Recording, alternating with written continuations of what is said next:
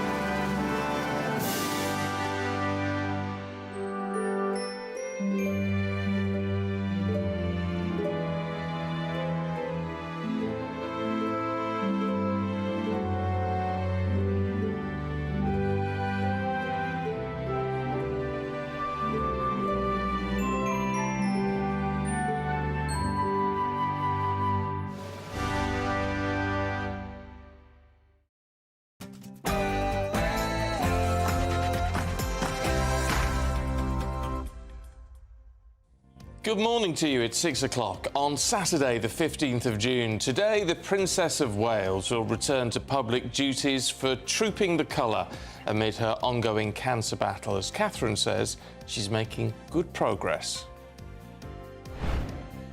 Good morning, I'm live from Buckingham Palace bringing you the very latest on the trooping preparations. I've got my official programme right here. The Princess, as Stephen just said, will be here later, and a number of royal fans have been camping out overnight, so stay tuned. And the Post Office scandal campaigner, Alan Bates, is knighted in the King's Birthday Honours list, but he insists he isn't a hero. Dozens of sandwiches sold at major retailers are being recalled following a suspected E. coli outbreak linked to salad. And is there Tory treachery going on? Conservative parliamentary candidates attempt to whip up support to become the next party leader amid worries of a catastrophic loss in the upcoming election. Reform UK leader Nigel Farage demands to be included in a TV leaders debate after his party overtakes the Tories in an opinion poll. Good morning. The back pages have branded them the shower of Scotland. The Tartan Army went from bad to worst last night on opening night. It was the biggest defeat any side has suffered in the first game of a Euros as Germany thrashed Scotland 5-1 in Munich. We'll look back on all last night's action later this hour. Most of us will see some blue sky today, but every now and then the sky will go black and we'll see some heavy showers around as well. That mix of sunshine and showers likely to continue on Sunday as well. Join me later for a full forecast. Morning to you. I'm Stephen Dixon. And I'm Anne Diamond, and this is Breakfast on GB News.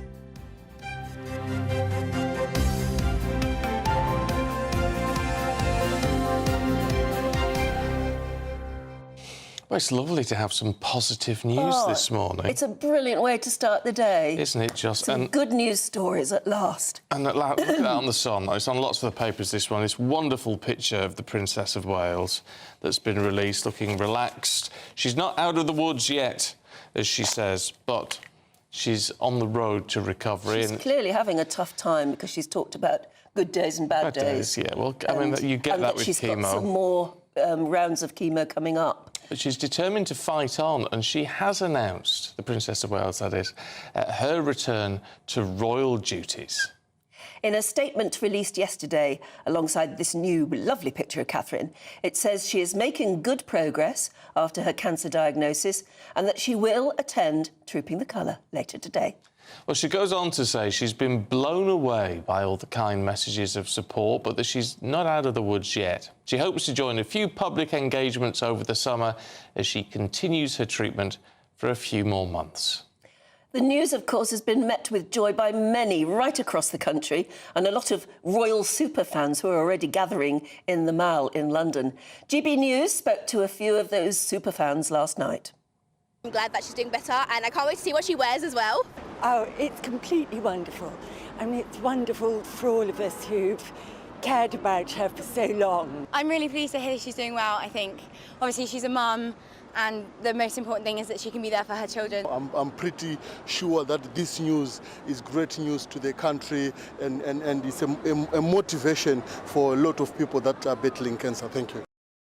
Yes, wonderful. Brilliant. When was the last time we started the programme with a big smile? I know. I know, it's been a long time. Has been a long time. And at least we're not talking politics. Well, we will a bit later. Well, yes, unfortunately, we can't get away from it entirely.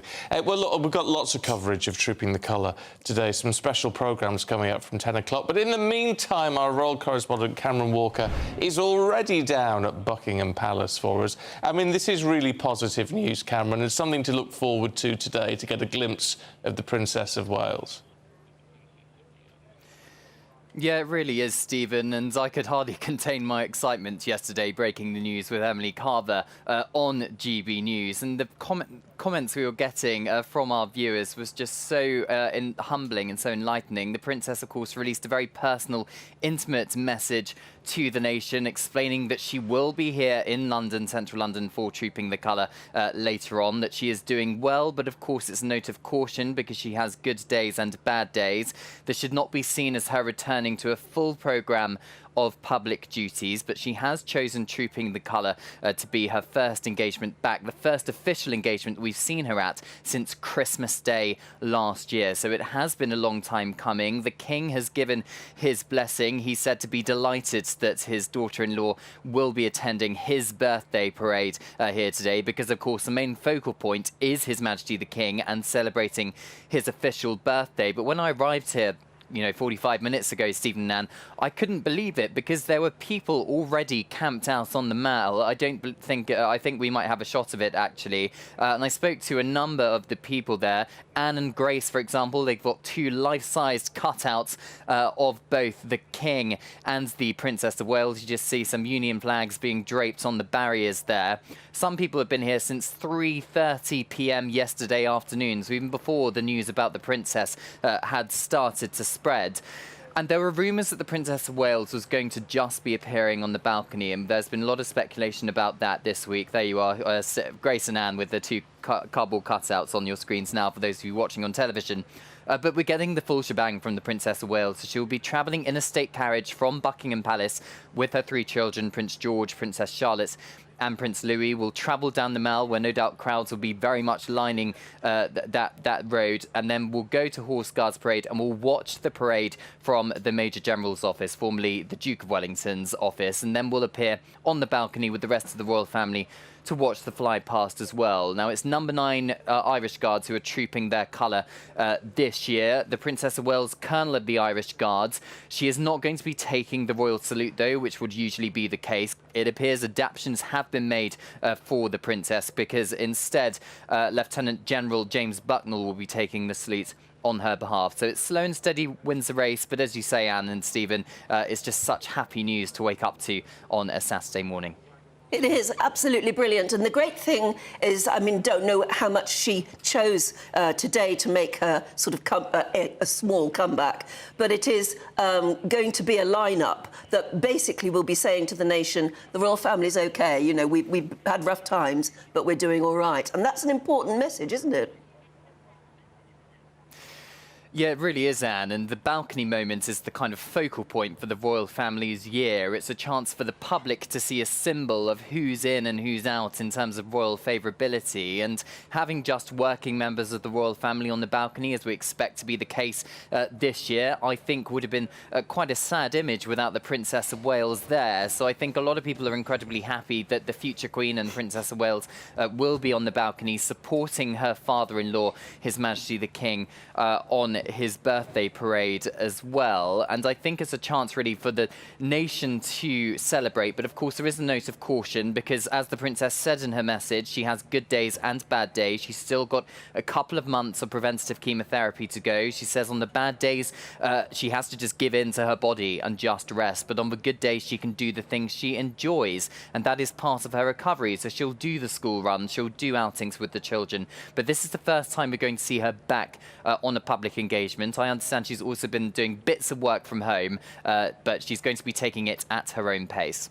Yeah, fair enough. Cameron, thank you very much indeed. We'll catch up with you later on, of course. In the meantime, let's talk to royal broadcaster Helena Chard, who joins us now. Good to see you, Helena. And I mean, look, what more is there to say in a sense? But it's just so lovely. isn't it? This is such an upbeat day to be joining you. I've already had a cheers, a teacup cheers. So elated, I think, along with the world, actually. So excited. And just, we didn't want to start, thinking, when is she coming back? But obviously, when that Colonel Catherine mentioned that she'd be back very soon, sort of had an inkling that she would be going to turn up to Trooping the Colour, and what a day it's going to be. I mean, that report that she put out yesterday, statement, should I say, was just so beautiful. And she writes them herself, and I just think, wow, it's completely humanised her as well, even more. So honest, open, vulnerable, and we're just so thrilled. I personally am, friends, family, everybody I'm working with, we're elated. And I just think it's been done perfectly. I mean, obviously we thought this would happen as well because the family is part of her. And we sort of know that she'd want to support her children and family. And what a day to see her. I mean, we've not seen her since Christmas. So stoic and brave. And it's so lovely to hear as well how heartened she and her family have been with the thousands and thousands of people, well-wishers, giving their support and talking, and just the beacon of hope that she's been as well to people suffering with cancer and their families. And it's such a positive thing for our royal family. It's so upbeat. I know lots of people have been saying, oh, goodness, Princess Catherine is going to be taking centre stage and be on all the front of the papers. But, she has the King's blessing. We're so excited. Oh, yes. It's important that she comes back, and the King recognises that as well. I think the word that stood out to me was the word uncertainty, which is a feeling I think that a lot of people with cancer or illness have. And, I think King Charles, more than anyone, because they're so close, recognises that she needs to get back as soon as possible. But what a day to celebrate. I mean, remembering what it's all about. I mean, yes, it's the fanfare and everything that goes with it, but it's a unique opportunity as well for the royal family and King Charles and the armed forces to sort of say thank you to each other. And it's absolutely perfect. And I'm in celebratory mode already. And I just cannot wait to, there's just so much excitement about today, and so many things I'm looking forward to, including the animals and the horses and Seamus, the Irish wolfhound. Ah, the wolfhound, yeah, it's always good to see. Tullochmore. Yeah, excellent. Look, lovely. Helena, we'll leave it there, but good to see you. Thanks very much indeed. It is going to be quite a day, and you can join us later for a very special programme. Andrew Pearce and Ellie Costello presenting live coverage of Trooping the Colour from 10 o'clock this morning here on GB News. OK. Sorry, I've still got this cough. You're struggling. Won't go. You are struggling. Well, once it tickles the back of your throat, there's nothing you can do except give in to it. So, I do apologise. Do you want me to go? I think you have to. Yeah, OK. Sandwich makers supplying UK supermarkets have recalled products because of an E. coli risk linked to salad leaves. It's a precautionary step. A week after the UK Health Security Agency said an outbreak had forced some people to go to hospital. I swear we might have to send you again, Anna, where you're going. Let's talk to GP David Lloyd, who joins us now. Morning to you, Doctor. I mean, look, it's very good to know that the sort of outbreak of this they seem to have worked out exactly what to target, but hugely worrying nonetheless that this seems to be in these sort of everyday foods that we've been buying. Yes, I think so. I mean, I don't know whether we've quite got to the source yet, because it seems there are several companies and several brands and several types of food. But yes, we're narrowing it down, thankfully. And yes, the epidemic, although it's not an epidemic, we're talking about hundreds of cases, not thousands.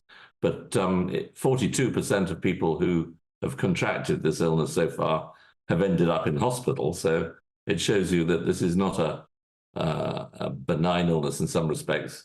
And so people should be very aware if they start getting bloody diarrhea and start feeling very unwell, in that they should consult a doctor straight away. Well, I was going to ask you how serious can it be, but just hearing of those symptoms doesn't sound very good. No, that's right. No, the main risk is in, you and I are, in our are supposedly healthy, but the people who are most at risk, of course, are the very young and the old and the very frail, and the people whose immune systems are not up to scratch. And they're the ones who are going to find difficulty in fighting off this infection. But most people will just get a nasty attack of diarrhea and recover after that. So how do we protect ourselves? I mean, not that we want to start a panic, but we do need to know what we should be doing, don't we, in case we are in any danger from things we're buying? Well, I think the simple things, the things that we all should do anyway, that packet, that plastic bag full of salad you get from the supermarket, there's a terrible tendency to rip it open and pop it into the bowl and to eat it straight away. But I think it's always been the advice that you should wash it first. So do make sure that all fresh things that you are not cooking thoroughly, that you do wash them thoroughly to try and get rid of any superficial infection. And that would mean as well things that, because the focus has been on sandwiches here, so do we need to start avoiding pre-packaged foods? No, I don't think so at all. The number of cases compared to the number of sandwiches we all get through is very, very small indeed. And hopefully the UK HCA will find out where the source is and very quickly get this under control. I could make some political points about how the environmental agencies in this country have been decimated and since COVID and really haven't built up properly, but I'm sure you wouldn't want to hear that. Well, no, I think interesting you very subtly made your point anyway. David Lloyd, good to see you. Thank you very much indeed. I just want to bring you a statement from Green Corps, which is one of the companies involved in this, and they say as a precautionary measure, we've voluntarily recalled a number of sandwiches and wraps due to a potential food safety risk. Green Corps adheres to the highest standards of food safety and we're working closely with the Food Standards Agency and our suppliers to better understand the possible source of any potential issue. Now, just in case you woke up this morning and you thought, oh, we're talking about other things than politics. We're not, really. We'll move on now at 6:15 to politics. Tory parliamentary candidates are already trying to gain support to become the next leader of the Conservative Party. Well, it comes amid fears from them that Sunak could face total election wipeout in 3 weeks. Meanwhile, the Reform UK leader, Nigel Farage, demands to participate in a BBC election leaders debate after his party overtook the Tories in one opinion poll. Well, Mr Farage then declared to be, well, as you will have heard yesterday, the official opposition, claiming a vote for the Conservatives should be thought of as a wasted vote. So before we get stuck into all of that, let's have a look at some of the key political moments from yesterday's campaign trail. And I'm putting it to you that I believe I can be that voice of opposition. I would also very much like to do a debate head-to-head with Keir Starmer. And the reason is very simple. We think that this should be the immigration election. But crucially, as I've said very clearly, and you're going to be hearing a lot from us for the whole rest of this election campaign, if you vote for reform, that is a vote to put Keir Starmer in number 10, and it is a vote to put your taxes up. You've seen Labour genuinely win support from a whole range of different quarters, whether that's Conservatives switching to us, whether it's people who were Labour but then felt they couldn't support us and they've come back to us. So look, there's always a lot going on in British politics, but the job for us is, can we convince people, can we ask them to put their trust and support in us, to have a mandate for change, to form the next government? And I feel very confident in the arguments we're putting forward on that. How confident do you feel? Let's talk to former Special Advisor to Michael Gove, Charlie Rowley. Good to see you this morning. Morning. First and foremost, the plotting in the Tory ranks to replace Rishi Sunak. Well, I mean, it's all over bar the shouting, isn't it then? I mean, that's what these former members of the Cabinet are saying, in effect. Well, I mean, look, the 4th of July is only a few weeks away, and if the polls are to be believed, then I would have thought every Conservative would be wanting to spend the next 3 weeks knocking on as many doors as they possibly can to ensure that they are returned. I mean, you can talk about all the plotting, or I wouldn't call it plotting, actually. No, what appears to be happening is some prominent people, some prominent names are spending a lot of time messaging candidates asking how they're getting on. And the conclusion from that is that you're trying to sort of get them on side, ready for a leadership campaign post-election. Well, I mean, look, we'll just have to see how the election fares first of all, because there isn't a vacancy. But look, it's been a difficult campaign. It's been a difficult road for the Prime Minister. And, if there is a leadership election thereafter, you've got to then see actually what MPs or what Conservative MPs are left to take up some that of these post. major names are the very ones who are the most likely to lose their seats if things get very bad. Yes, yeah. I mean, look, polling is, within the margin of error. But look, I'm sure Grant Shapps will be out on the doorsteps in Welling and Hatfield, making sure that he's doing all he can. People like Penny Mordaunt and others to make sure that they hold on to their seats. I'm sure now I've sort of given your producers a bit of a... they've now got to name all the candidates now, haven't they? No, I've named... not unless you mention the constituency, so we're all right. We're all right, because they're members of the Cabinet, so I think we're all right on that. I apologise this morning. But I'll tell you what I thought was quite interesting, reading some of the coverage this morning, with some senior insiders in the Conservative Party saying people like Suella Braverman, who, of course, has long been touted as a potential replacement for Rishi Sunak, described as a busted flush. Well, I think, Suella, by her own admission, I think when she stopped becoming Home Secretary, had made some comments that she, and by her own admission, she doesn't always get the language right. And I'm sure that's probably burned a few bridges within the parliamentary party. But the key question is, after the 4th of July, what kind of party does the Conservative Party want to be? Now, I hear all the time that, the Conservative Party isn't conservative enough. And I sometimes struggle with that, because there's an ideology and there are basic principles such as, cutting taxes, getting grip with immigration, being the party of law and order, the party of the economy. Everybody stands for that. But it's also a party that's also been very successful in government because its ability to adapt. And I think when you start to see and start to hear sometimes the idea that, the right has to unite, so there has to be a deal, as Suella was asking for, as Jacob Rees-Mogg was asking for, a coalition of sorts between the Conservatives and Reform, isolating, in my view, which would be the vocal, the silent majority of mainstream, centre-ground Conservatives, where you actually sort of, pick up seats in the south, the southeast, the southwest. They are one-nationers. They are people that agree with all the things that I've just talked about at the start, but also have a liberal streak. They want to live and let live. I don't think anybody would call Boris Johnson right-wing. I don't think people would have called David Cameron right-wing. Well, and these are people that won... Yes, Tory majorities. They did, but there were constant complaints from many of the Tory faithful saying, we're no longer Tories. We don't feel this government is conservative enough. Would they be pleased in any way to see Nigel Farage being schmoozed? Because it is... it's not just media speculation now. There are so many politicians actually talking about the very real possibility that there could be a Nigel Farage leadership of a newly formed Conservative Party. And it's interesting headlines, and it makes for good chatter. But look, anything is possible in politics, so we'll have to wait and see. But I think, and again, it depends on how many Tory MPs might be left at the end of the election, who then they want to see as the leader. And look, Boris is very charismatic, and maybe he's filled a void where actually, the two main party leaders, the three main party leaders, 4 or 5, if you include the Greens and Plaid and the SNP, Nigel has a fantastic ability to communicate with people, whether you agree with him, fundamentally disagree with him or not. He has an ability to articulate issues that he cares about, particularly Brexit. He's been talking about it for a very long time, particularly about immigration.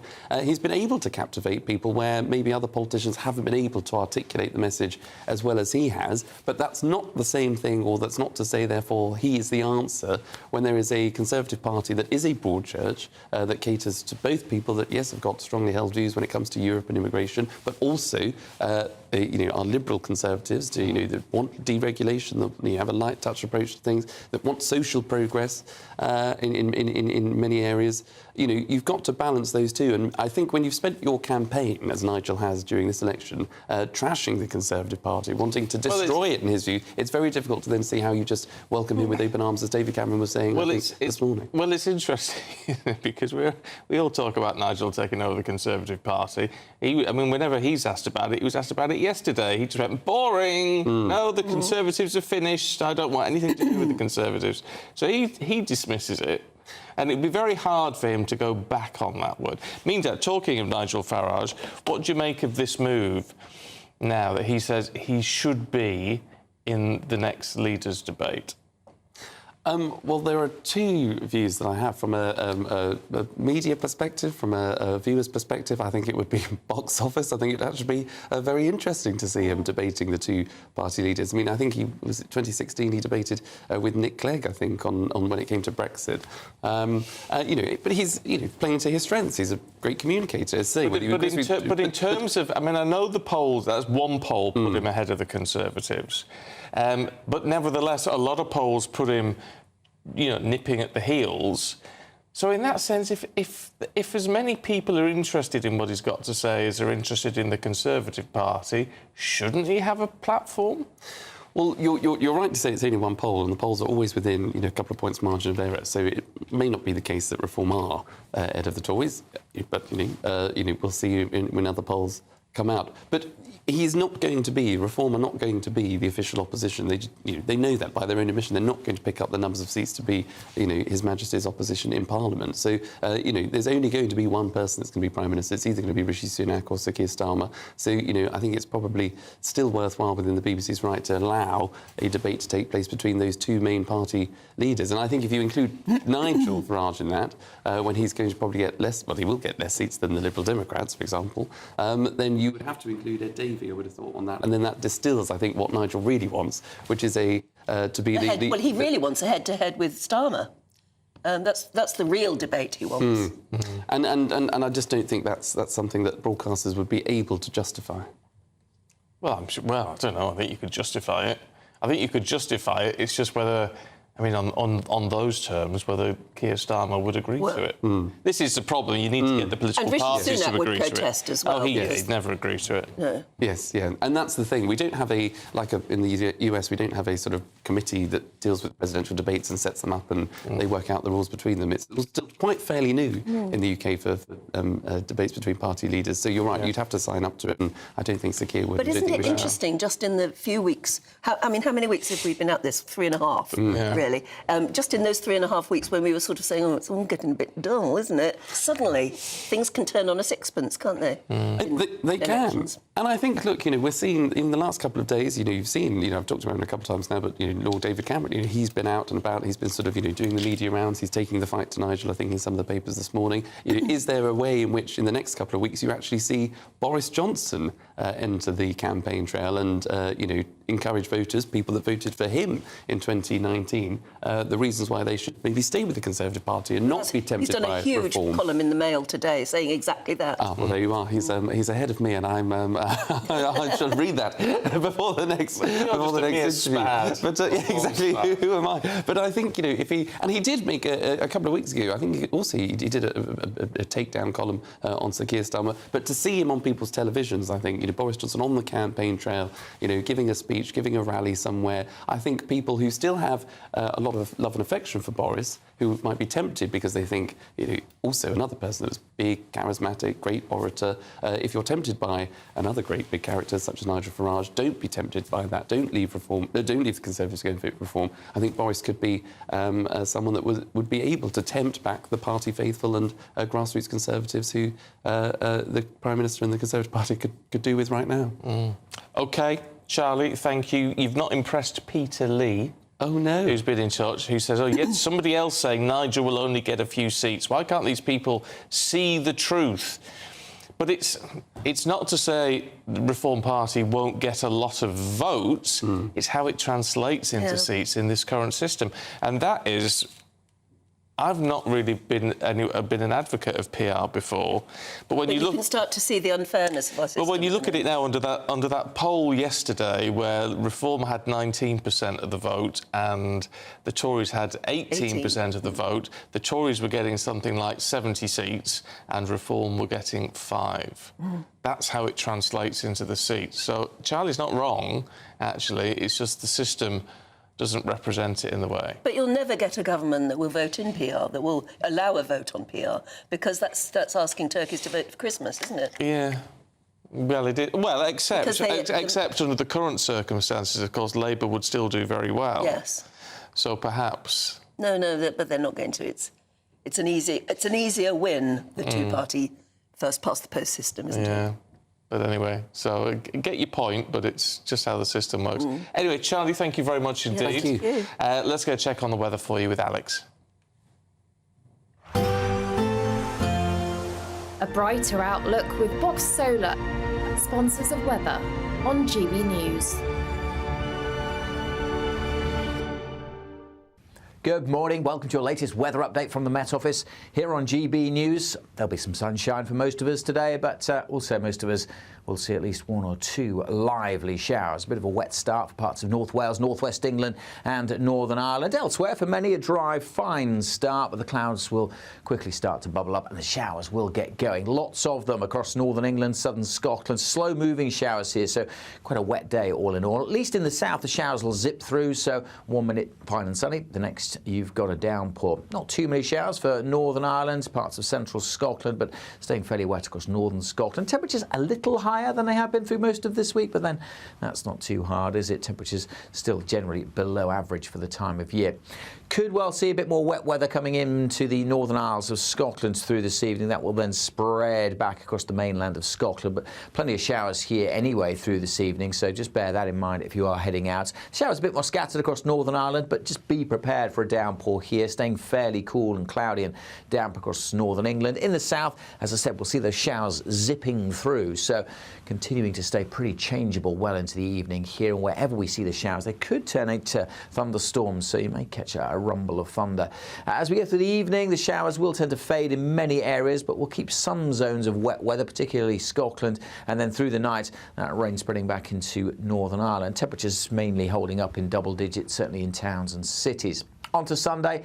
Kind of a repeat performance. Again, generally speaking, a mix of sunshine and showers, but probably a bit of a wetter day for Northern Ireland. A soggy start likely here, parts of southern Scotland also. And then we'll see more outbreaks of rain coming into the far north of England. Further south, again, we'll see some sunshine to start the day, but the showers will once again get going. Probably not as many across Wales in particular as there will be through the day today. And temperatures just a touch higher. We might squeak up to 20 in the southeast.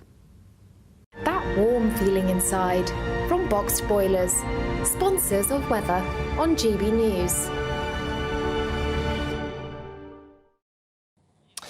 Right, time now for the giveaway. Your chance to win more than £16,000 worth of prizes. Yes, that's £15,000 in cash and then a whole host of summer treats. It could be yours, but you've got to be in it to win it, of course. Here are all the details. Don't miss out on your chance to win our Summer Spectacular. And have we got a prize for you? First, there's a totally tax-free £15,000 in cash to make your summer spectacular. Spend that extra cash however you like. You'll also win a brand new iPhone, Apple AirPods, and if that wasn't enough, a £500 voucher to spend at your favourite UK attraction, so you can enjoy amazing days out this year. For another chance to win the iPhone, treats, and £15,000 cash, text WIN to 63232. Text costs £2 plus one standard network rate message. You can also enter online at gbnews.com/win. Entries cost £2 or post your name and number to GB06 PO Box 869. DE1 9TT. UK only. Entrance must be 18 or over. Lines close at 5 p.m. on the 28th of June. Please check the closing time if listening or watching on demand. Good luck. Good luck indeed. Do stay with us. Still to come, Aidan will be here with the sport. That's all coming up next. GB News is Britain's election channel. And when the big stories break, we're tackling them on Britain's newsroom. When we disagree, and we disagree a lot, it's even livelier than normal. We don't disagree that much. We do. His comedy, though, is revolting. I knew her, and unlike you. That explains Beverly Turner's temperament. It's a bit frosty in here, isn't it? You'll have one of me one day. Yeah, for dartball practice. Britain's newsroom on GB News. Weekdays, 9:30 a.m. GB News, the People's Channel, Britain's news channel. This is GB News, Britain's news channel.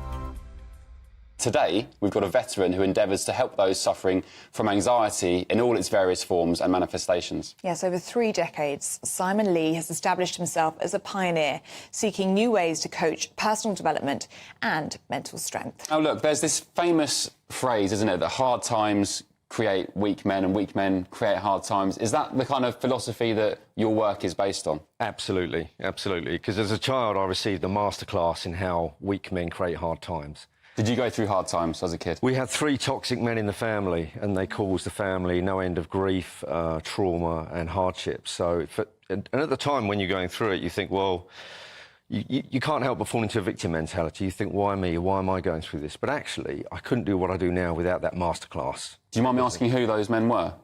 Yep, it's fine. One of them was my stepfather. Yeah. One of them was my grandfather, and one of them was my uncle. Right. So they're all inner family members.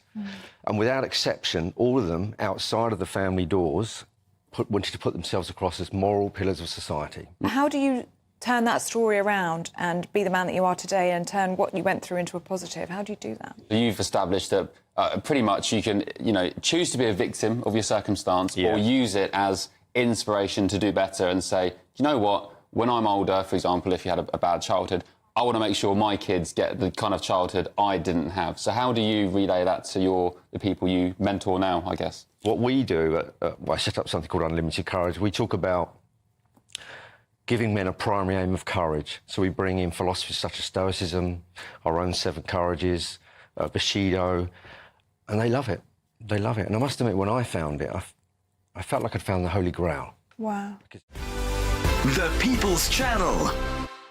Hi there, I'm Michelle Dewberry, and I'm going to take a second to tell you all about my show, Dubes & Co. We start off with the issues of the day. We then bring in both sides of the arguments. We get rid of the disrespect, and then you throw me into the mix. And trust me, I'll tell it exactly how it is. And then, of course, the magic ingredient, you at home. We mix it all together, and what have we got? In my opinion, the best debate show in town. Monday to Friday, 6 till 7 on GB News, Britain's news channel.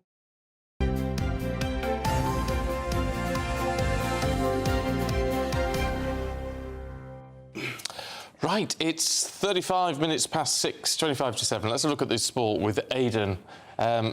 Yesterday, I predicted a 1-0 victory for Scotland. Did you? That was looking good for about 10 minutes. Yeah. No, it wasn't, because Scotland hadn't advanced out of the half. So I got it very wrong. Look, let's get it in context here, Anne. You're playing Germany. Germany have not had a great 3 years, but they've had a good 6 months. They've shown some good shoots of recovery. We know them as historic serial winners of tournaments, OK? They're in their home nation, they're in Munich. It's a very, very, very tough assignment for Scotland, who've been at, prior to this, since 1998, one major tournament. So it was a tough ask to begin with. But, you've got to compete, you've got to be aggressive, you've got to know what you're good at. It doesn't help when you get a man sent off a minute before half-time. They were 2-0 down, or I think 3-0 down within 24 minutes. And, yes, the Tartan Army were there in force, and I think a lot of their supporters last night and some of the media who cover them got a wake-up call last night that without 1 or 2 key players, this Scotland side is really going to suffer. Germany, though, looked absolutely outstanding, it has to be said. And if anyone didn't make them tournament favourites prior to yesterday, I think a few people will be re-evaluating that this time. Tell us about Musiala. Musiala looks like one of the outstanding players of this side. In fact, he was the outstanding player last night. He got a standing ovation leaving the pitch. Now, the interesting thing about him was that around about 3 years ago, the FA had a discussion with bringing him to capping him for England because he grew up in New Malden. And in Surrey, down near Kingston. He was on the books at Southampton, at Chelsea. The FA tried. It's not really a mistake by them. It wasn't an oversight. They tried to get him to play for England, but he was born in Germany. And he decided to declare for them. But he was absolutely outstanding last night. He tore Scotland to shreds. And in terms of what Scotland do next, look, they've got Switzerland on Wednesday. That's a key game for them.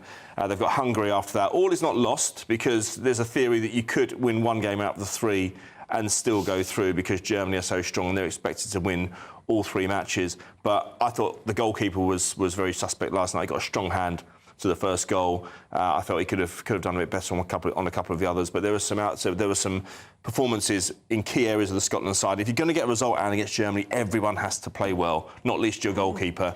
You need a little bit of luck here and there. A point would have done Scotland absolutely fine last night. But I felt for the supporters there last night, because they were in such great mood prior to the match. And I think they were let down by their team, because, yes, all right, you can say what I said at the beginning, which was that Germany are outstanding. They're at home. They've got the wind in their sails. They had the opening ceremony as as well, which was, they say, a good opening ceremony is a short opening ceremony. It certainly didn't last very long. It wasn't an Olympic-style one, which goes on for about 3 days. But nonetheless, tough assignment for Scotland. But if they're being optimistic about it, then they could possibly get 4 points in the next 2 games. But Wednesday, all eyes on that now. So tell us about England's first game. Tomorrow, Gelsenkirchen, 8 o'clock against Serbia. John Stones was an injury worry last week when we played against Iceland. He suffered a toe injury, so that was a concern. He doesn't get injured very often throughout. If you look at the entirety of his career, he suffered a little bit more of late. He hasn't played for Man City last season, owing to injury and form, I would suggest. However, he did get suffer a bout of illness earlier in the week, but I don't think he's a doubt for tomorrow. He's an automatic choice if he plays. The worry for me is the defence. Gareth Southgate has a press conference today at 6 o'clock in Gelsenkirchen, I believe, so we'll get a little bit more on that. But most of the focus leading up to this has been, well, given the absence of any action as far as England are concerned so far, they're not playing until tomorrow, as we said, is about the fans off the pitch. Yes, what's this about them being advised, I don't know by whom, to smoke cannabis rather than drink alcohol? Well, it was a spokesman from the German police gave a quote to The Sun saying that they should probably drink... let's be clear first. At the stadium itself, there is going to be low alcohol beer served, and there will be proper beer served, or real, full-strength beer served at the fan parks. But just casually walking around the streets, the German police will turn a blind eye, we understand, to anyone who smokes cannabis. They would prefer to deal with a group of people smoking cannabis because it has, in the words of the German police chief, has a chilled effect. I don't know, I've never smoked it.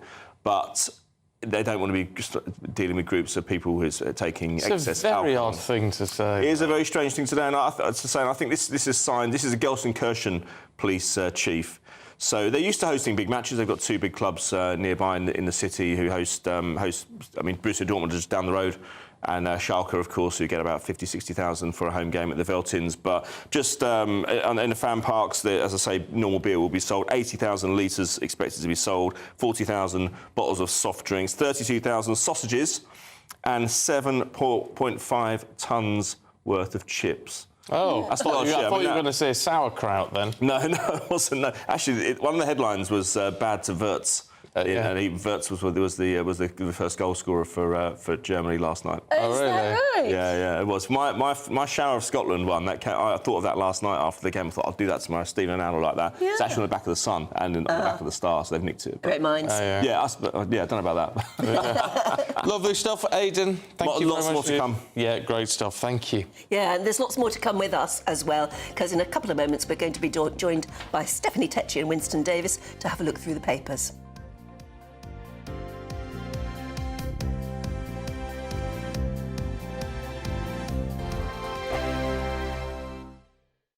This is GB News, Britain's news channel. Recent polling suggests dentistry has become the hardest NHS service for patients to access, within NHS treatments still 15% lower than pre-pandemic levels. So a YouGov survey reveals that more than 70% of Brits describe seeing the dentist as difficult, compared with 64% for GPs and 42% for A&E services. One British man, get this, he even took to flying 10,000 miles for dental care, saying the extra time and money spent was far less hassle than trying to get an appointment on the NHS. I mean, it's a sad state of affairs. And a shocking 1/5 of UK adults have also admitted to trying DIY dentistry, including the old trick of tying string around a wobbly tooth and slamming it in the door so it comes out. So, should people be more careful when taking their teeth into their own hands? That is one of the problems. Obviously, population growth makes it much more difficult for people to access NHS services, but they need to then catch up on the other side with dental services and increase the amount of dentists and access to dentistry, and especially NHS dentistry, obviously. What's the cut-off age for free dentistry on the NHS? So it is 18 years old, but there are exemptions around maternity, pregnancy. There's some free care around pregnancy. We saw some data a few weeks back about the number one cause for child admission into A&E is tooth decay. I mean, that was shocking when I read it. It's really bad, and what happens is kids with multiple decayed teeth, they basically have to be put under general anaesthetic, and then all those rotted teeth have to be extracted under general anaesthetic. if those baby teeth start going crooked, then the adult teeth start going crooked as well. Right. So it is important to look after the baby teeth. It's really important. I think they should make it more central to their policies, definitely. The People's Channel. This is GB News and we are Britain's election channel. This vote may seem to be about the politicians in the media, but actually it's about you. And we won't forget that. Join us up and down the country as we follow every moment together. More than ever, it's important to hear all sides as you make your decision ahead of polling day. We're here for you. This is GB News. The People's Channel. Britain's election channel. It's midday. Good afternoon, Britain. Your lunchtime update on the stories that matter across the UK. From breaking news and insightful analysis, inspiring stories and lively debates. You're comparing yourself to a former Prime Minister. Which is it? Stay informed, stay updated, stay entertained. I just don't know how anyone would not want to be there. Every weekday from midday. We are Good Afternoon Britain, only on GB News. Britain's news channel.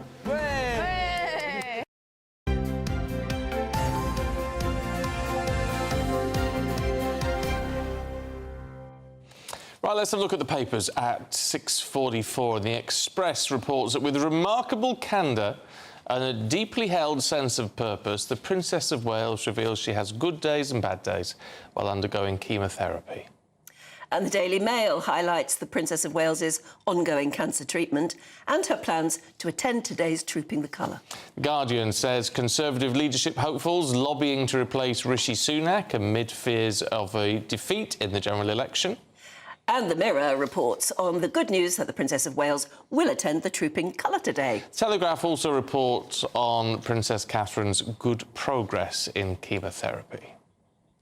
Lovely, lovely picture of her. And actually, yes, it's quite a long statement, and it's really interesting that she talks from a very human point of view, I think. And a lot of people, particularly those who've undergone cancer treatment, will sort of really relate to it, really. Let's go through the papers then with social campaigner Winston Davis and everyone's favourite showbiz reporter, Stephanie Tetchy. Good morning to you both. Good morning. Let's talk about Catherine, should we, Steph? Yeah, it really brought a smile to my face, and I can imagine it done the same for the public at home, because even though Kate has been out of sight, she hasn't been out of the public's mind. So to get this update and to know that there'll be this first, public showcase of her attending, and I think it's very much for the King, and I think it's also lovely for the family when they've got these public moments to have Kate, who I like to call the shining star for the royal family, back in the fold. And to be honest, I've just loved her honesty and transparency all through this, because before she came out with her cancer diagnosis, it was awful, the treatment she was receiving, and I think now she's really managed to do things on her own terms, and she's been honest to say, look, I'm not out of the woodworks yet, but very much when I can, I will be able to come out. And I think it's so human when she talks about in the morning, you just have to, you have good days and bad days, and some mornings she feels good, and other mornings she has to just give in to her body asking for more rest. And I think so many people will completely understand that. 100%. And it's like, regardless of what your views are on the royal family, the fact that she's going through this illness, she's fighting, she's trying to come through it, and like you said, it makes her more, you think about the royal family is so high up there, they're not even human, and then for her to be going through it and actually sharing that journey, yes, it softens even someone like me. So. Heck, bloody hell. No, it does. It's like, I love people that fight, and I love people that, show the realness of what they're going through, and actually for her to be going through that, actually sharing that with the public, endearing. Yeah, I think and it's a lovely picture as well. It is. Taken this week, apparently, on the Windsor estate somewhere, so... And it's the Trooping the Colour, she's going to be going in a carriage. She will be, and then when she comes back to the palace, she'll be going again in a carriage, but she'll be going up to, hopefully, the balcony. Yeah. What I think is sensible about that is she's not having to do a walkabout. She's not having to greet people, which might be very stressful at the moment. She's just going to be in a carriage and then on the balcony waving. And if she's up to that, that's really good sign. And also the King, he's had to make modifications as well. He's not going to be on horseback as well. So I think today is like a poignant reminder that both the King and Kate have gone through this health battle this year. But hopefully for today, it's going to be a celebration and it can really uplift the spirits. Oh, of I the can't wait, nation. can you? I can't wait. I just wish we had some sun. I know. You never know. You never know. It's bright out there at the moment. Let's have a look at The Guardian. Should we, Winston? I've got 3 weeks, or just under 3 weeks, till we actually get our vote. My first general election, let's go. Yeah, right. But already the Conservatives plotting to replace Rishi Sunak. Yeah, I mean, he's had a pretty dismal week, hasn't he? Yeah. I mean, coming out saying that he's had to, give up Sky or not have Sky when he was younger, and then yesterday you had that poll saying now that the Reform are a percentage ahead of Conservatives. They're pretty much, down tools and saying, what are we going to do afterwards? This article's talking about all of the possible candidates that might replace him. It's just, I mean, I think you should actually wait. Let's wait 3 weeks till the actual election. Yeah, but the point is that they're not waiting, But this is the whole thing. But they're sort of jostling for position now. Yeah, I mean, and it shows, I suppose, the force of Farage. I mean, so all of a sudden he's come from nowhere, not nowhere, but all of a sudden he's taken on the leaders of Reform, and now he's leapfrogging Conservatives, and it goes back then to.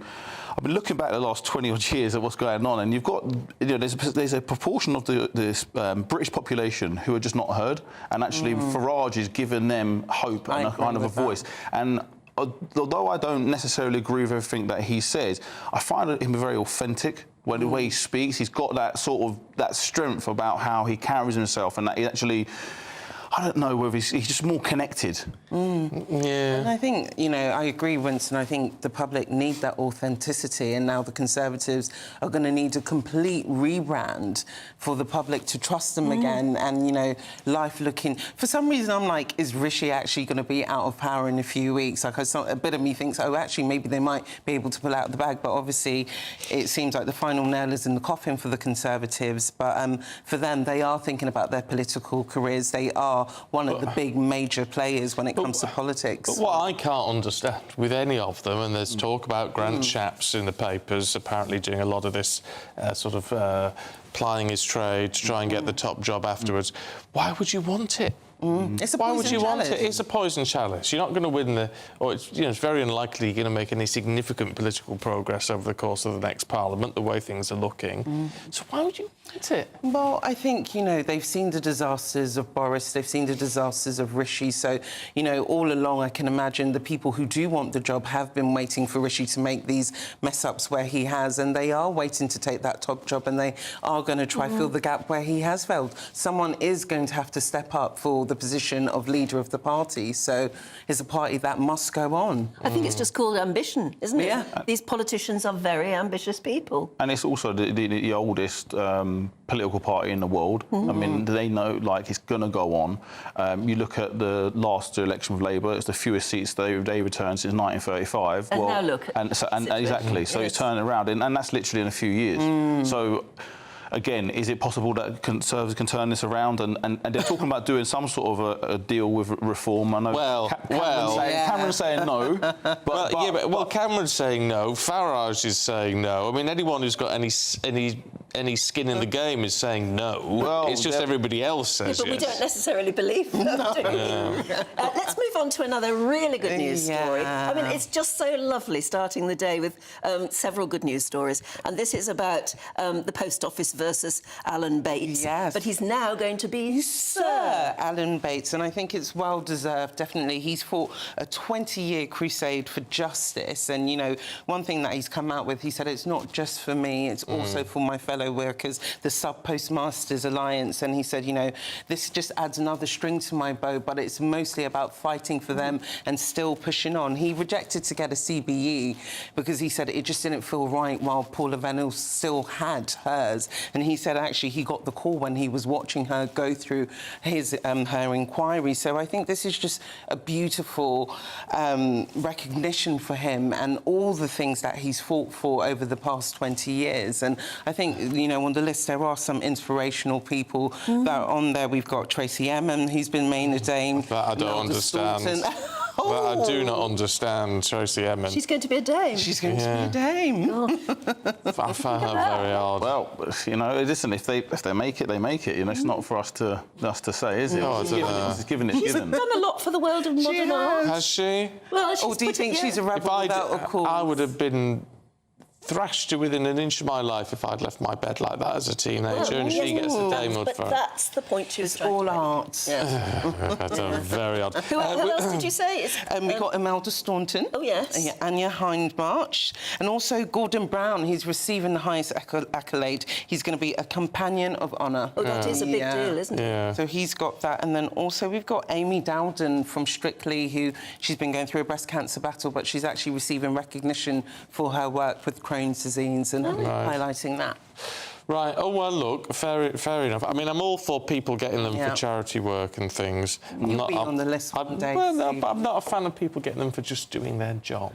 No, me too. I feel strongly about that. Yeah. Why do you think it's wrong, though? Because they've made an impact in their industry? Well, yeah, because normally it's the people who get paid a lot of money for doing their job. You shouldn't get anything for just doing a job. Yeah. It has to be over and above, doesn't it? We're out of time. Okay. No, Winston, you cannot talk anymore. You can come back later, will be though. back. Right, let's go check on your weather with Alex. A brighter outlook with Box Solar, sponsors of weather on GB News. Good morning. Welcome to your latest weather update from the Met Office here on GB News. There'll be some sunshine for most of us today, but also most of us will see at least one or two lively showers. A bit of a wet start for parts of North Wales, North West England and Northern Ireland. Elsewhere, for many, a dry, fine start, but the clouds will quickly start to bubble up and the showers will get going. Lots of them across Northern England, Southern Scotland. Slow-moving showers here, so quite a wet day all in all. At least in the south, the showers will zip through, so 1 minute fine and sunny. The next, you've got a downpour. Not too many showers for Northern Ireland, parts of central Scotland, but staying fairly wet across northern Scotland. Temperatures a little higher than they have been through most of this week, but then that's not too hard, is it? Temperatures still generally below average for the time of year. Could well see a bit more wet weather coming into the Northern Isles of Scotland through this evening. That will then spread back across the mainland of Scotland, but plenty of showers here anyway through this evening, so just bear that in mind if you are heading out. Showers a bit more scattered across Northern Ireland, but just be prepared for a downpour here, staying fairly cool and cloudy and damp across Northern England. In the south, as I said, we'll see those showers zipping through, so continuing to stay pretty changeable well into the evening here, and wherever we see the showers, they could turn into thunderstorms, so you may catch a rumble of thunder. As we get through the evening, the showers will tend to fade in many areas, but we'll keep some zones of wet weather, particularly Scotland, and then through the night, that rain spreading back into Northern Ireland. Temperatures mainly holding up in double digits, certainly in towns and cities. On to Sunday. Kind of a repeat performance. Again, generally speaking, a mix of sunshine and showers, but probably a bit of a wetter day for Northern Ireland. A soggy start likely here, parts of southern Scotland also. And then we'll see more outbreaks of rain coming into the far north of England. Further south, again, we'll see some sunshine to start the day, but the showers will once again get going. Probably not as many across Wales in particular as there will be through the day today. And temperatures just a touch higher. We might squeak up to 20 in the southeast.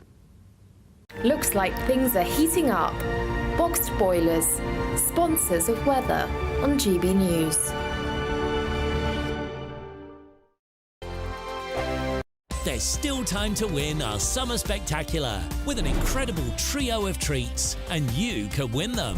First, there's a fabulous £15,000 in tax-free cash to ensure this summer is special. What would you spend that on? Next, you'll also receive the latest iPhone 15 and a set of Apple AirPods. And finally, £500 to spend at your favourite UK attraction. For another chance to win the iPhone, treats and £15,000 cash, text prize to 63232. Text costs £2 plus one standard network rate message. You can also enter online at gbnews.com/win. Entries cost £2 or post your name and number to GB06 PO Box 8690 Derby DE1 9TT. UK only. Entrance must be 18 or over. Lines close at 5 p.m. on the 28th of June. Please check the closing time if listening or watching on demand.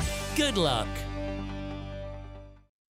Join me, Neil Oliver, every Sunday night at 6 p.m. on GB News. And if an hour is not nearly enough for you, go to gbnews.com for special extended episodes online every Friday at 9 p.m, where we can truly get into the nitty-gritty of what's going on. GB News, Britain's news channel. We're proud to be GB News, the People's Channel. And as you know, we always love to hear your views. Now, there's a new way of getting in touch with us at gbnews.com/yoursay. By commenting, you can be part of a live conversation and join our GB News community. You can even talk to me, Bev Turner, or any of the members of the GB News family. If you want your news to be straight talking... This is a nightmare for the Conservatives again. Down to earth. It's not just Nottingham where this is happening, is it? And most importantly, honest. Hard-working, middle-class taxpayers, they'll get the book thrown at them. Then catch me, Martin Daubney, Monday to Friday, 3 till 6 p.m. on GB News, Britain's news channel. Are the newspapers getting you down? My wife didn't divorce me that month. Struggling to separate the wheat from the chaff? I know that it's a bit of a circus at the best of times. Well, don't worry. Headliners has got you covered. We'll take the burden of reading the day's news, and if we get depressed, who cares? It's an occupational hazard, frankly. That's Headliners on GB News from 11 p.m. till midnight, and the following morning, 5 till 6 a.m. on GB News, the comedy channel. Nah, just kidding. Britain's news channel. GB News is Britain's election channel. And when the big stories break, we're tackling them on Britain's newsroom. When we disagree, and we disagree a lot, it's even livelier than normal. We don't disagree that much. We do. His comedy, though, is revolting. I knew her, and unlike you. That explains Beverly Turner's temperament. It's a bit frosty in here, isn't it? He'll have one of me one day. Yeah, for dartball practice. Britain's newsroom on GB News. Weekdays, 9:30 a.m. GB News, the People's Channel, Britain's news channel.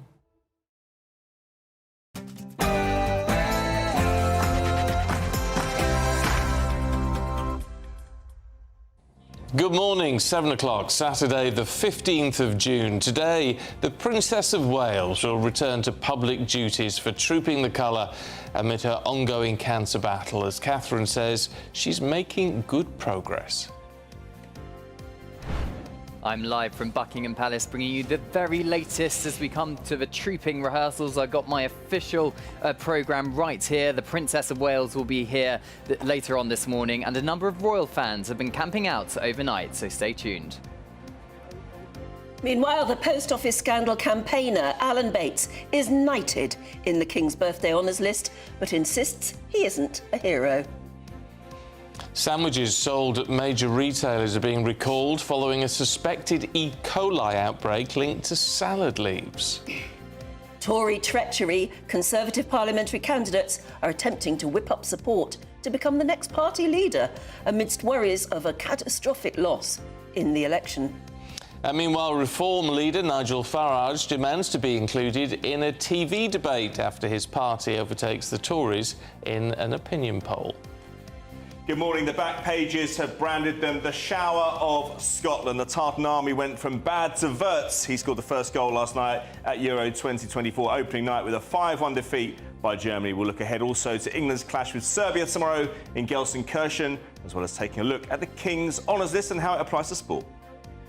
Most of us will see some blue sky today, but every now and then the sky will go black and we'll see some heavy showers around as well. That mix of sunshine and showers likely to continue on Sunday as well. Join me later for a full forecast. Morning to you, I'm Stephen Dixon. And I'm Ann Diamond, and this is Breakfast on GB News.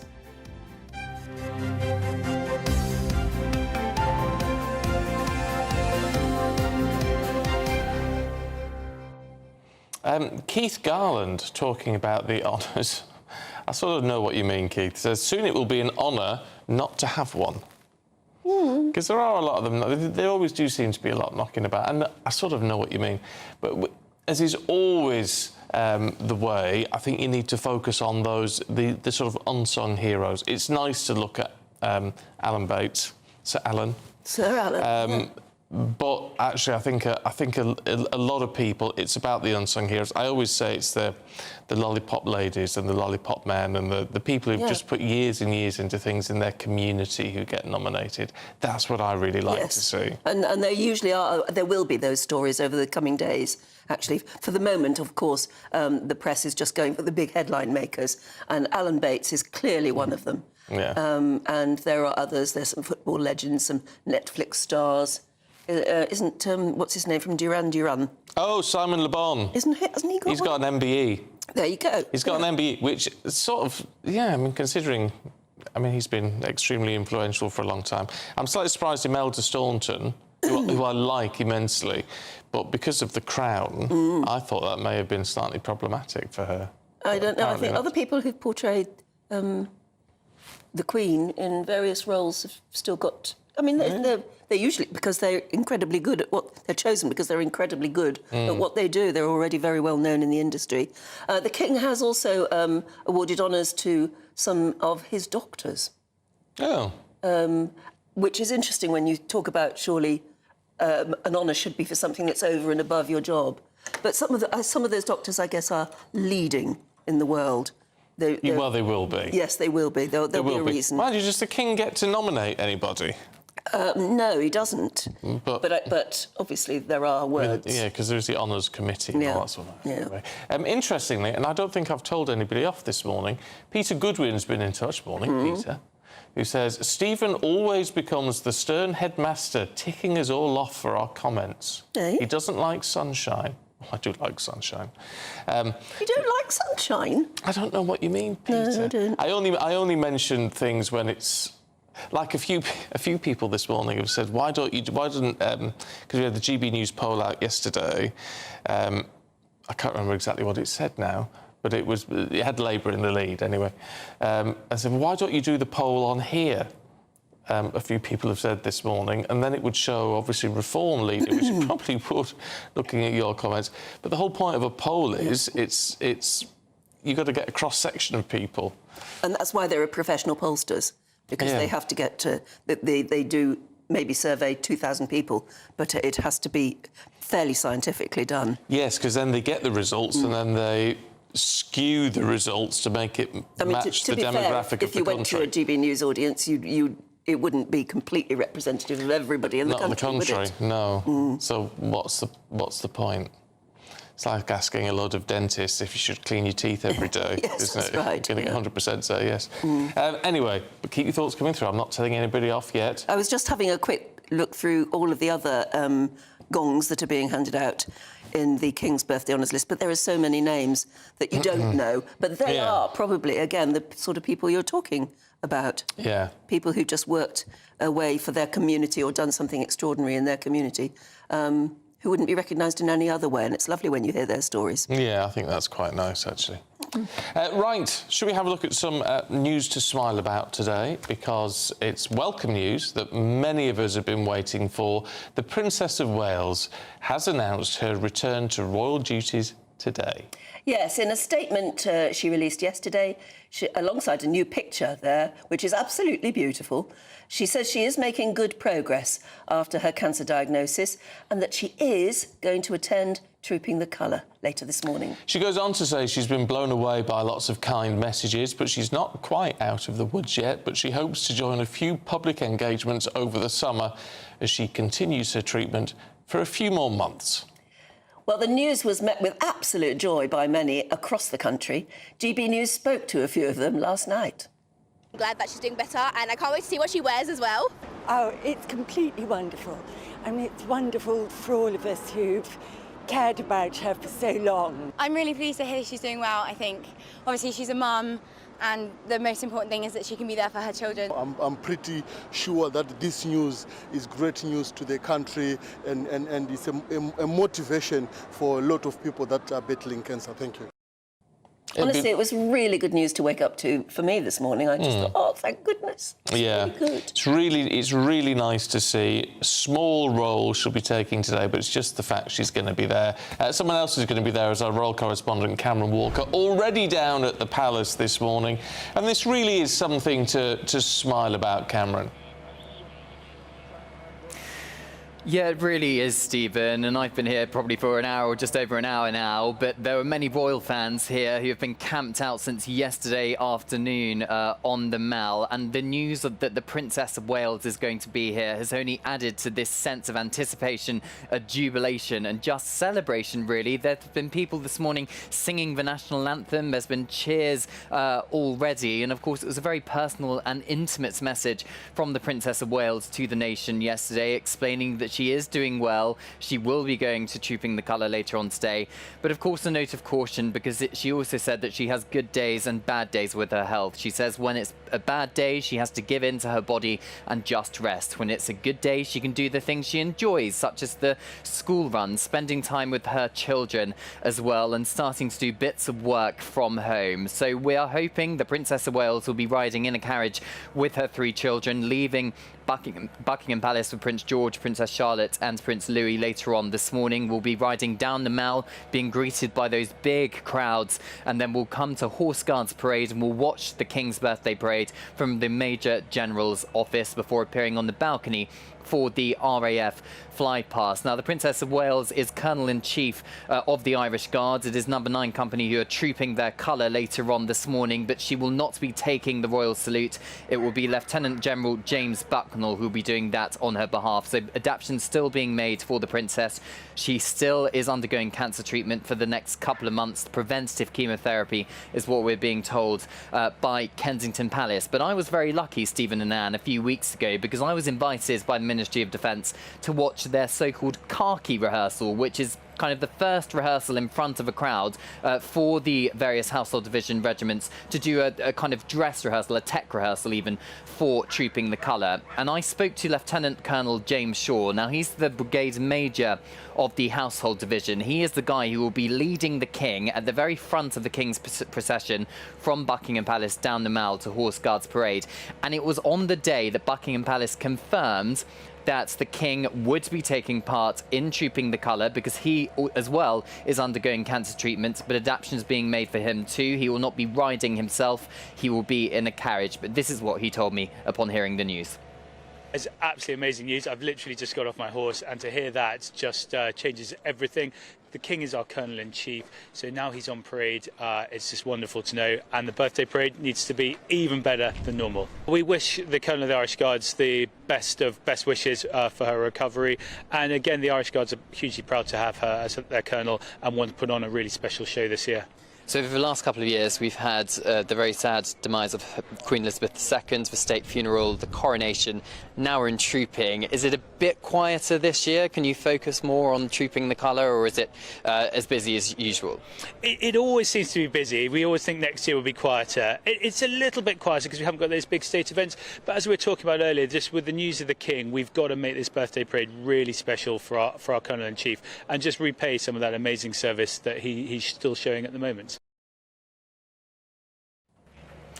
Well, on the Mall, there are already some protesters, actually. Some Republic protesters, yes, but also, for the first time, some Royalists, counter-protesters. They are stood side by side, so let's see how they get on as the morning progresses. We have a full, dedicated show right here on GB News. We'll be bringing you the very latest here from Buckingham Palace and Horse Guards Parade. That kicks off from 10 o'clock this morning with Eddie Costello, Andrew Pearce and myself, so please make sure you keep tuning in for that after breakfast. Well, I must say, Cameron, that the Buckingham Palace behind you is bathed in sunshine.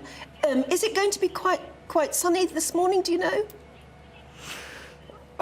The weather forecast, Anne, I'm afraid, looks horrific. Oh. It is expected to rain pretty heavily. I understand some adaptations might be being made as to which carriage members of the royal family will be travelling in, but we'll have to wait and see because the decision hasn't been made yet. It depends if this beautiful sunshine disappears or not. I mean, we're really hoping that it's going to stay sunny, but we'll have to wait and see. We can't control the British weather, can we? That's for sure. Cameron, thank you very much indeed. We'll see you later. But what is good is that the Princess of Wales has obviously opted, as indeed has the King. They're just going to ride in a carriage, and then we will hope for a balcony appearance afterwards, and hopefully both of them will be well enough to be able to do that. It's not like the stress of actually going out, meeting and greeting the crowds or anything like that. No, keeping it simple, which is what you need. Let's talk to royal expert Pandora Forsyth. who joins us now. Hi, Pandora. I mean, there is something about keeping it simple, which is clearly the right thing to do for the King and the Princess of Wales.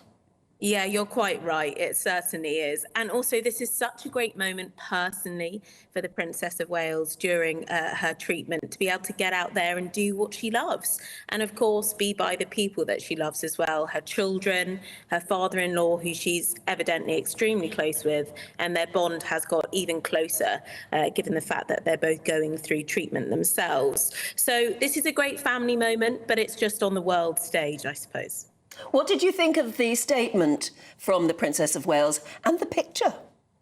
Yeah, it was very personal, wasn't it? She's an extremely private woman, but this treatment that she's been receiving and her diagnosis has made her so much more open and I suppose relatable for so many people, because I think one of the things with the royal family is they feel so distant and far away from, I suppose, normal life. And it goes to show it doesn't matter who you are when it comes down to cancer. So the fact she's making good progress, but also she's being very open in the fact that she has some good days and some bad days. And even today, it was said it will depend on how she feels. Of course, we've had no other news this morning, so I suspect it is still going to go ahead and we will see her. But it also ends speculation, and that's been rife, unfortunately, throughout all of this. She's had all eyes on her, and at times some really tricky press to have to deal with and public opinion. So today she can go out with a smile on her face and be very proud and very brave, actually, for doing so. I mean, it's terrible, isn't it, actually, that she has had such a rough time from, I mean, partly from the press, but partly from a load of celebrities as well, who were very critical of her before the announcement was made. Yeah, and I think many people actually looking back on the speculation before the cancer diagnosis was made public, I think perhaps we'll take a step back and think perhaps I should keep my mouth shut before I make these sort of accusations, I suppose, and assumptions. She is a mother. She is a wife, and she's having to go through something very, very personal, and she's very proud as well. So I think today will be a great moment for her and a great moment for the family. And she's getting back to what she really enjoys doing. She's doing a bit of work now, but to be able to be there against many military as well, which we all know she's extremely proud of her work alongside of them. Mm. OK, Pandora, yeah, thank you so much. It's a lovely thing to be talking about, unusually, so because there's been such a lot of bad news about, but today it was a good news day from that point of view. It was really good to see her. And it's lovely. We talk about how proud she is to be back and all that sort of thing.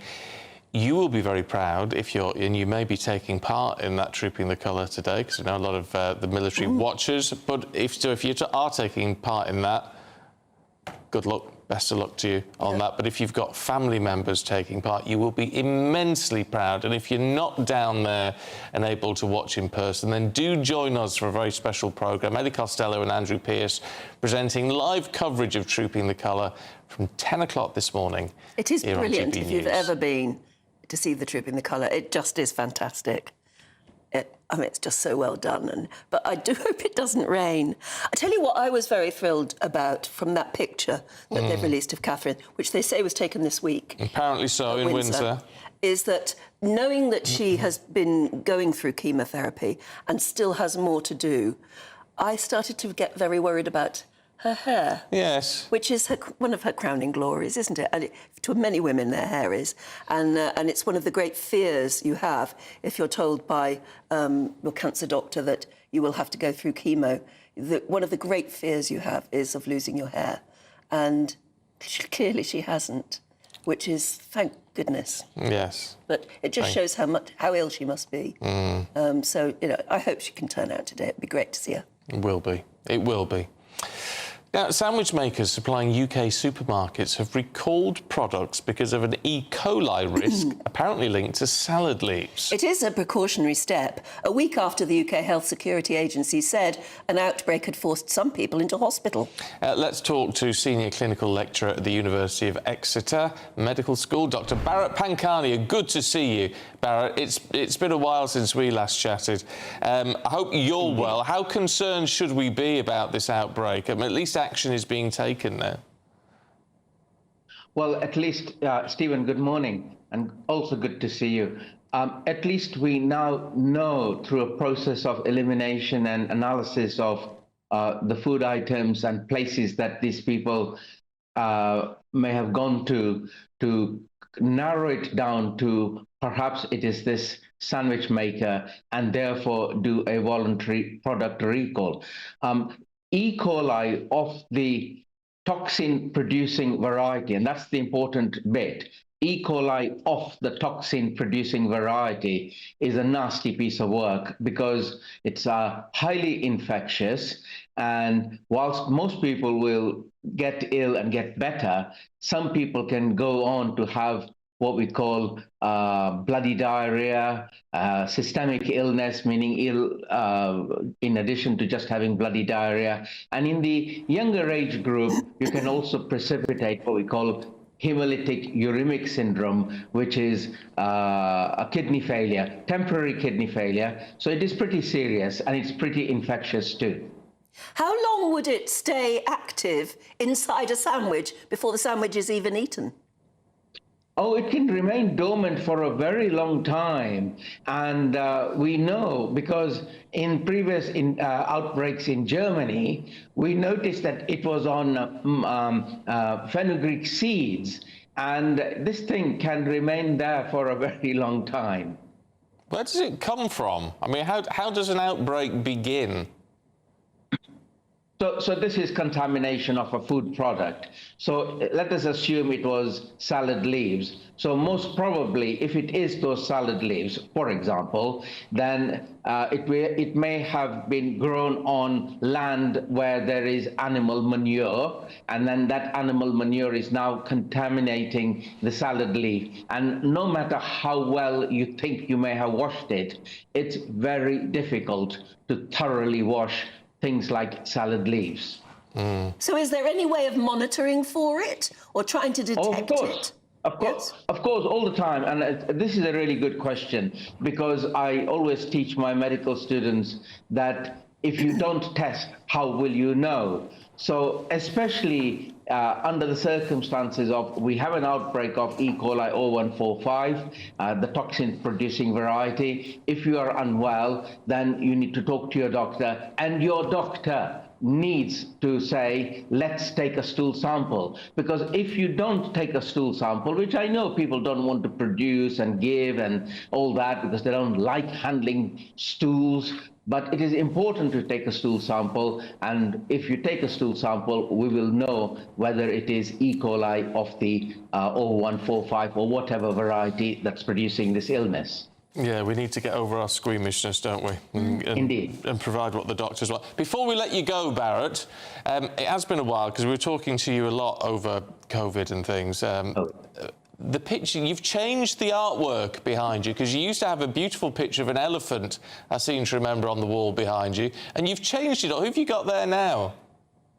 So those are my parents, and I deliberately changed it only recently because my mum passed away a few weeks ago, and I thought, let me put my mum and dad's pictures up again. So it really is in memory of my mum. Thank you for asking. Oh, well, I'm sorry for your loss, but it's a lovely way to raise tribute to your parents. Bharat, pleasure to talk to you. Thank you very much indeed. I'm always struck by his artwork. Every time I talk to Bharat Pankhania, he always has that same shot set up and you always see that artwork. I think we are, especially since the days of lockdown when there were so many Zoom interviews being done, you become absolutely obsessed with looking at what's behind people, actually. It's absolutely fascinating. Do you remember that everybody used to do interviews with libraries of terribly impressive books? As if who has a bookcase? Oh, you've probably got a bookcase, have you? I have. No, I haven't got a bookcase. Where do you put your books? Well, everything's on tablet form now. Yeah, but what if you were given a book for Christmas? You'd have to put it somewhere. In a cupboard. Oh, okay. In a cupboard. No, I mean, I agree. People used to have massive bookcases, and they were in every room. I've certainly cut down on the bookcases, but they're still there. All right, no, I haven't got any. Do you have coffee table books? No. No. I've tried, you know how posh people have coffee table books, don't they? Oh, I'm not posh. Yeah, I've tried that so many times, but they just get put, people put cups of coffee on them, literally. That's not good. No. Anyway, look, away from that, Greencore is one of the companies that produce the sandwiches involved in all of this. They've said, as a precautionary measure, we have voluntarily recalled a number of sandwiches and wraps due to a potential food safety risk. Greencore adheres to the highest standards of food safety, and we're working closely with the Food Standards Agency and our suppliers to better understand the possible source of any potential issue. Now, shall we move on to politics? Yes, you can't get away from it. Tory parliamentary candidates are already trying to gain support to sort of get into position to become the next leader of the Conservative Party. Well, this comes amid fears from them that Sunak could face total election wipeout on July the 4th. Yeah, and meanwhile, of course, in a BBC election leaders debate because he says his party has now overtaken the Tories in an opinion poll. Well, Nigel Farage then declared to be the official opposition, claiming a vote for the Conservatives should be considered a wasted vote. But before we get stuck into all that, let's have a look at some of the key political moments from yesterday's campaign trail. And I'm putting it to you that I believe I can be that voice of opposition. I would also very much like to do a debate head-to-head with Keir Starmer. And the reason is very simple. We think that this should be the immigration election. But crucially, as I've said very clearly, and you're going to be hearing a lot from us for the whole rest of this election campaign, if you vote for reform, that is a vote to put Keir Starmer in number 10, and it is a vote to put your taxes up. You've seen Labour genuinely win support from a whole range of different quarters, whether that's Conservatives switching to us, whether it's people who were Labour but then felt they couldn't support us and they've come back to us. So look, there's always a lot going on in British politics, but the job for us is, can we convince people, can we ask them to put their trust and support in us, to have a mandate for change, to form the next government? And I feel very confident in the arguments we're putting forward on that. Let's talk to Special Advisor to Michael Gove, Charlie Rowley. Good to see you this morning, Charlie. Why is it that predominantly members of the Cabinet are queuing up to take a sip from the poison chalice on July the 5th? Well, I don't believe everything I read in the papers, Stephen, do you? I think every Tory MP will be focusing on their own campaign over the next few weeks because if the polls are to be predicted, and if you read a Saturday essay in the Daily Mail, I read Boris Johnson's column, then it looks as though the Labour Party are onto an absolutely stonking majority, about over 400 seats compared to the Tories, Conservatives 80. Now, that's not a position that anybody wants to be in, so you want to make sure that as a Tory MP you're returned, and if it is the case that you're going to be in opposition, you want to have the strongest opposition possible to a Labour government. Yeah, because there are some big names who the polls suggest are vulnerable to losing their seats. You think of somebody like Penny Mordaunt, for instance, who's doing such a lot of campaigning on television and things like that, but, I mean, she could be vulnerable if you... but it could come down to just a few votes, so she's got to really put the work in, and others, to their own constituencies. You're absolutely right, because there's no point plotting or thinking about running for the leadership if there becomes a vacancy after the 4th of July, if you're not in Parliament. But the bigger question is, what kind of party could it be after, the 4th of July, providing that, again, I don't wish to see the Conservatives in opposition, and, Rishi Sunak would have the authority to carry on, I think, if he were to win, despite all the odds and despite all the speculation. But, should there be a leadership challenge, the party will have to work out what kind of party it wants to be. And you mentioned Penny there. Penny is seen traditionally maybe on the centre-left of the Conservative Party, in Conservative Party terms, versus somebody like Suella or Kemi Badenoch that's seen slightly more to the right. So the party will have to work out, on the back of what could be a historic defeat, a big defeat, why it's lost, Has it tanked too far to the right? Has it not been right enough, as some might say? That's the whole conversation the Conservative Party will have to have, probably before it elects a leader to then take the party forward. They've always got to... Well, I was just going to say that's incredibly difficult, though, isn't it? Because you just wonder whether the party's going to split any further when, if you're just going to get people defecting to reform or whatever. I mean, you can see that happening possibly. That's why people are saying, could it be the end of the Tories?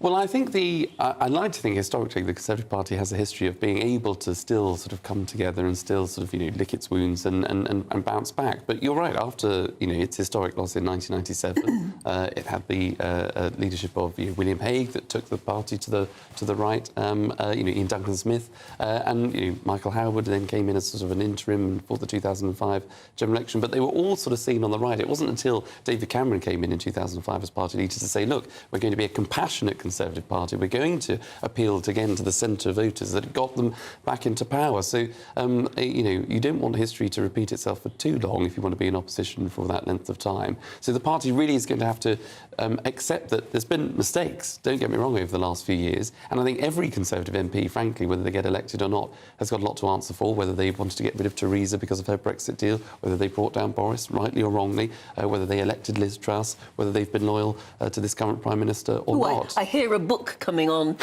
I could call it The Real Plot, as opposed to another book that is available for all good second-hand shops.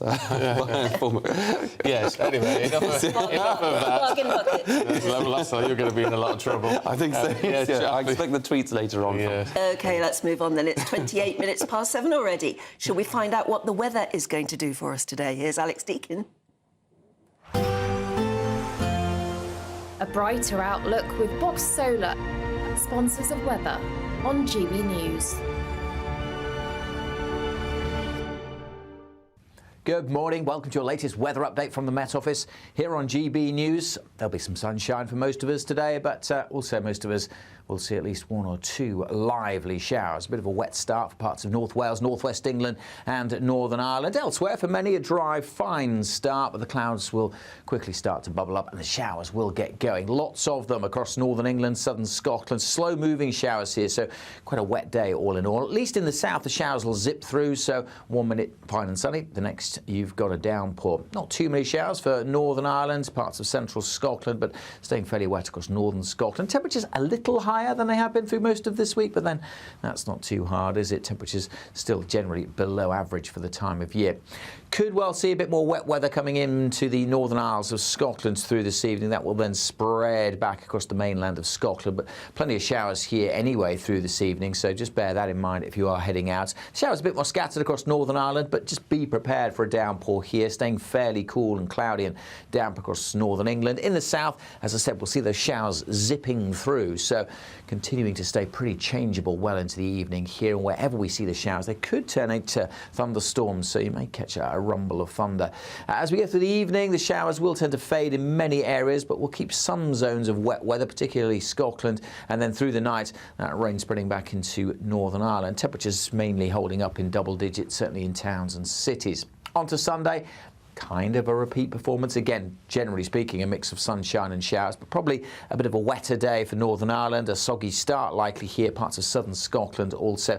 And then we'll see more outbreaks of rain coming into the far north of England. Further south, again, we'll see some sunshine to start the day, but the showers will once again get going. Probably not as many across Wales in particular as there will be through the day today. And temperatures just a touch higher. We might squeak up to 20 in the southeast.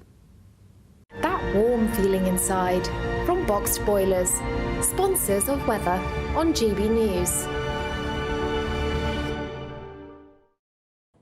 All right, time for our Great British Giveaway, and you could win more than £16,000 worth of prizes. Don't miss out on your chance to win our Summer Spectacular. And have we got a prize for you? First, there's a totally tax-free £15,000 in cash to make your summer spectacular. Spend that extra cash however you like. You'll also win a brand new iPhone Apple AirPods, and if that wasn't enough, a £500 voucher to spend at your favourite UK attraction, so you can enjoy amazing days out this year. For another chance to win the iPhone, treats and £15,000 cash, text WIN to 63232. Text costs £2 plus 1 standard network rate message. You can also enter online at gbnews.com/win. Entries cost £2 or post your name and number to GB06 PO Box 8690 Derby DE1 9TT. UK only. Entrance must be 18 or over. Lines close at 5 p.m. on the 28th of June. Please check the closing time if listening or watching on demand. Good luck. Right, still to come, we're going to send our reporter to a locomotive gala in the North York Moors Railway. More details in just a minute. Nana Queer, weekends from 3 p.m. Well, the first thing we've got is obviously D-Day, which was so moving that I think everybody was crying. You see these wonderful old people who gave their lives, and they were crying to remember it all. You see tears in the King's eyes. You saw Camilla, the Queen, crying. And I think, gosh, you know, actually Britain's maybe opening up, and we're not sort of stiff upper lip all the time anymore. I think that William was so dignified. Oh, he's amazing, isn't he? And he was the young king. And I thought he was brilliant. He must have been heartbroken that he couldn't have his wife with him. And one of the people who knocks us on the head now and then is Harry. He got the green light to appeal to the appeal. It's a third one, and he wants to make sure that the government gives him protection all the time, automatically. One of the reasons is that he's going away with Meghan for a tour, world tour, which made my heart sort of pump, because this is going to be another copy of what the royal family is like. And he wants to be covered. Well, it's not on our tax, frankly. So we, the British public, would pay for this? Yes, yes. It's a joke, isn't it? And he also said he wanted it all done by the end of the month, June, and the judge said he doesn't deserve that. He is not in that VIP category. So he was sort of put in his place, but I don't think he can believe that. And the other thing is the wonderful wedding yesterday. And one of the things I loved, there was a wedding dress, but also I loved the blue velvet shoes. William again was wonderful. Yeah. He was absolutely wonderful. He was ushering everyone around, which seems funny for an heir to the throne, and actually would jump in the bus that was taking them to the celebration. The People's Channel. It's midday. Good afternoon, Britain. Your lunchtime update on the stories that matter across the UK. From breaking news and insightful analysis, inspiring stories and lively debates. Are you comparing yourself to a former Prime Minister? Which is it? Stay informed, stay updated, stay entertained. I just don't know how anyone would not want to be there. Every weekday from midday. We are Good Afternoon Britain, only on GB News. Britain's news channel. I'm Patrick Christie's. Every weeknight from 9, I bring you 2 hours of unmissable, explosive debate and headline-grabbing interviews. What impact has that had? We got death threats and the bomb threat and so on. As time passes, she could have said storm. You made my argument for me. My guests and I tackle the issues that really matter, with a sharp take on every story. It went everywhere. Something practical could be done. Or I can become something different. Patrick Christie's tonight from 9 p.m. only on GB News, Britain's news channel.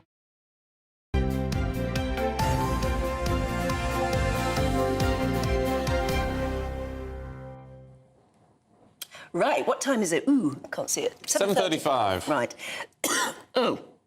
Now, this weekend, there's a diesel gala at the North York Moors Railway. It's giving all the visitors there a chance to step back in time, there's a song in there somewhere, to the world of heritage diesel locomotives. Well, Anna Riley has been along to the start of the much-anticipated event. Diesel engines fully replaced steam traction in the 1960s. Now part of a bygone era, these heritage diesel locomotives were the backbone of Britain's rail network.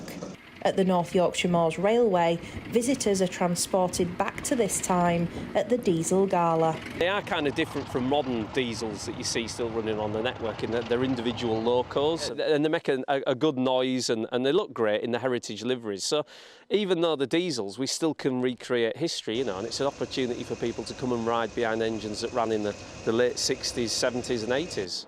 You know, it's like time travel, isn't it, almost? The traditional railway preserves the past and protects the legacy of heritage diesel and steam travel for future generations. Britain made the railways, so it developed worldwide from there. Steam is a lot more known, but the heritage diesel movement is growing because the old generation that saved steam, and my generation coming through now, we remember them running. So that is building. We've got to train and pass on the skills that our forebears passed on to us. People here have travelled from far and wide to attend the Diesel Gala and ride behind historic locomotives. I feel like a kid again. The excitement of the railways. Always get excited when I see a railway station. It's just fun. Well, we've come for the diesel because my husband grew up in the time of the diesels and he wanted to enjoy this experience. I just like the trains, and it's enjoyable to be on them, and it's nice to see them, you know. I grew up with them. You know, they were around, you know, in my early train spotting age. Diesels don't get really celebrated that much because everyone's more interested in the steam engines. But it's good that we've got the gala's back up and running again. The event ends on Sunday and the weekend certainly seems on track to be a memorable one. Anna Riley, GB News, Gromont. Fantastic. I'd love to go to that. I love a train, but I can't get quite so excited about diesels as steam trains. They'll convert you. You need to go along, they'll convert you. Anyway, don't go anywhere. We've got the sport with Aidan heading your way in just a moment.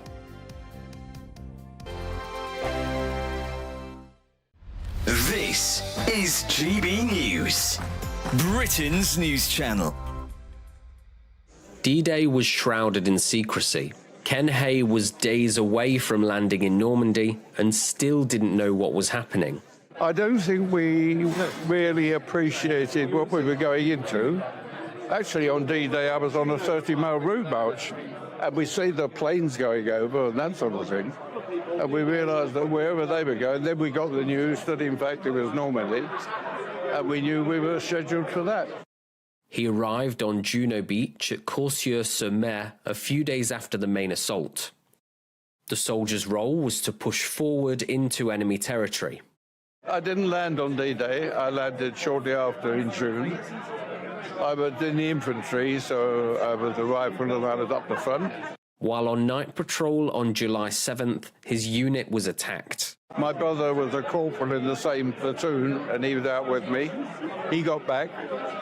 16 of us out of 30 got back. 5 of us got captured, and 9 got killed. Germans put him to work in a POW camp in Zabas, Poland. With Soviets advancing, the prisoners were forced to march for 1,000 miles. At one point along there, my leg was chopped. I lay down in the snow. If it hadn't been for 2 guys who fell back in the column and picked me up, I'd have just gone to sleep and frozen to death. 2 American tanks turned up on the 22nd of April, Sunday afternoon, and we were liberated. Ken feels pride for the role he played in Normandy and thanks God for keeping him alive. People say, why did you volunteer for the services? It was a completely different atmosphere then. You did your bit. The People's Channel. If you want your news to be straight talking... This is a nightmare for the Conservatives again. Down to earth. It's not just Nottingham where this is happening, is it? And most importantly, honest. Hard-working, middle-class taxpayers, they'll get the book thrown at them. Then catch me, Martin Daubney, Monday to Friday, 3 till 6 p.m. on GB News, Britain's news channel. I'm Christopher Hope. This is GB News, Britain's election channel. Join me, Nana Okwir, for an informative, interactive news programme with a difference. It's fun. It's true. You're not wrong. No one will be cancelled. Lovely. Join me from 3 p.m. every weekend, only on GB News, Britain's news channel. I'm Michael Portillo. This is GB News, the People's Channel, Britain's news channel.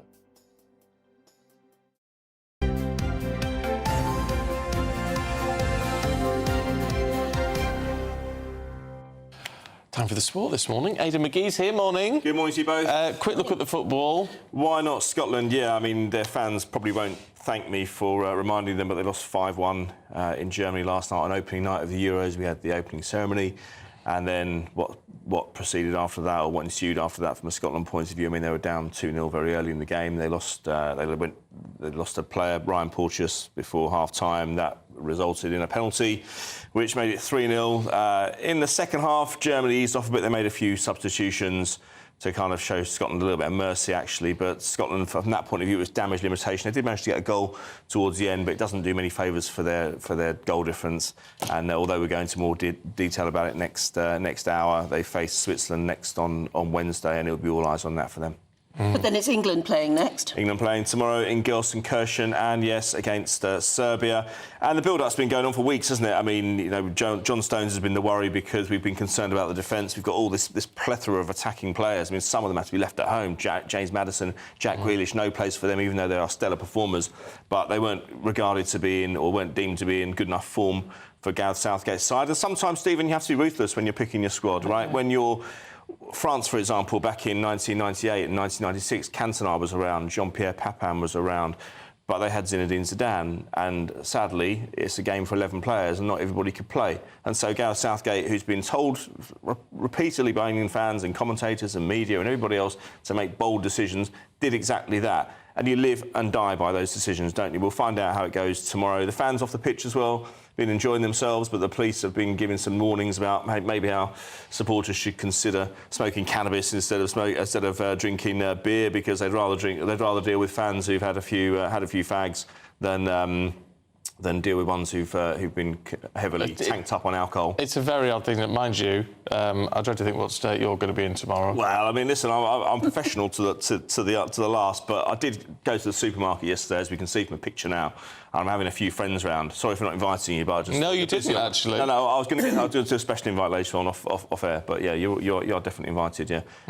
8 o'clock tomorrow, but there's a picture, I think there's a picture of me on at Tesco's. Yeah, also, I shouldn't say the supermarket. Lots of us are available. Other supermarkets are available, yeah. So yeah, I stocked up on booze. Have we got yesterday. a picture? No, they haven't. We can't find it. Don't worry, we'll do it. We'll show it next hour. But yeah, I mean, the fans there. I mean, about over 100,000 Scotland fans there in Munich last night. A similar number of England fans will be there as well tomorrow. As I say, John Stones is the one we've been worried about in terms of the defence, because he had a toe injury against Iceland last week, and then he has a little bit of an illness this week as well. And so, but he says he's going to be right. He's going to be okay to fit to fit into the side. Gareth Southgate has a press conference this evening at 8 o'clock, so we'll get more of an update then. But we've got some matches today as well. Hungary versus Switzerland. So that's the other game in Scotland's group. Yeah. So Scotland will be keeping a keen eye on that. And Spain versus Croatia is this evening at 5 o'clock. Italy versus Albania will be at 8 o'clock. So it all gets going today, really. This is where we see the three matches, where we see the real meat and drink of the tournament. We better do a quick word about Rory McIlroy, because he could win his first major for 10 years. Possibly, yeah. Look, I do think that it comes down to psychology with Rory. He's clearly a very consistent player. He stays on the order of merit year after year, but he just can't seem to do the deal anymore in his when it comes to the majors. But he's 3 under at the moment. Let me get the leaderboard in front of me. Ludvig Aberg of Sweden is 5 under. Well, he was the one. Well, if you remember, he showed some great form in the Ryder Cup. He was quite key for Europe's win earlier this year. And Bryson DeChambeau is 4 under. Patrick Cantlay 4 under. Rory McIlroy 3 under. But some big names have missed the cut as well. Justin Rose, who won it in 2013, born in South Africa, but English heritage. Tiger Woods won it 3 times. He's missed the cut as well. He finished 7 under, but it continues today in Pinehurst, North Carolina. And we mustn't forget that in amongst all the Euro stuff. OK. Aidan, we're out of time, but we'll see you a little bit later on. Thank you very much indeed. And do stay with us. You're watching Breakfast here on GB News. And in a couple of moments, we'll be looking through the papers.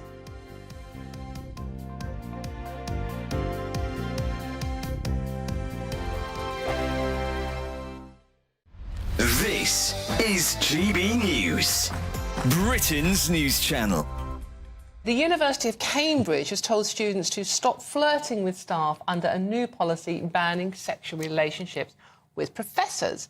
The new rules, which come into force next month, beginning of July, include a warning against behaviour that could be interpreted as flirtatious.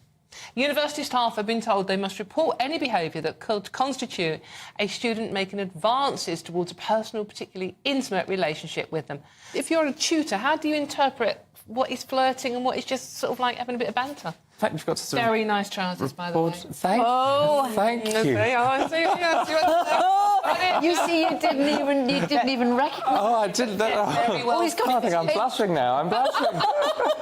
So, what's flirting? What's me complimenting your very well-fitting trousers? Yeah.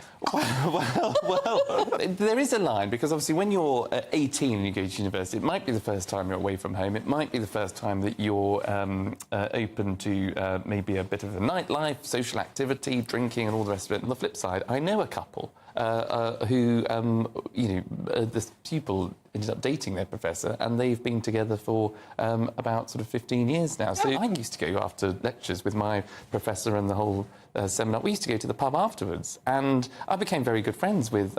She was a mature student. She was on the very, very far left of political. You wondered where that was going for a second, didn't you?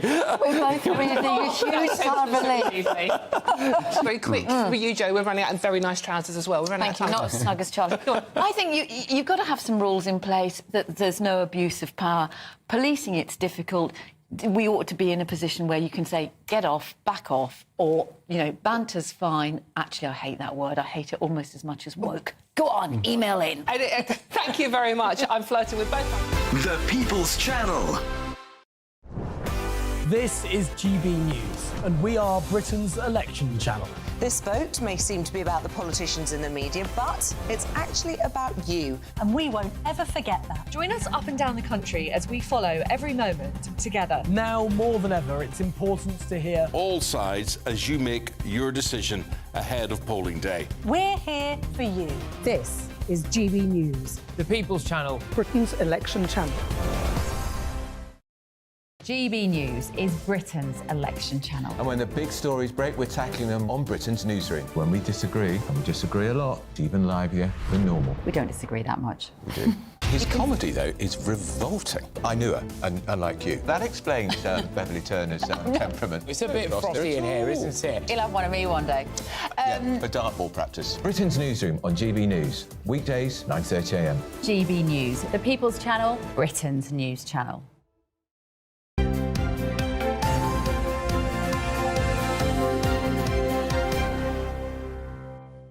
Time for the papers now with social campaigner Winston Davis and showbiz reporter Stephanie Tetchy. Morning to you both. We better just mention this in The Guardian, Winston. Should the next government make art a necessity? 100%. They're talking about it here saying... Sorry, this is why when you came back after the break, we came back and we all looked a bit shocked. No, I think it's absolute nonsense. They're saying that since 2010, Michael Gove brought in a system called the EBAC system, which means that no arts need to be in your GCSEs. Yeah, quite right. As a result of that, 42% of schools now no longer put any music entrance into it. 41% of schools no longer put drama into it. But here we are. Private schools are thriving on it. They've got up-to-date, state-of-the-art equipment, everything like that, because they see the importance of it. Is it important? 100% It's important. It is important. It's, you know what, it's good for teaching young people how to express themselves. If you look at society, Stephen, so many jobs, whether it's journalism, whether it's artists, whether it's singers, performers, it all comes from the arts. It's quite a heavy economical Yeah, but if people are good at it, if people have a talent for it, then pursue it. That's fine. Who's going to ever bring out that talent if you don't Is it a necessity in schools? No. You need to learn how to write, you need to learn how to spell, you need to learn how to do your maths, you should learn how to do a mortgage and a loan and all that sort of thing. That's what you should learn. Let me give you one thing, right, Stephen? Listen, there are youngsters that go through tough times growing up, whatever else, right? When I grew up, I had a challenge upbringing. When I went and did drama at school, for that hour I was in that class and I was pretending to be a tree or whatever I was trying to be, it gave me an outlet. I could disassociate. And there's a book... Yeah, but that's not what school's about. School is not meant to be about social care for you if you're from a disadvantaged background. It's about teaching you how to get on in life. If you need that sort of help, do it after school or whatever. But that school isn't social care. But if it's not provided, the arts have transferable skills. Yeah. When you're performing, you're learning how to communicate. When you're having to come up with different ideas, it's using creativity. This is what a lot of young people are investing in these days. I think you should be investing in maths. But maths, how far can maths take you?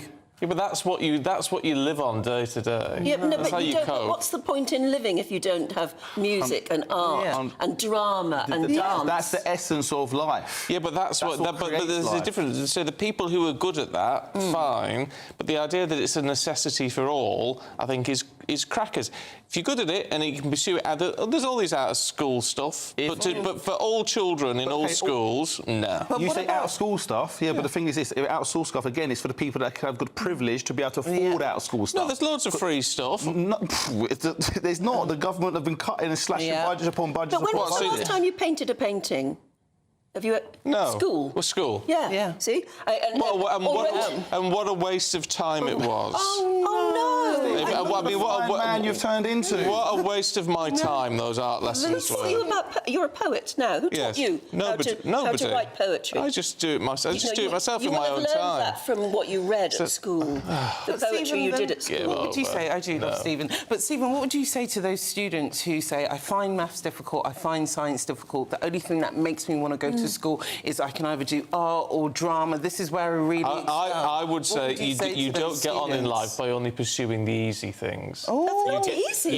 You get on in life by pursuing and learning to play a musical hard instrument isn't easy. No, it's not. I mean, I play the violin, but I mean, it's it's not a necessity. It's not a necessity. It's a necessity for life. Even sitting here now, Stephen, this is a fact of doing drama, doing acting, understanding how to speak to people, how to communicate. That's an essential life skill. I use it in my business. I use it every single day. I think it's massively important. And it contributes to society. The arts, concerts, entertainment venues, it's all the arts. You take it out from society, society will be bleak. Well, I'm not saying you shouldn't have it in society. I'm just saying it shouldn't be in school. Only for the rich people. No. But it shouldn't be in school. It shouldn't be what schools are concerned about. Schools should be about... that's what I used to look forward to in school. Was the art and the drama and the dance and the choir. Exactly. Yeah, and the maths, I agree, it's important to learn, but that was the drudgy bit. Yeah. What got me up in the morning wanting to go to school was all those, the arty things, really. And just lastly, if I don't want to finish off, right? Go on. That just going to do my acting, my drama, that just gave me a little bit of spark going, actually, do you know what? There's something more than what's going on here. I can be something more than what's happening here. No matter what's happening, no matter what I've been through, that initial spark led me on to where I've got to. I think you're all mad. But we love you anyway. But do let us know what you think. gbnews.com/you'll say. Maybe I'm wrong. No, he's never wrong. No, I don't mind admitting being wrong, but on this I don't think I am. All right, thank you both. Let's have a look at the weather. Much. A brighter outlook with Box Solar, sponsors of weather on GB News.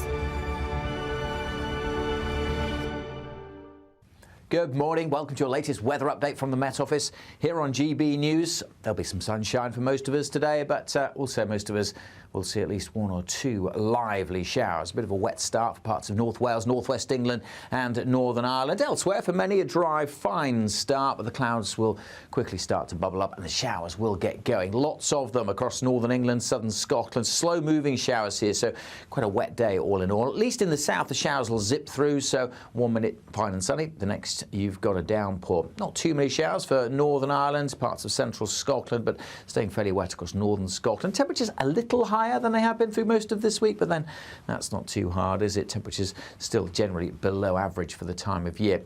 Could well see a bit more wet weather coming into the Northern Isles of Scotland through this evening. That will then spread back across the mainland of Scotland, but plenty of showers here anyway through this evening, so just bear that in mind if you are heading out. Showers a bit more scattered across Northern Ireland, but just be prepared for a downpour here, staying fairly cool and cloudy and damp across Northern England. In the south, as I said, we'll see those showers zipping through, so continuing to stay pretty changeable well into the evening here, and wherever we see the showers, they could turn into thunderstorms, so you may catch a rumble of thunder.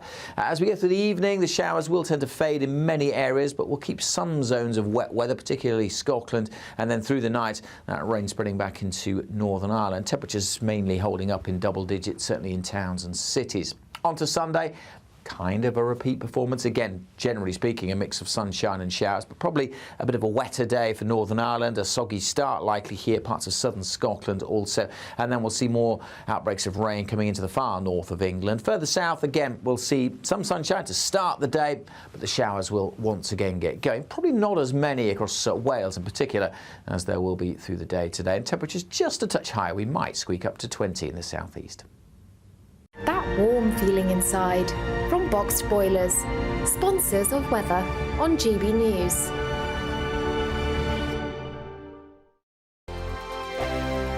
Don't miss out on your chance to win our Summer Spectacular. And have we got a prize for you? First, there's a totally tax-free £15,000 in cash to make your summer spectacular. Spend that extra cash however you like. You'll also win a brand new iPhone, Apple AirPods, and if that wasn't enough, a £500 voucher to spend at your favourite UK attraction, so you can enjoy amazing days out this year. For another chance to win the iPhone, treats and £15,000 cash, text prize to 63232. Text costs £2 plus one standard network rate message. You can also enter online at gbnews.com/win. Entries cost £2 or post your name and number to GB06 PO Box 8690 Derby DE1 9TT. UK only. Entrance must be 18 or over. Lines close at 5 p.m. on the 28th of June. Please check the closing time if listening or watching on demand. Good luck. This is GB News, Britain's news channel. Plenty of mixers, plenty of lovely gin. Yes. What have you got here for us? Just explain what you've brought in. So today I'm going to be presenting the Cotswolds Dry Gin and the Cotswolds Wildflower Gin. Ooh. So the first one that was introduced into our market was the Cotswolds Dry Gin. Now we have 9 different types of botanicals. We introduce into our pot still. We introduce obviously juniper berries because it's a London Dry. Angelica roots and coriander seeds, giving it that little limey flavour. Also, cardamom seeds, then black peppercorn, giving it a little spice. Ooh. And then the part that is more interesting that regards to the pouring, we have the grapefruit peel and the lime peel. We're going to start with the Cotswolds Dry, okay? So the first one introduced. So Ellie was taking the mick out of me this morning because I said my favourite gin was, what is it, pink lemonade? You like a pink gin and lemonade, yes. You called me, I'm going to say what you said. You said that's a bit girly. As you see, it turned into cloudy. Those are the oils of the spices because we don't filter it. Our gin is completely unfiltered. Got okay? it. I love this. It's 11:52. It's never too early. Cheers. Cheers. And would you have any... This sounds very juvenile. Would you have any snacks with gin? Or does it ruin it? Olives. Ah, you can tell your culture. It depends on how you're drinking it and where you are, like what you're actually going to do with it. But you can have pretty much all sorts. As long as it stays on the salty side, that's what I would go for. But a salty snack. Yeah, that's what I would go for. So olives, would you say, is that a good choice? Or crisps, nuts? They're quite salty, olives, aren't they? It depends on your taste, really. Like, personally, I wouldn't go for it, but I have seen... And the culture behind gin is drastically increased over the years. The flavours are all different. That's really good. Exactly. You see what I mean? Oh, very nice. Like that zesty, floral kind of flavour coming through. They're absolutely stunning, aren't they? The People's Channel.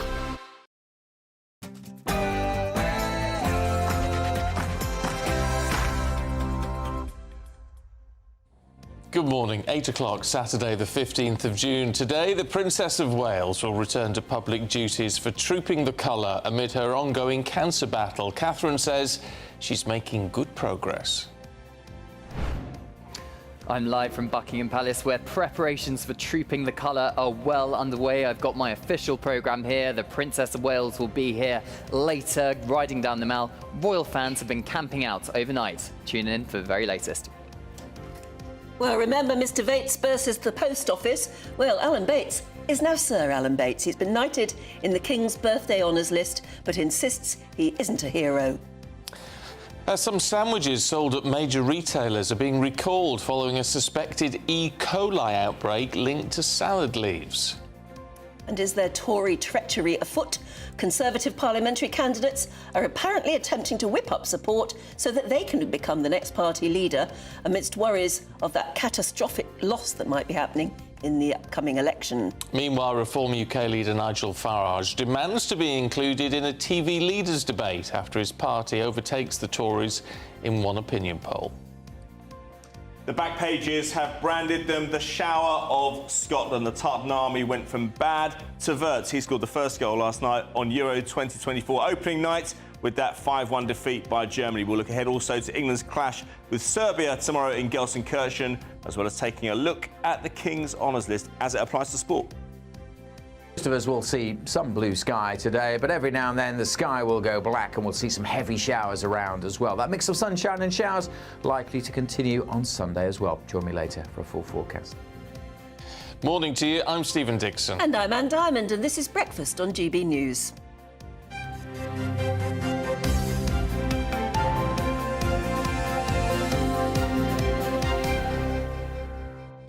Oh, we've got you going. Oh, my on goodness. On that schools and arts issue. Yes. I like this one from Sheila in London. I agree with Stephen. Oh, yeah, not many do, though. She says schools have enough to do, etc., etc. Oh, very well said, Sheila.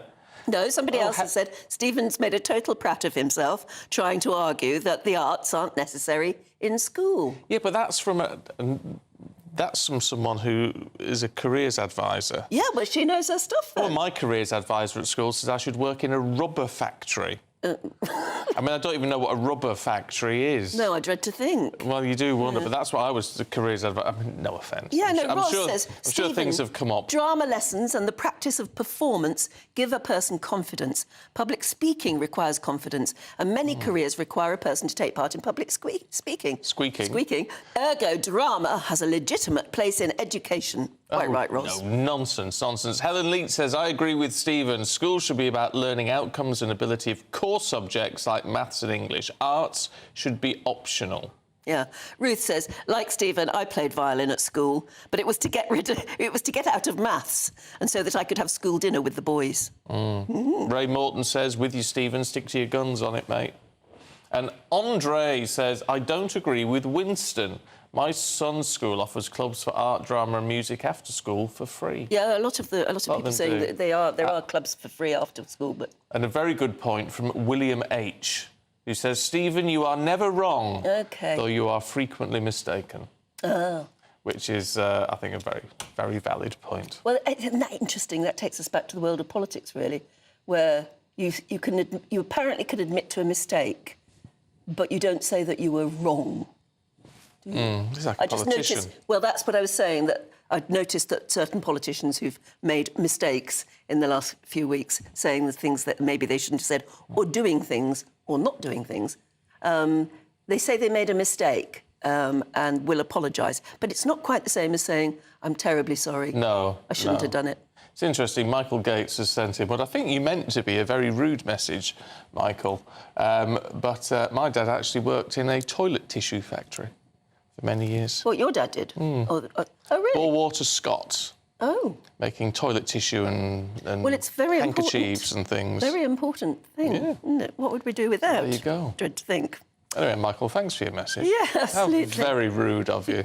And talking of the King's Honours List, can I just say that I didn't know... No, you didn't know. I didn't know Nick Owen, my old oppo from Breakfast Television days, years and years and years and years ago. Good morning, Nick, if you're watching, has got an MBE. You can't say good morning, Nick. Why not? Because it's good morning, Anne and Nick, isn't it? Oh, I see what you mean. Yeah, but this morning he's got an MBE. Yeah, congratulations. Which is brilliant for him. Absolutely, I'm so proud. That's wonderful. Yeah. Wonderful. There's good news today. This is what's so nice. It's unusual, but we've got some really good things to celebrate. We've got, obviously, the knighthood of Mr. Bates. Yeah, which is wonderful, I think. So well-deserved. And, of course, this, which is all over the front pages. It's the welcome news that many people have been absolutely gasping for, really. The Princess of Wales has announced her return, if you like, to royal duties. Yeah, in a statement released yesterday, alongside a beautiful new picture of Catherine, she says she's making good progress after her cancer diagnosis and she will attend Trooping the Colour later on today. She goes on to say that she's been blown away by all the kind messages of support, but that she's not out of the woods yet. She hopes to join a few public engagements over the summer as she continues her treatment for a few more months. Let's talk to our royal correspondent, Cameron Walker, who's at Buckingham Palace already marking out his stall for all our coverage this morning. I mean, it's going to be quite something, Cameron, actually, to see the Princess of Wales for, what, the first time since Christmas? Yeah, that's right, Stephen. The last time we saw the Princess of Wales on an official public engagement was Christmas Day last year, where she did that traditional walk with the rest of her family to the church in Sandringham. But the weather here at the moment is beautiful. It's not expected to stay beautiful, unfortunately, but we've had royal fans camped out on the Mall since yesterday afternoon, many of them incredibly excited to see the Princess of Wales. Of course, it was rumoured she may appear on the balcony, but then we had confirmation from Kensington Palace yesterday, alongside a personal message from the Princess and a new photograph taken in Windsor earlier this week, confirming that the Princess of Wales will be taking part in Trooping the Colour. And I am very pleased to say that I'm joined by veteran royal correspondents, I think I can call you, Richard Palmer. Welcome to GB News. Thanks, Cameron. So first of all, you've covered many Trooping the Colour events, many royal events. How significant is it, do you think, that we've got the Princess of Wales back now after basically a 6-month hiatus? It's a big, really big day for her and for the royal family, I think. I mean, it's a government organised state celebration of the monarchy, of the King's official birthday, and as far as I understand it, she thinks family is really important to her. She wanted to be there for her family today. I think quite a few people thought that she perhaps wouldn't want to take the shine off the King's big day and leave her first public appearance to another occasion, perhaps supporting one of her charities. But no, it seems that big family day, it's the right time to make an appearance. Yeah, and a spokesperson for Buckingham Palace has said that the King is delighted that his daughter-in-law will be taking part. But of course, the Princess of Wales has been out of action because of a cancer diagnosis. She's still continuing treatment, but this isn't a full-time going back on duties, is it? But by no means, no. No, I mean, I think we might see her. We can perhaps expect to see her at a few public engagements over the summer, but from what I understand, that there's been no decision taken on what those might be yet. And the message very much is that this is not a full-time return to public duties, and she talked very powerfully, I thought. She wrote very powerfully in her personal message about the good days and bad days she's experiencing, and that will ring so many bells with other cancer sufferers, I think. Yeah, it certainly will. And of course, just explain to us what we're going to be seeing today, because it's not just the balcony appearance we're expecting from the Princess of Wales, is it? No, I mean, I think originally there was some speculation she might make an appearance on the balcony, but few people thought that she would actually take part in the ceremony. She's not taking the salute. I mean, she is Colonel of the Irish Guards, but she won't be taking the salute as she might normally be expected to do. But she's going to be travelling down the Mall in a carriage with her children, and then watching the ceremony from the Major General's office with other family members with her children. And then back to the palace, up on the balcony. Yeah, and of course, Richard, you mentioned the Princess of Wales as Colonel of the Irish Guards. The Irish Guards not only clearly is a regiment of a household division, but they have a very special mascot. And I was lucky enough to attend the tech rehearsal, the khaki rehearsal for Trooping the Colour a few weeks ago, and I got to speak to drummer Ashley Dean, who is the Seamus, the dog handler's mascot, what is an Irish wolfhound. And here's what he said about his role in today's parade. He tends to lead all the battalion on parades. So if, for example, if we do a King's Guard, he will lead the blokes and that into the Buckingham Palace or into Windsor Castle, for example. But he will always lead the Irish Guards in front. And how long has he been a mascot for? So he's been a mascot for 3 years now. He's 4 years old. So he's pretty used to all of this? Yeah, he's used to it all. Sometimes now and again, if he's not done it for a while, he doesn't like the sound of the bass drum, but as soon as it gets going, he's all right. And who looks after Seamus when he's not on parade or doing something official for the army? So he lives with me 24/7. Got a big bond between you two then? Yeah, I can't leave him out of my sight. Drummer Ashley Dean there of the Irish Guards. Now, I'm still joined by Richard Palmer, royal correspondent. Of course, the King's birthday parade, the focal point, is celebrating His Majesty the King, and adaptations are being made for him to take part today as well. They are, yes. I think he might have hoped to be riding a horse and taking the salute here today, but because of his cancer treatment and his health, he's going to be in a carriage with the Queen. But you know, it's very positive that he's able to take part, I think, and he must, I imagine, be experiencing the same issues of good days and bad days. But he's been back on parade, as it were, for the last few weeks, and very much showing that he's doing the job. Yeah, he certainly seems very determined, and of course the perhaps big status is the balcony appearance, that moment of seeing members of the royal family on the balcony. We haven't had official confirmation, but what's your best guess of who's going to be on the balcony this year? My guess is that it'll be only working royals, working members of the family. I think there are some awkward questions if you invite some non-working members, and then you start getting asked questions about why Prince Andrew isn't there or whatever. So my guess is that it'll be working royals, but time will tell. Yeah, never say never. Richard, thank you so much for joining us. Of course, we've got live coverage, full coverage, right here on GB News from 10 o'clock. Now back to Stephen and Anne. Cameron, thanks very much indeed, and it does look beautiful behind you. Apparently it is going to chuck it down today. At 11 o'clock, almost precisely. Yes. Oh dear. Well, there you go. Fingers crossed it won't. On to politics for you this morning, and Tory parliamentary candidates are, according to The Guardian at least this morning, already trying to gain support to become the next leader of the Conservative Party. And this, of course, comes amid fears that Rishi Sunak could face a total election wipeout on July the 4th. Meanwhile, Nigel Farage is demanding to participate in a BBC election leaders debate after Reform UK overtook the Tories in an opinion poll. Yeah, he then declared to be the official opposition, claiming a vote for Rishi Sunak's party should be considered a wasted vote. We're going to get stuck into all of this with Charlie Rowley in just a minute, but first let's have a look at some of the key moments from yesterday. And I'm putting it to you that I believe I can be that voice of opposition. I would also very much like to do a debate head-to-head with Keir Starmer. And the reason is very simple. We think that this should be the immigration election.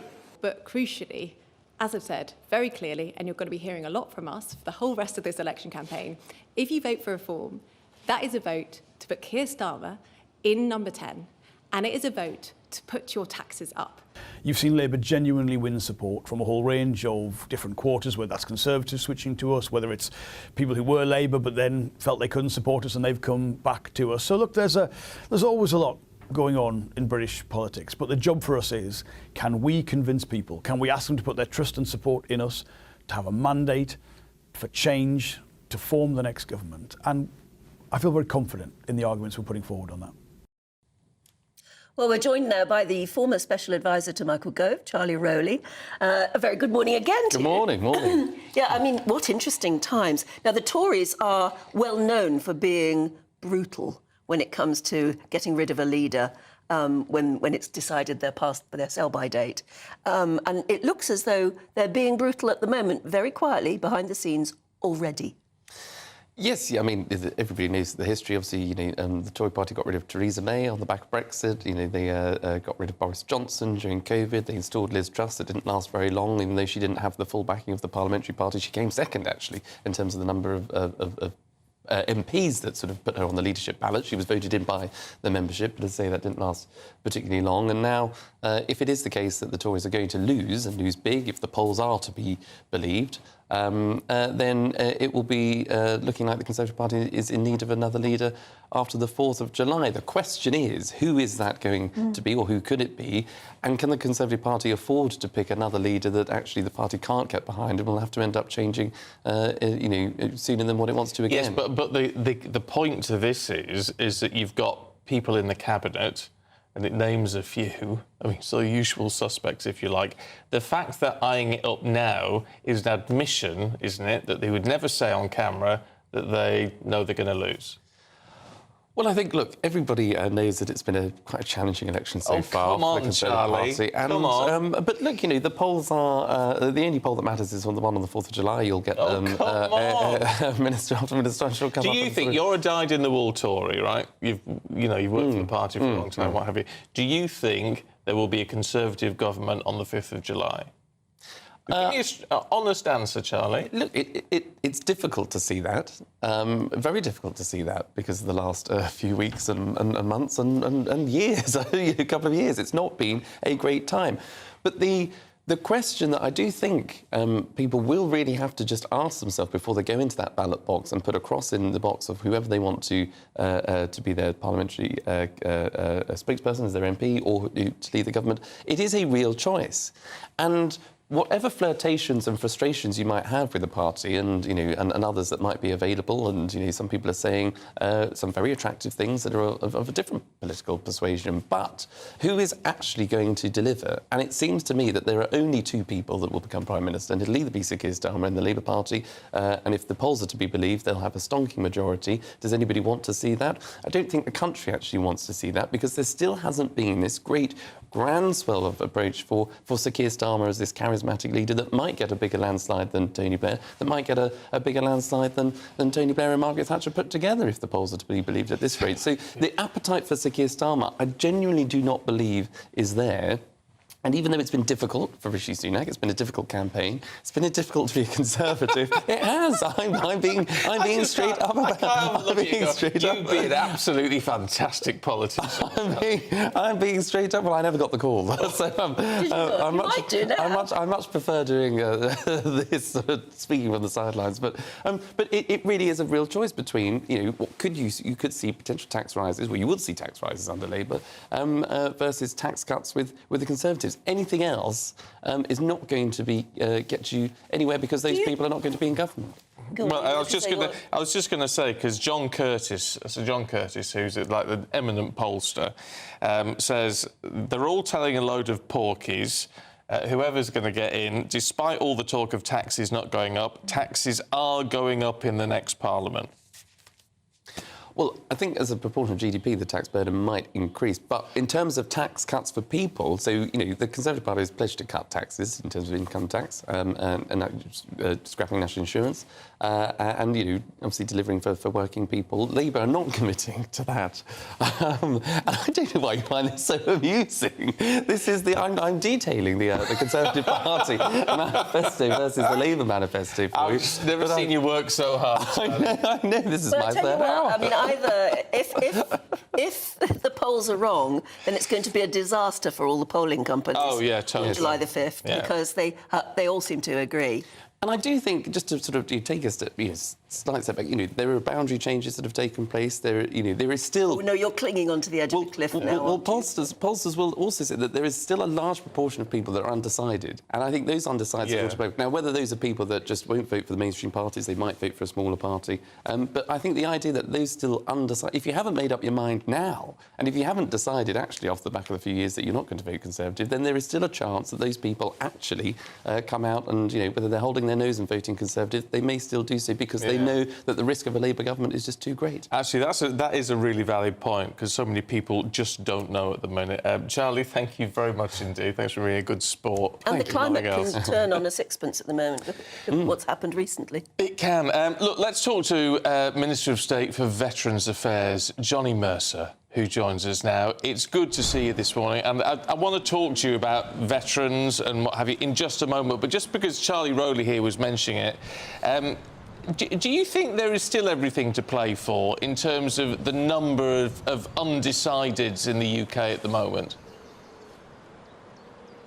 Oh, look, Stephen, I mean, I can read the polls, right? But I have to say to you, I'm not seeing that reflected on the doorstep. So I'm not saying they're wrong, and I'm not saying that, that we're fighting hard and it's a struggle and the campaign's been up and down. But I'm not finding that massive poll lead. And, let me just put that back in. I think, there's votes to be won and there's a fight to be had, and I'm enjoying getting out on the doorstep and doing just that. Yeah, I mean, it's interesting I mean, you've been outspoken and you've been very defensive, even after the D-Day fiasco.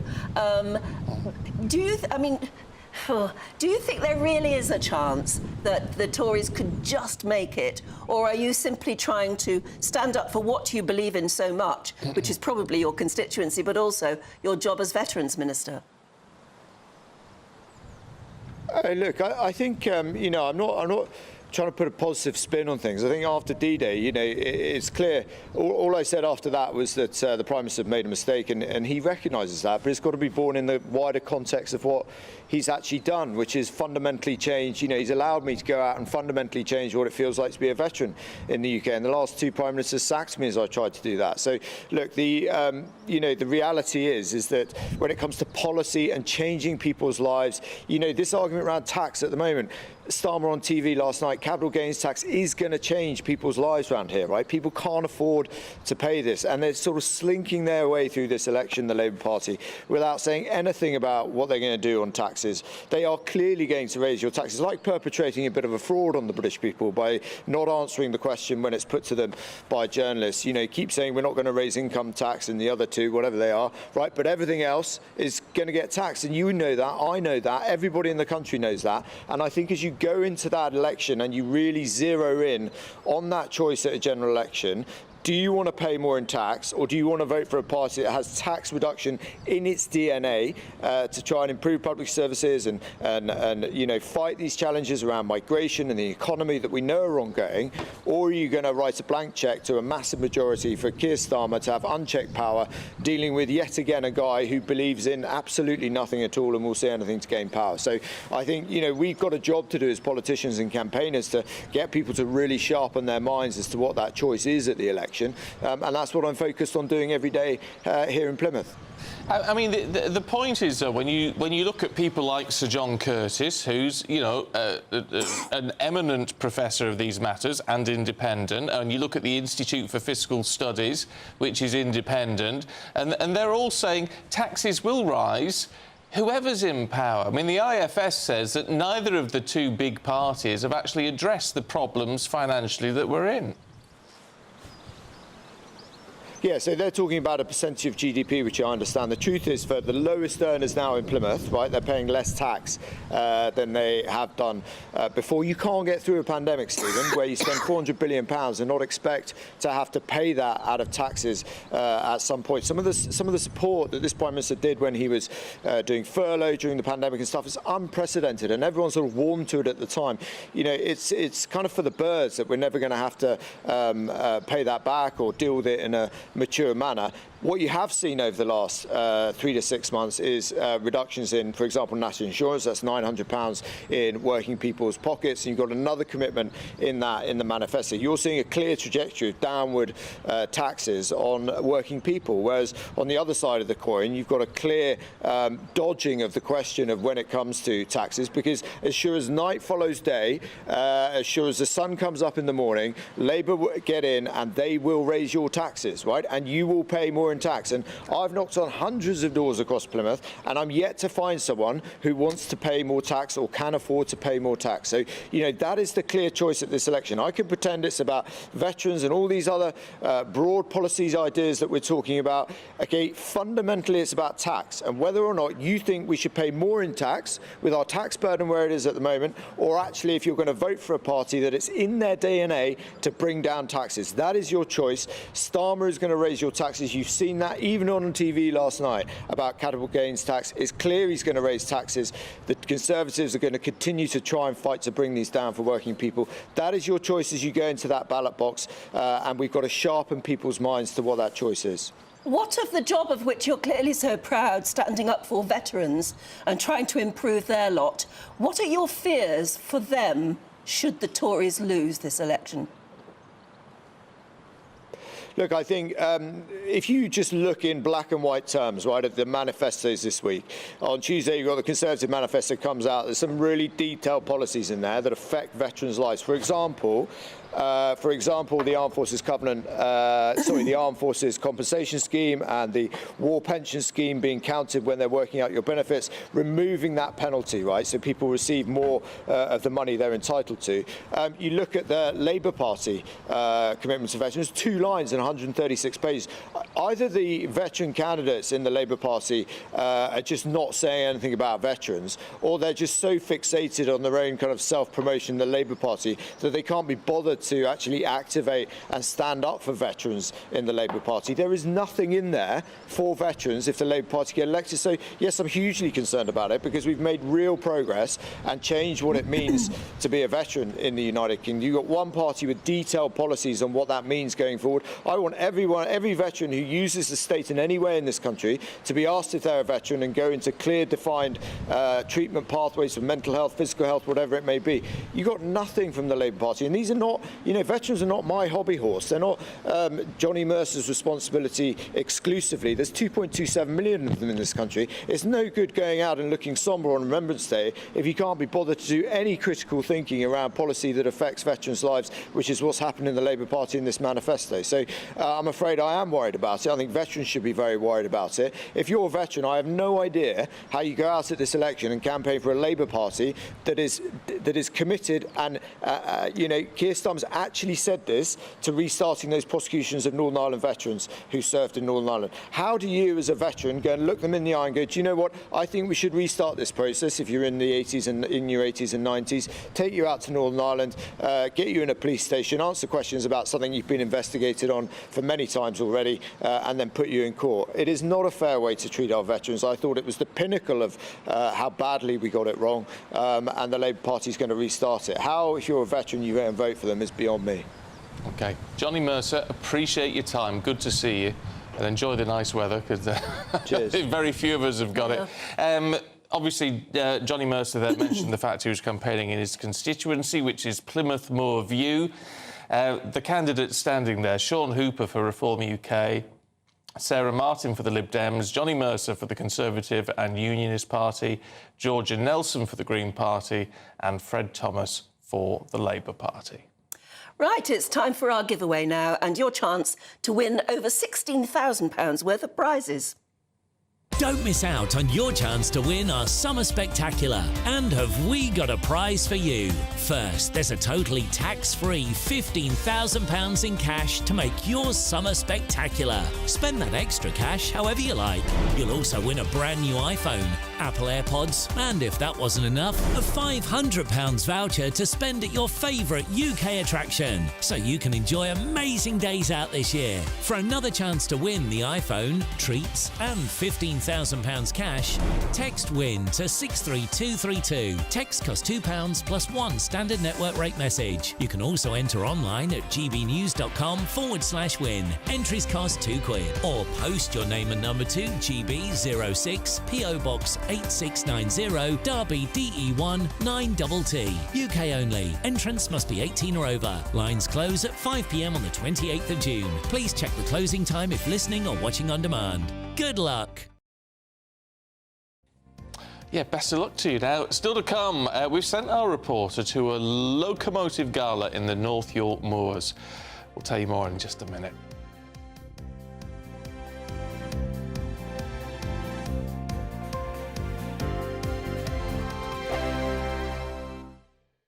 It's midday. Good afternoon, Britain. Your lunchtime update on the stories that matter across the UK. From breaking news and insightful analysis, inspiring stories and lively debates. Are you comparing yourself to a former Prime Minister? Which is it? Stay informed, stay updated, stay entertained. I just don't know how anyone would not want to be there. Every weekday from midday. We are Good Afternoon Britain, only on GB News. Britain's news channel.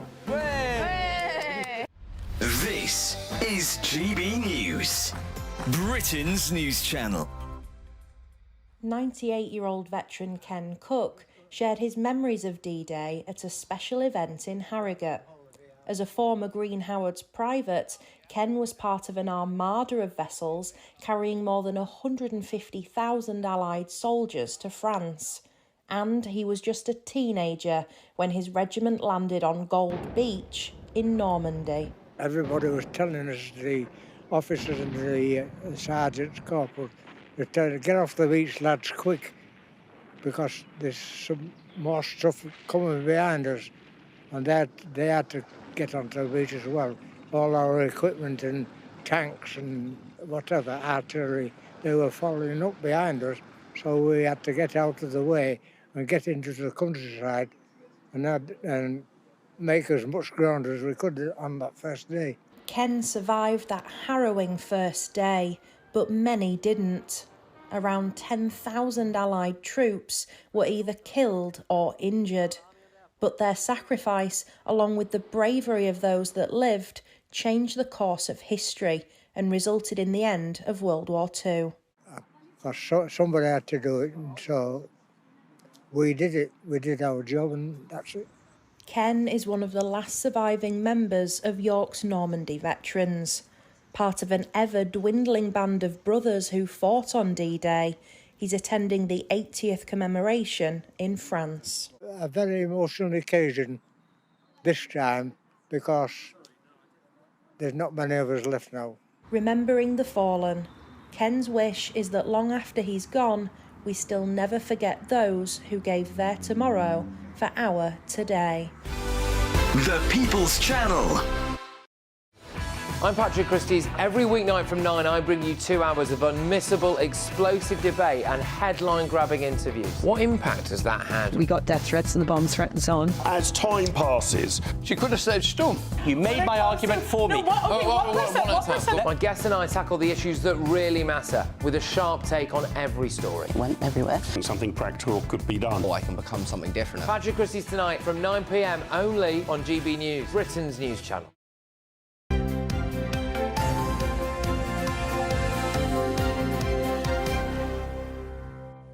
Hello again, it's 8:32. Now, this weekend, there's a diesel gala at the North Yorkshire Moors Railway, giving visitors the chance to step back in time into the world of heritage diesel locomotives. Yeah, reporter Anna Riley has been along to the start of what is a much-anticipated event. Diesel engines fully replaced steam traction in the 1960s. Now part of a bygone era, these heritage diesel locomotives were the backbone of Britain's rail network. At the North Yorkshire Moors Railway, visitors are transported back to this time at the Diesel Gala. They are kind of different from modern diesels that you see still running on the network in that they're individual locos and they make a good noise and they look great in the heritage liveries. So even though they're diesels, we still can recreate history, you know, and it's an opportunity for people to come and ride behind engines that ran in the late 60s, 70s and 80s. You know, it's like time travel, isn't it, almost? The traditional railway preserves the past and protects the legacy of heritage diesel and steam travel for future generations. Britain made the railways, so it developed worldwide from there. Steam is a lot more known, but the heritage diesel movement is growing because the old generation that saved steam and my generation coming through now, we remember them running. So that is building. We've got to train and pass on the skills that our forebears passed on to us. People here have travelled from far and wide to attend the Diesel Gala and ride behind historic locomotives. I feel like a kid again. The excitement of the railways. Always get excited when I see a railway station. It's just fun. Well, we've come for the diesel because my husband grew up in the time of the diesels and he wanted to enjoy this experience. I just like the trains and it's enjoyable to be on them and it's nice to see them, you know. I grew up with them. You know, they were around, you know, in my early train spotting age. Diesels don't get really celebrated that much because everyone's more interested in the steam engines. But it's good that we've got the gala's back up and running again. The event ends on Sunday and the weekend certainly seems on track to be a memorable one. Anna Riley, GB News, Gromont. Yeah, I could do that. I could really do that as a day out. Yes, I could do it as a day out. I prefer steam trains, but it's still a grand day out. Oh, yeah, it'd be great. Gromit. Oh, yeah. Grand day out, Gromit. Lovely. And I tell you what, it's lovely to hear some proper northern accents it is, on that. Isn't it delightful? Smashing. Right, let's see what the weather's going to do for you today. Here's Alex. A brighter outlook with Box Solar, sponsors of weather on GB News. Good morning. Welcome to your latest weather update from the Met Office here on GB News. There'll be some sunshine for most of us today, but also most of us will see at least 1 or 2 lively showers. A bit of a wet start for parts of North Wales, North West England and Northern Ireland. Elsewhere, for many, a dry, fine start, but the clouds will quickly start to bubble up and the showers will get going. Lots of them across Northern England, Southern Scotland. Slow-moving showers here, so quite a wet day all in all. At least in the south, the showers will zip through, so 1 minute fine and sunny. The next, you've got a downpour. Not too many showers for Northern Ireland, parts of central Scotland, but staying fairly wet across northern Scotland. Temperatures a little higher than they have been through most of this week, but then that's not too hard, is it? Temperatures still generally below average for the time of year.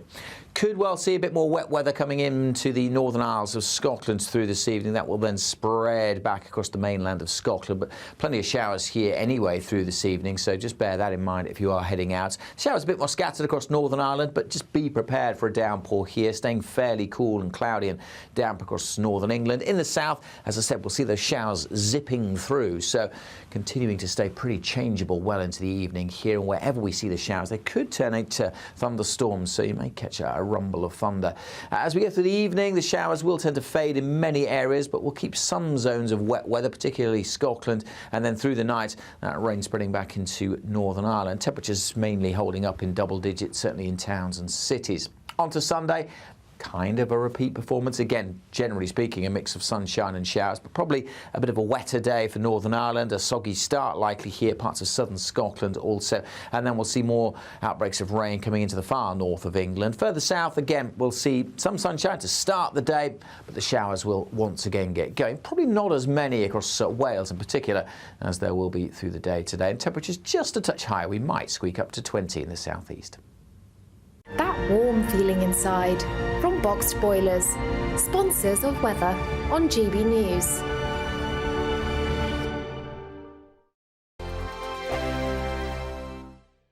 GB News is Britain's election channel. And when the big stories break, we're tackling them on Britain's newsroom. When we disagree, and we disagree a lot, it's even livelier than normal. We don't disagree that much. We do. His comedy, though, is revolting. I knew her, and unlike you. That explains Beverly Turner's temperament. It's a bit frosty in here, isn't it? You'll have one of me one day. Yeah, for dartball practice. Britain's newsroom on GB News. Weekdays, 9:30 a.m. GB News, the People's Channel, Britain's news channel.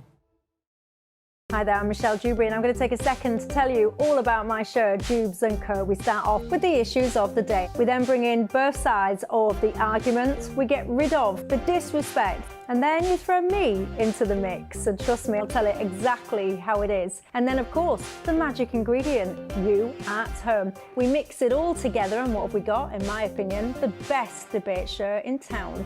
Monday to Friday, 6 till 7 on GB News, Britain's news channel.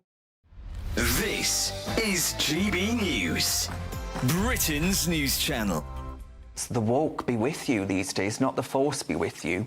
And Star Wars, you know, it was the one thing as a kid that brought me and my brother together pretty close, and I love it with all my heart. But ever since Disney took it over, this diversity, equity and inclusion has run rampant throughout it. And actually we've had the actress from the latest Star Wars spin-off, a series on Disney, actually saying that making white people cry was actually what she wanted to do. Have a listen. When people watch The Hate You Give, what do you want them to walk away with? Because I know everyone has a slightly different feeling. Well, I mean, white people crying actually was the goal.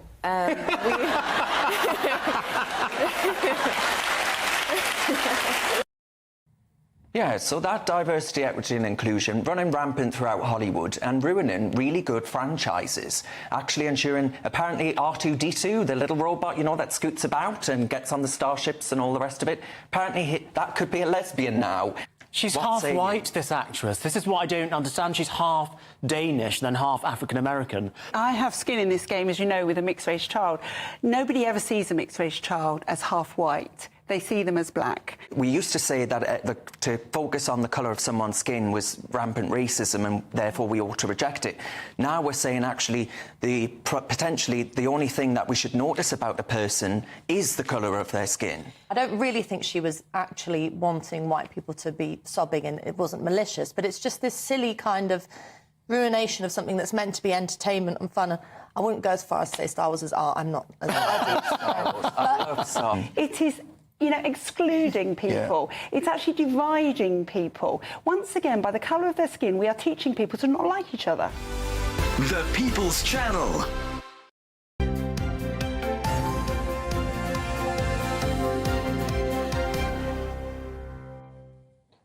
.40, good morning. Ada McGee is here.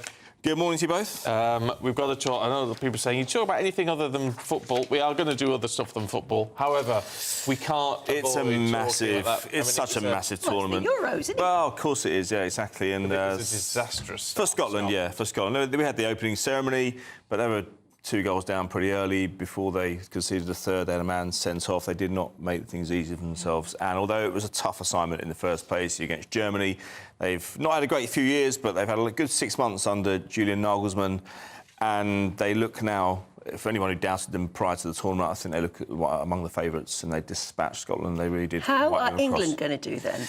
England, I have worries about the defence. John Stones has... It's tomorrow, isn't it? Tomorrow they play against Serbia in Gelsenkirchen at 8 o'clock tomorrow evening. I'm worried about John Stones just because he's been ill. He had a toe injury before that. We are really dependent on him being fit because the defence looks a bit weak in my view. We've got an overload of players in other positions. There's a little bit of an imbalance to the squad, but the group stages shouldn't pose too much of a problem for England. I mean, I think they should win all 3 games actually, but even who knows, 5 points would probably be enough. Well, it would certainly be enough, I would think.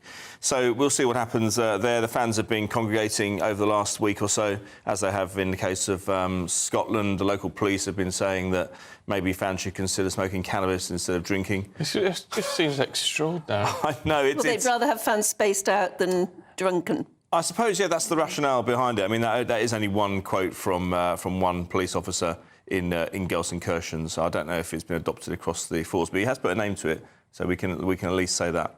Right. Very briefly then, let's look at the King's Honours. Yes. When it comes to sporting people. Yes, Are there any big names that have been on the subject of Scotland, I mean, we've got Graham Souness gets a CBE. Ali McCoist, the former Rangers striker, who won the league 10 times. He was on commentary last night on ITV for the Scotland game. He gets an OBE, and he doesn't end there for Scotland either. Also getting an OBE is the Scottish golfer. Do you remember Sandy Lyle?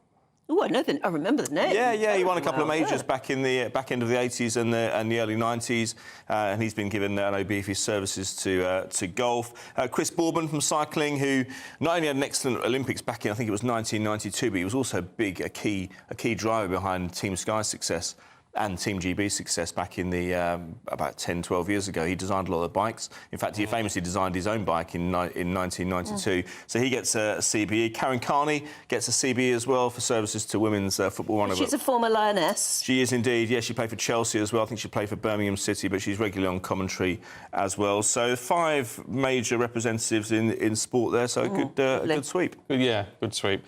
Can we talk about Rory McIlroy? Yes. Could we see him sweeping to victory in the US Open? Well, look, I'd say he has a reasonable chance. He's 3 under at the moment, but it's a mental thing with him now. I think he's clearly got the ability because he's done it before, and he's clearly at the top of the order of merit most years, and so he shows a very consistent level of performance year in, year out. But it's the majors. We've seen it in tennis before where world number 1s, world number 2s, world number 3s, they're constantly around there, but just can't seal the deal in terms of Grand Slams. We've seen it elsewhere in golf as well. Lee Westwood, top golfer for many years for Britain, but he couldn't quite seal the deal when it came to majors. We've just had... Luke Donald was another one, the Ryder Cup captain.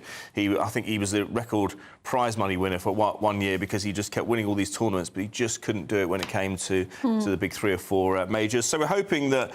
I mean, as I say, Rory McIlroy's done it before, so he does have experience, but he's 3 under at the moment. Ludwig Aberg is 5 under, the Swede. He was quite prominent in the Ryder Cup, but 2 big names missing the cut. Justin Rose, who won it in 2013, and Tiger Woods, who won it 3 times, of course. He was 7 under yesterday when I think the par was actually 5 under, so he's out of it for now. Don't know how many times more we're going to see him at the big events because it looks like we're winding down his career, but it's a good job he's achieved a few things already, isn't it? He's done quite well. He's had an amazing career, actually, hasn't he? And I've stocked up at the supermarket as well for the Euros. I'm having a few friends around. Oh, yeah. Yeah, we've got a picture of it, I think, just on screen. There I am.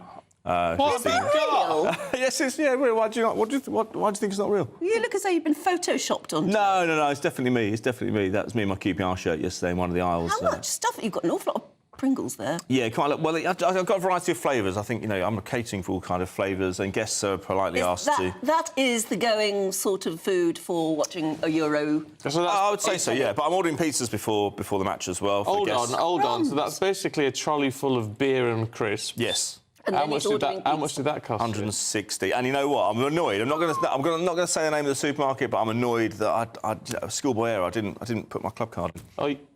Well, you've given it away by saying... my loyalty card, sorry. I could have saved a lot of money then. Yeah, probably 20 quid, yeah. Yeah, never mind, that's all right.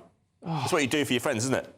Of course. It is. But guests are politely asked to take their shoes off when they come in. I don't want to preserve the carpet, that's the problem. It's spongy, isn't it, the carpet? It's like you want to preserve it. If you get people with their trotters around. Beer and crisps doesn't go well. No, it doesn't. I hadn't thought about that, actually. I need to do this more often, don't I? I'm not an experienced host. My friends keep saying it's about time I hosted something. Right. Well, there you go. Thanks for the invite, is all I'm saying. Oh, yeah, no, it's in the post. You'll be fast asleep in bed by Yeah, exactly, yeah. No, because I'm not working Monday. Oh, you stay up, will you? So if we come round. All right, yeah, fine. I think he's invited himself. Yeah, OK, fine, yeah. Well, it's going to be busy, Stephen. It's going to be a lot of football. That's all right. A lot of booze. I'll just be in the kitchen with all his friends talk football. They really talk. Oh, they're massively into it. Yeah, they are. And I've got lots of Creed there's lots of aftershave in the bathroom as well. So take your pick. Oh, for heaven's sake! It's great. He's got a very good fragrance collection. Right, get out. I will. See you later. See you tomorrow. Bye. Coming up, we're going to have a sneak peek at our very special Trooping the Colour show with Ellie Costello and Andrew Pearce. That's next.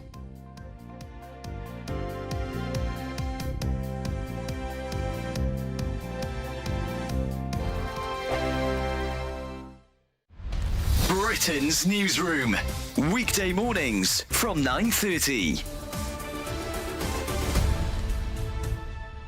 Tens of thousands of British troops joined Allied nations storming the beaches of Normandy. D-Day opened the long-awaited second front, of course, helping to liberate France from Nazi rule. So this isn't just a commemoration, is it, of the history, Cameron? It's very much a royal event. Yeah, it absolutely is, because, as we said earlier, the King, and by extension the royal family, has an incredibly important relationship with the armed forces. The King is Colonel-in-Chief, the head of the armed forces, so he knows the sacrifices that these people make. And his grandfather, of course, was monarch during World War II, and he spoke of his grandfather's frustration that he couldn't go across to Normandy on D-Day itself because it was far too dangerous. The British government wouldn't let him. Similarly with Churchill as well. But what he would have done is heard the stories from his grandfather and also his mother, Queen Elizabeth II. So the King and the Queen heard all these harrowing stories. And I think with all of that in mind, when we saw them yesterday in Portsmouth, I think the emotion perhaps overwhelmed the Queen, as we've seen on the front pages this morning. The King looked visibly moved as well. He gave a very heartfelt speech. And the King and the Queen during the war, Cameron, were incredibly important part of it, because there was a suggestion that the Queen and her children, which had been Princess Margaret and the future Queen, should be moved to Canada, to live in Canada during the war to protect them. And she said, I go where my husband goes. So she stayed in Britain. They stayed in Buckingham Palace. Buckingham Palace took bombs during the Blitz. There was the famous moment when she went to the East End and said, I can now look you in the eye, because the palace had taken bombs too. And the King's broadcasts, they were incredibly important to keep the British morale going. They absolutely were, and the King did eventually go and visit the Normandy beaches around 10 days after. The People's Channel. Are the newspapers getting you down? My wife didn't divorce me that month. Struggling to separate the wheat from the chaff? I know that it's a bit of a circus at the best of times. Well, don't worry. Headliners has got you covered. We'll take the burden of reading the day's news, and if we get depressed, who cares? It's an occupational hazard, frankly. That's Headliners on GB News from 11 p.m. till midnight, and the following morning, 5 till 6 a.m. on GB News, the comedy channel. Nah, just kidding. Britain's news channel. I'm Patrick Christie's. Every weeknight from 9, I bring you 2 hours of unmissable, explosive debate and headline-grabbing interviews. What impact has that had? We got death threats and the bomb threat and so on. As time passes, She could have saved Storm. You made my argument for me. My guest and I tackle the issues that really matter with a sharp take on every story. Went everywhere. something practical could be done. Or I can become something different. Patrick Christie's tonight from 9 p.m. only on GB News, Britain's news channel.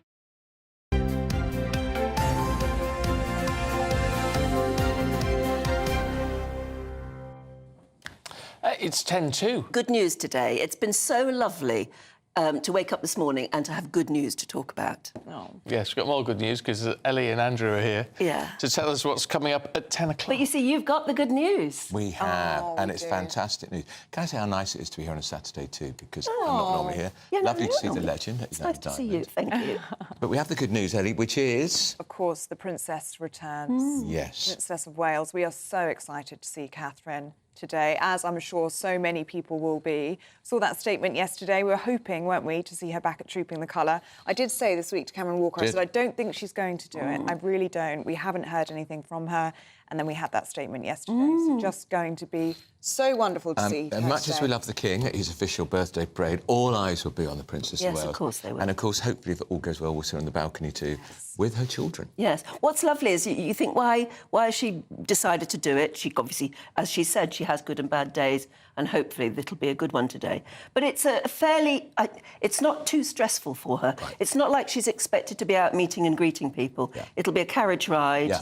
Standing at the window looking at the horse guards, and then a carriage ride back, and then hopefully a balcony. Yeah, and she said it's going to be take each day as it comes, because the treatment's ongoing. We learned from that statement. Lovely, charming photograph they've released of her. She is rock star royalty, isn't she? Oh, she is. She really absolutely is. is. She is. And I think that statement as well is family at the heart of it, isn't it? And it is going to be so lovely to see the family close and together once again. Yeah. And what she's doing for awareness as well, to talk about chemotherapy, to talk about the good days and the bad days. See, the chemotherapy has had me worried for a long time. For her hair. I know that's obviously for her health. Yes. But this is a woman whose hair is her crowning glory. She clearly loves her hair. We know she does. And doesn't it look beautiful in that photo? I know. And I've just been so thrilled to see that picture was taken during this week, I think. Yeah. And so we know that as far as that's concerned, she's okay. But she's still got more rounds of chemotherapy to go. She has. She must be very ill, you know. Yeah. I mean, that's right. I think to say that she's not out of the woods yet, I mean, it does suggest we haven't seen her since Christmas Day, have we? No. So almost 6 months now. She's still undergoing treatment. We know that from that statement. What time does it start? Around 10:45 is when the King will leave Buckingham Palace. He'll then make his way down the Mall, of course, to a Horse Guards parade. That's where he'll inspect the troops. We'll see the rest of the royal family in the carriage as well. He'll be in a carriage too. Because He'll be in a carriage last year he was on horseback, today. but that was before we knew about the cancer diagnosis. It is extraordinary, isn't it? The King and the Princess of Wales, two of the mainstays they really of the are. monarchy in the wars, literally. And you think about the children. Grandad and Mummy have got cancer. And that must be pretty scary too. It's a plight for so many of our families who are watching. It almost levels them in a way, doesn't it? But we've so many messages already saying we want to see what she's going to wear. Yeah. Well, I imagine she'd be in green, wouldn't she, as Crown of the Irish Guards? Yes. She will probably be in green. That's what we saw her wearing last year. But we haven't actually seen, we'll have to double-check this with Cameron Walker, but I don't believe we've seen Princess Charlotte or Prince Louis this year, because obviously we haven't seen their mother. No, we've only seen Prince George. Photographs. We've seen photographs, you're Birthday right, pictures. yes. That's it. So I think even just seeing the family together in that carriage will just be and so is that wonderful little imp today. going to misbehave? I hope so. I hope so too. Say that, yes. Because she'll be dreading it. Yeah, but the other thing is Keeping whether faith or on not that dose. we've covered carriages or not, because apparently it's going to rain. Don't say that, Anne. We can't say that. well, it's going to be wonderful, beautiful. Unlike Saturday. the Prime Minister, they will be armed with brollies. Well, I hope so, yes. And unlike the Prime Minister, they won't allow themselves to get completely sodden. No. It's not a good look. Never it is would, not a good look. No, absolutely. No, it'll be brilliant. Yes, we'll have a special programme for you up until about 1:30 today. Oh, won't we? that? Yeah, I didn't realise that either. Don't tell me that. Have to earn your money for once, Andrew. 1:30 today, and we've got the legendary Alistair Stewart with us. Right. Yeah, it'll be a great programme. It will be wonderful. Thank you both. See you later on. Here's your weather. A brighter outlook with Box Solar, sponsors of weather. on GB News. Good morning. Welcome to your latest weather update from the Met Office here on GB News. There'll be some sunshine for most of us today, but also most of us will see at least one or two lively showers. A bit of a wet start for parts of North Wales, North West England and Northern Ireland. Elsewhere, for many, a dry, fine start, but the clouds will quickly start to bubble up and the showers will get going. Lots of them across Northern England, Southern Scotland. Slow-moving showers here, so quite a wet day all in all. At least in the south, the showers will zip through, so 1 minute fine and sunny. The next, you've got a downpour. Not too many showers for Northern Ireland, parts of central Scotland, but staying fairly wet across northern Scotland. Temperatures a little higher than they have been through most of this week, but then that's not too hard, is it? Temperatures still generally below average for the time of year.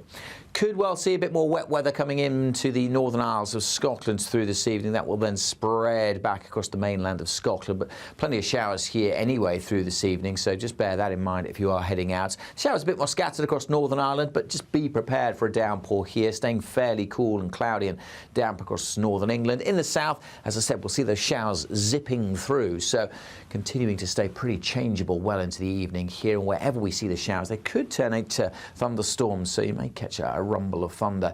As we get through the evening, the showers will tend to fade in many areas, but we'll keep some zones of wet weather, particularly Scotland, and then through the night, that rain spreading back into Northern Ireland. Temperatures mainly holding up in double digits, certainly in towns and cities. On to Sunday.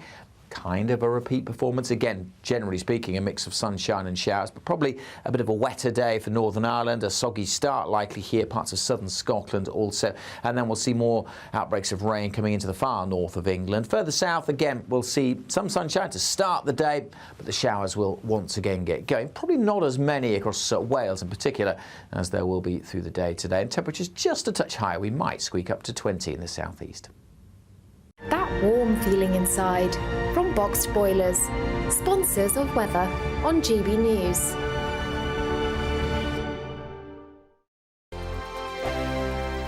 There's still time to win our Summer Spectacular with an incredible trio of treats, and you could win them. First, there's a fabulous £15,000 in tax-free cash to ensure this summer is special. What would you spend that on? Next, you'll also receive the latest iPhone 15 and a set of Apple AirPods. And finally, £500 to spend at your favourite UK attraction. For another chance to win the iPhone, treats and £15,000 cash, text prize to 63232. Text costs £2 plus one standard network rate message. You can also enter online at gbnews.com/win. Entries cost £2, or post your name and number to GB06 PO Box 8690 Derby DE1 9TT. UK only. Entrance must be 18 or over. Lines close at 5 p.m. on the 28th of June. Please check the closing time if listening or watching on demand. Good luck. Martin Daubney, weekdays from 3 p.m. Helen Worth, who of course plays Gail Platt in Coronation Street, is going to leave the soap after an epic 50 years. I'm joined now by another Corrie legend, Charlie Lawson, whose character, of course, Jim McDonald, lived across the cobbles from Gail Platt for many years. Welcome to the show, Charlie. I can see you looking at those images there, and it has to be said, fantastic acting. In 50 years, many of us just grew up with these characters and basically think they're part of our family. Can you shed light on some of your happy memories of the talent of Helen Worth? We saw each other every day. She was a consummate professional and still is. This initially surprised me, but then I thought about it, and I'm frankly not surprised. Having spoken to certain senior members of the cast over the last period of time, you know, when Helen joined, or even when I joined, there was a cast of 25. I would put another 75 on that now, perhaps. It's a different animal now, totally, you know, 4, 5, 6 episodes a week. When Helen started, it would have been 2. She lives in London. She's not getting any younger. And she's done 50 years, for God's sake. Nobody can ask any more of that. And listen, Helen, look at that wee smile. God bless you, darling. I hope you have a great retirement. The trouble with actors is that we very, very rarely hang our boots up unless the bank balance is full, which it very seldom is. But also, we live for attention. And when you're in the most famous program on the planet, that attention 9 times out of 10 is an extremely good experience. The People's Channel.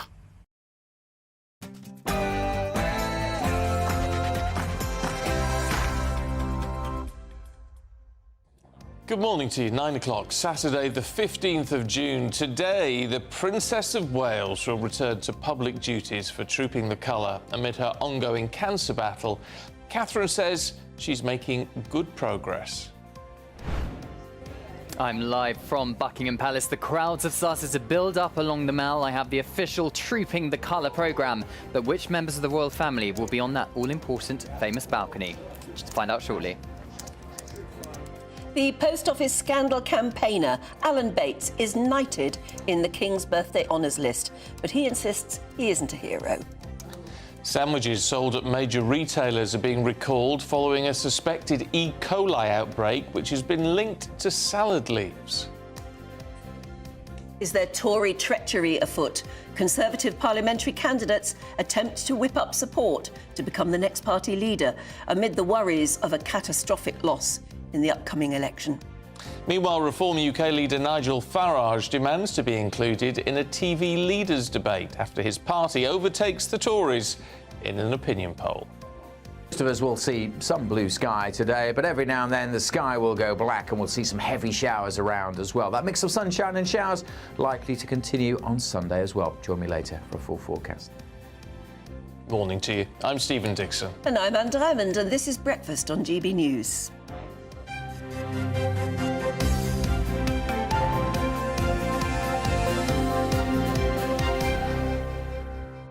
Well, it is positive news to start off with today, which makes such a welcome change, actually. And it is, of course, that the Princess of Wales has announced that she is returning to some very limited royal duties. In a statement that she released yesterday, alongside a new picture of Catherine, she says she's making good progress after her cancer diagnosis and that she'll attend Trooping the Colour later today. As she goes on to say, she's been blown away by the kind messages that we've all sent, but she's not out of the woods yet.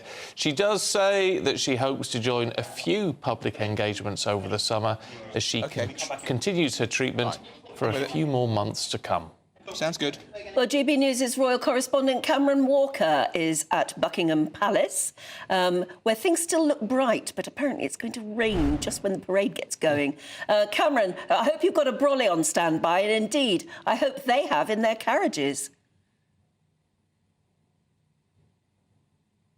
If the heavens do open, we're not going to get wet. Neither is the royal family, luckily, because perhaps there'll be some adaptations made in terms of who's travelling in which carriage. If we can just take a shot of the balcony, there's been a couple of royal staff members hoovering the balcony ahead of that all-important appearance by members of the royal family following the King's birthday parade. But as you've been saying, the Princess of Wales will be attending her first public engagement, the first time since Christmas Day last year. She is still undergoing cancer treatment. She said in her very personal, intimate letter yesterday, she has good days and bad days with her health. More on her later. But of course, today is all about celebrating the King's official birthday. He himself has been undergoing cancer treatment, and I was lucky enough to attend the rehearsal for the parade a few weeks ago, the khaki rehearsal, the tech rehearsal, if you like, and I spoke to Lieutenant Colonel James Shaw, the Brigade Major of the Household Division. Now, he's the guy who will be leading the royal procession down the Mall in front of the King on a horse, and this was his reaction to the King taking part today. It's absolutely amazing news. I've literally just got off my horse, and to hear that just changes everything. The King is our Colonel-in-Chief, so now he's on parade. It's just wonderful to know, and the birthday parade needs to be even better than normal. The Princess of Wales, who will not be taking part in the Colonel's review this year, is that a disappointment? Well, we wish the Colonel of the Irish Guards the best of best wishes for her recovery, and again, the Irish Guards are hugely proud to have her as their Colonel and want to put on a really special show this year. So over the last couple of years, we've had the very sad demise of Queen Elizabeth II, the state funeral, the coronation. Now we're in trooping. Is it a bit quieter this year? Can you focus more on trooping the colour, or is it as busy as usual? It always seems to be busy. We always think next year will be quieter. It's a little bit quieter because we haven't got those big state events. But as we were talking about earlier, just with the news of the King, we've got to make this birthday parade really special for our Colonel-in-Chief and just repay some of that amazing service that he's still showing at the moment. Yeah, repay some of that amazing service. That was Lieutenant Colonel James Shaw, Brigade Major of the Household Division. Well, I'm delighted to say I'm joined by the editor-at-large at the Mail on Sunday, Charlotte Griffiths. Welcome to GB News. First of all, your initial reaction to the Princess being back on public duties for the first time in 6 months.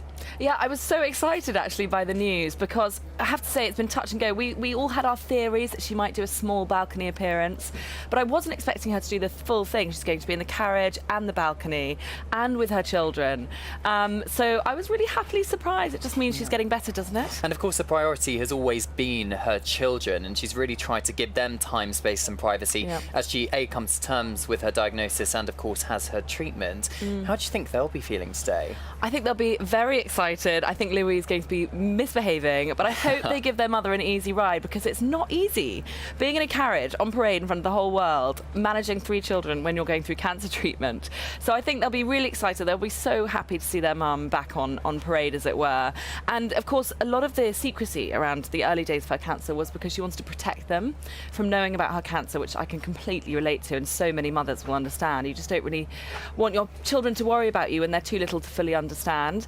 But I think now that they're seeing her back in her full glory, hopefully, they might think, you know, it might be very positive for them and sort of heartwarming, I think. Yeah, of course, and we've seen the crowds build steadily over the last few hours here outside Buckingham Palace and down the Mall. They'll be incredibly excited to see the Princess as well, and of course the King, whose King's birthday parade it is. I think everyone here is going to be so excited. You can really sense it here, actually, live on the ground. And I think there'll be a bigger crowd, actually. I don't want to sort of undercut Charles's presence, but I suspect a few more people will roll out today because they'll be desperate to see the Princess of Wales. And, you know, she might even overshadow her father-in-law a little bit and upstage him, but I don't think he'll mind. I think he really adores his daughter-in-law. And he'll be very happy to see her, you know, being adored by basically the general public and her fans. Yeah, we've had that statement from a spokesperson for the King saying he's delighted his daughter-in-law is going to attend. And I think that perhaps shows the really close bond between the two of them. Totally. And I think it's actually a bit of a lesson to Harry because this family, he says, you know, doesn't protect one another. But I actually think today is a really strong example of the opposite. I think that, you know, they've really kind of come round Kate.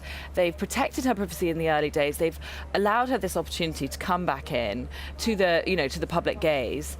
And I think they obviously are very protective over her, and probably because they know perfectly well she's the star, the crown jewel in the royal family. And of course we've got 2 separate protests going on the Mall today. The inevitable Republic protest, but we've got a big counter protest right next door. Yeah, so behind us there are these big yellow flags saying "Not My King," but they're completely surrounded by adoring public who obviously love the royal family. So I think they're a little bit outnumbered, and probably a bad idea for them because who knows, the mob could turn on them if they're not careful. But there is a counter protest trying to sort of crowd out the yellow flags, basically. And they've done quite a good job behind us, actually. Now, of course, the Princess of Wales, Colonel of the Irish Guard. Charlotte will come back to you shortly, but I was also very lucky enough to speak to the Irish Guard's mascots and his handler, drummer Ashley Dean. Now, Seamus is an Irish wolfhound, and this is what drummer Dean said about his role in today's parade. He tends to lead all the battalion on parades. So if, for example, if we do a King's Guard, he will lead the blokes and that into the Buckingham Palace or into Windsor Castle, for example. But he will always lead the Irish Guards in front. And how long has he been a mascot for? So he's been a mascot for 3 years now. He's 4 years old. So he's pretty used to all of this? Yeah, he's used to it all. Sometimes now and again, if he's not done it for a while, he doesn't like the sound of the bass drum, but as soon as it gets going, he's all right. And who looks after Seamus when he's not on parade or doing something official for the army? So he lives with me 24/7. Got a big bond between you two then? Yeah, I can't leave him out of my sight. Now, speaking of animals working on the parade, over 200 horses, or around 200 horses, taking part, including 3 of the military horses. If you remember, a few weeks ago, which bolted after being spooked by some building debris falling to the ground. 3 of them back on public duties today. Charlotte Griffiths, editor-at-large, Mail on Sunday, still joins me. There has been some opposition from animal rights protests about these 3 horses taking part. Well, I think that's unfair because they've come through. They're actually somebody will be looking after these horses, much like we're looking after Kate in the crowds today. We'll be wanting to see that they've recovered too. And I don't think it's fair to protest against them being here because actually it's a sign that they're getting better, and they were quite injured at one point, and 2 of them are still injured and recovering. But, you know, the military has really looked after these horses and nursed them back to health, you know, with a lot of love. I've spoken to some members of the MOD who said that, you know, they were really worried about these horses and they care about them. Yeah, and they certainly are well looked up after. And just before we let you go, Charlotte, of course, we've got to talk about the famous balcony shot. It's that staple point in the year, isn't it, when we see who's in favour, who's out of favour. Yeah. What are your bets on who's going to be on the balcony? Well, they're very strict about it being working royals on the balcony, and so I think we'll obviously see all the working royals. My personal opinion is I'd quite like to see Beatrice and Eugenie. They're not working royals, but they are glamorous. They are loyal to their Uncle Charles, and they are, you know, they've really been on duty actually this early summer, looking after their cousin William and Charles. So I hope that they're up there. I hope they get allowed onto the balcony, and the Queen would have wanted them there too. I was going to say, because we saw them to help Prince William out at the garden party at Buckingham Palace just a couple of weeks ago. Yeah, they're really kind of the support team. I mean, some people unfairly call them the B team, but it's actually quite a good joke because of Beatrice being known as B. But they're there. They've come in to help the family, bring in that kind of glamour, a bit of youth, because, you know, the balcony is a slightly older balcony. You know, the Gloucesters are kind of getting on a little bit. So it'd be quite nice to have a bit of colour and a bit of youth, and Beatrice and Eugenie are kind of cool young royals, and I think they deserve a spot up there. Showing the next generation. Watch this space. Charlotte Griffiths, thank you very much. Of course, we're going to be bringing you all the latest balcony news right here on GB News. Our special Trooping the Colour programme kicks off at 10 o'clock this morning, so keep tuning in after breakfast. Lovely. Cameron, thank you very much indeed. I have to say, I do quite like Beatrice and Eugenie. Yeah. I wouldn't have thought they were cool. They've stepped up, haven't they? But they have stepped up, and we do need those younger royals coming through, and you can't tarnish them because of the sins of their father. No. Or whatever. They do seem to be... No, they've stepped up. They behave like royals, don't they, actually? The interesting thing I was thinking of as well, that soldier who looks after the Irish Greyhound, is it Irish Wolfhound? Yeah. Yeah. I mean, that is a hairy dog. And if he also has to look after his bearskin, because they do, don't they? Oh, yes. They have to... He has a lot of brushing There'll be a lot of brushing to do. Yeah, in that house. Yeah, I mean, bless him. That dog, they always look a bit... the wolfhounds always look a bit rough around the edges to me. They do, don't they? But that's the look. Just a look. But his Seamus is quite a thing. I saw him at the Jubilee. Yeah. He's quite a thing. He's a big boy. They're big, yes, they are. That's what I mean. That house will be full of very hairy things. I mean, probably not the only dog either, is it, in the house? No, well, I don't know where he'll be kept. Well, they take them home, I think. Do they? I think they take personal charge. I think so. But anyway, so we'll see him. Let's hope he's got an umbrella over him as well. It'll be... He'll look very wet dog. He will look very wet dog. But it's going to be a lovely thing. It'll be nice to see all the boys and girls out as well in their uniforms, looking fantastic. I'm really watching looking forward to it. The horsemanship, which is incredibly difficult, actually. I don't know how they do it.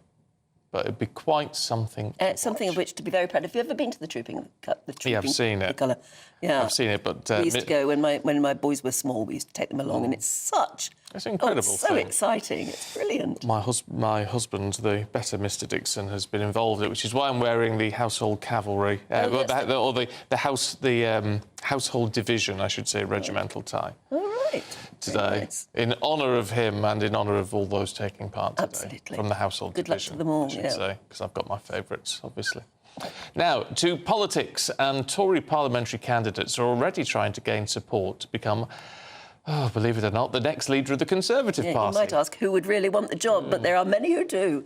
And, of course, this is all happening whilst it's feared that Rishi Sunak could face a total election wipeout on July the 5th. Well, meanwhile, with a bit of wind in his sails, Reform UK leader Nigel Farage has demanded to be included in a BBC election leaders debate. And that, of course, because, certainly in one opinion poll, Reform came second behind Labour. And that's why Nigel Farage then declared himself, or the party, to be the official opposition, claiming that a vote for the Tories would be considered a wasted vote. We're going to get stuck into some of that in just a moment, but first let's have a look at the key points from yesterday.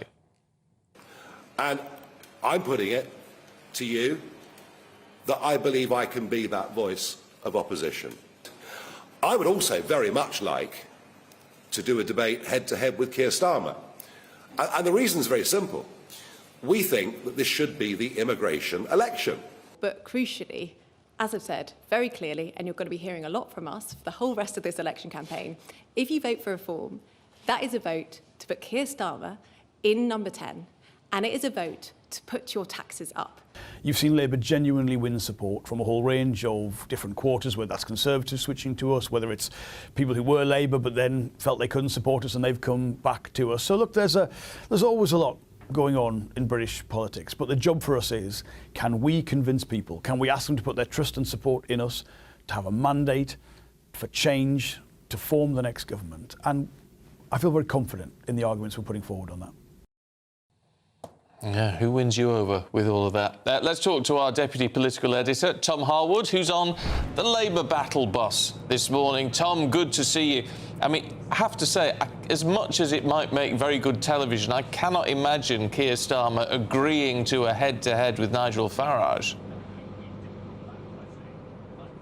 No, I really can't either. Ultimately, what Keir Starmer wants to do is sail through the next 3 weeks of this campaign in the way he sailed through the last 3 weeks of this campaign. There's a theory going around that Keir Starmer once found a magic genie inside a lamp, which of course has been granting him wish after wish after wish throughout this election campaign. First, the Conservatives start fighting like rats in a sack. The SNP starts imploding. Of course, he has been really quite lucky with his political opponents, and then Nigel Farage enters the fray. We of course saw that one poll this week that saw Reform UK just nudge 1 point ahead of the Conservatives. There's been another poll after that that shows they're just a couple of points behind, but the direction of travel is clear. I think one note of caution when we're looking at the polls there is we're starting to see a slight drooping of the Labour vote as well, but ultimately that doesn't matter all so much, because the gap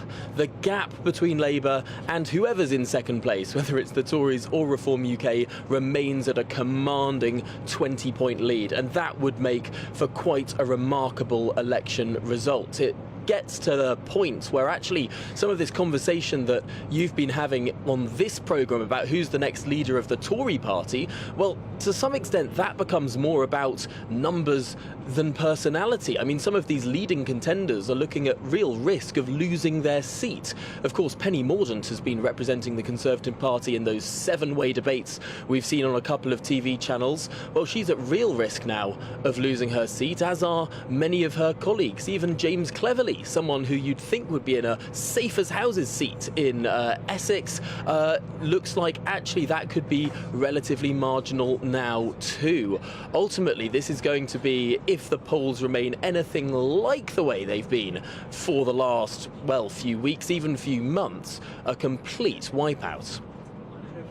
Has been very careful, and on many times and occasions he's sort of said we mustn't get complacent. Obviously, looking at the polls, it would be a temptation. But does that mean that all he's going to do for the next 3 weeks is just sort of be boring? That's precisely what he's going to do for the next 3 weeks. One of the most remarkable things about the Labour Party's manifesto when it was launched. Oh, apologies. That's the trouble with travelling on a bus. Yes. I mean, I think it's pretty amazing. Don't you sometimes pinch yourself? Isn't it incredible that we can do all video that link-ups with somebody on a bus? I know it used to be very, very expensive and very dodgy trying to get a link up with anywhere. So stuff like that is phenomenal when it works. Yeah. Interesting, though, what Tom was going to say, I imagine, is that there was very little in the Labour manifesto. Yes. It's policy light, it's detail light. But then why would you want to do anything remotely controversial at the moment? Yeah, exactly. You just don't need at to. the moment, isn't it? The issue is, and actually it applies to the Tories as much as it applies to Labour getting in, and we've heard it from lots of people, the IFS, the Institute for Fiscal Studies, but also now John Curtis. So John Curtis, who you'll have seen on this programme many times, he's really one of the most well-respected pollsters in the country. Using language in this piece, actually, it's in The Guardian, which you don't hear him use on television, saying they're all telling a load of porkies. Despite all the talk of taxes not going up, taxes are going up in the next Parliament. And that's what nobody wants to talk about, of course. But he's following on from what the IFS says, which is there's either going to have to be an increase in taxes of some description or a significant cut of public services. One of the two, because otherwise... No matter who gets in. No matter who gets in. Because the budgets just we do know not it, balance. I think. We feel it, don't we? Things aren't good enough at the moment. The climate isn't good enough. So it's like no one's selling us that golden ticket. Yeah. But then if we bought into that, would you really expect them to deliver that?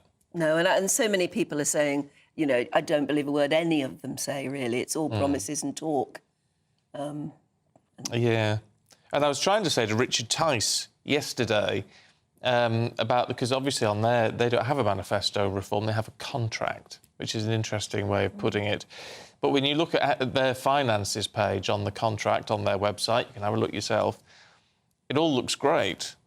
But how do you know if it actually makes any sense? They're successful business people, though, aren't they? Well, they are. And Nigel Farage.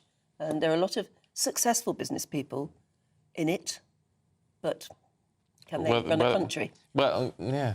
Or run a party, political party. So that's the thing. So it's like with all of them, doesn't matter who you support, there's so much you've got to take on trust, and that's where we're lacking. And even if Labour do get in with a stonkingly high majority, the parties that then will be planning and plotting for the next election, can they turn themselves around enough to be proper contenders in then? 5 years, yeah. Or do we give Labour, 2 terms or more? Well, who knows? Who knows? Who knows? But I'll tell you what I do find interesting is that I've never, ever known so many people... I know you say it's a bit of a dreary campaign, but I've never known so many people talk about a general election and predominantly saying, I don't know who to vote for. Exactly, yes. It's just don't know who to vote for. Stunning. People who have always been either, hard and fast Tories or Labour or whatever are... as you said, there's an awful lot of don't knows out there. An awful lot. So will you just say, well, I'll vote for Labour because it looks like they're getting in anyway, I'll stick with the Tories, bet the devil you know. Or you vote for Reform and give them a chance. Give them a chance. It's really difficult to know. It is really, really difficult to know. It's becoming more interesting, this election now, isn't it? But, of course, all these people who are debating this in great detail now, in seats where there's almost a guaranteed result. So it's difficult to... But also, I've known a lot of people change their minds. They've said to me, someone last week said, I've decided I'm voting Conservative. And then last week said, actually, I think I'm going to vote Labour. And what changed their mind? D-Day? D-Day has played into it, I've got to say. Someone else who normally votes Lib Dem saying they were thinking about reform. So, I mean, it's... And if Nigel Farage were to get his wish, which he won't, which is to go head-to-head with Keir Starmer, he would be impressive. Yeah. And he knows he can do it, whereas Keir Starmer doesn't have the charisma. No. Would that change anyone's mind at all? I think it probably would. I think it probably would. But the problem is you can't... Again, it's like where you're taking the finances on trust, because we're not forensic accountants. Is charisma enough to... Is that enough? Yes, it's enough to say, give Reform a chance, because the more votes you give them, the more they can, in the next 4 years, build themselves into a bigger party. Anyway, I don't know who does. That's what's going to make election night rather interesting for you.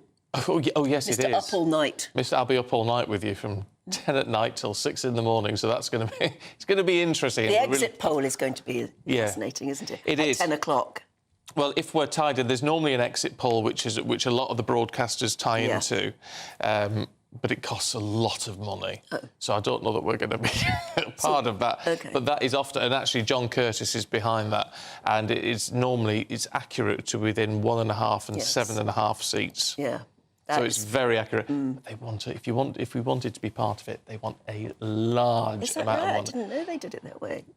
Oh, like enough to employ about 6 nurses for a year. Wow. So I don't think we'll be taking part in that. Because it's always a fascinating moment. It is. When the polls close and then they say, right, this is the exit poll. Yeah. And it's usually right, isn't it? Yeah. It's usually right. But anyway. Well, anyway, you're going to be on air from 10. From 10. Right through the night. Yes, we haven't released that detail yet. But Oh, right, so well, you've broken it. Well, there you go. Yeah. But what is fascinating is we are going to probably see, you know, you'll be going live to various constituencies. Oh, yeah, all night. And you will have those moments, those historic moments, I think, this time. I mean, fascinating Portillo moments, they call them. don't Yeah. Right, OK, let's see what the weather's going to do for you today. It was starting to look a bit grey at Buckingham Palace. Is it going to rain where you are? Here's Alex. A brighter outlook with Box Solar, sponsors of weather on GB News. Good morning. Welcome to your latest weather update from the Met Office here on GB News. There'll be some sunshine for most of us today, but also most of us will see at least 1 or 2 lively showers. A bit of a wet start for parts of North Wales, North West England and Northern Ireland. Elsewhere, for many, a dry, fine start, but the clouds will quickly start to bubble up and the showers will get going. Lots of them across Northern England, Southern Scotland. Slow-moving showers here, so quite a wet day all in all. At least in the south, the showers will zip through, so 1 minute fine and sunny. The next, you've got a downpour. Not too many showers for Northern Ireland, parts of central Scotland, but staying fairly wet across northern Scotland. Temperatures a little higher than they have been through most of this week, but then that's not too hard, is it? Temperatures still generally below average for the time of year.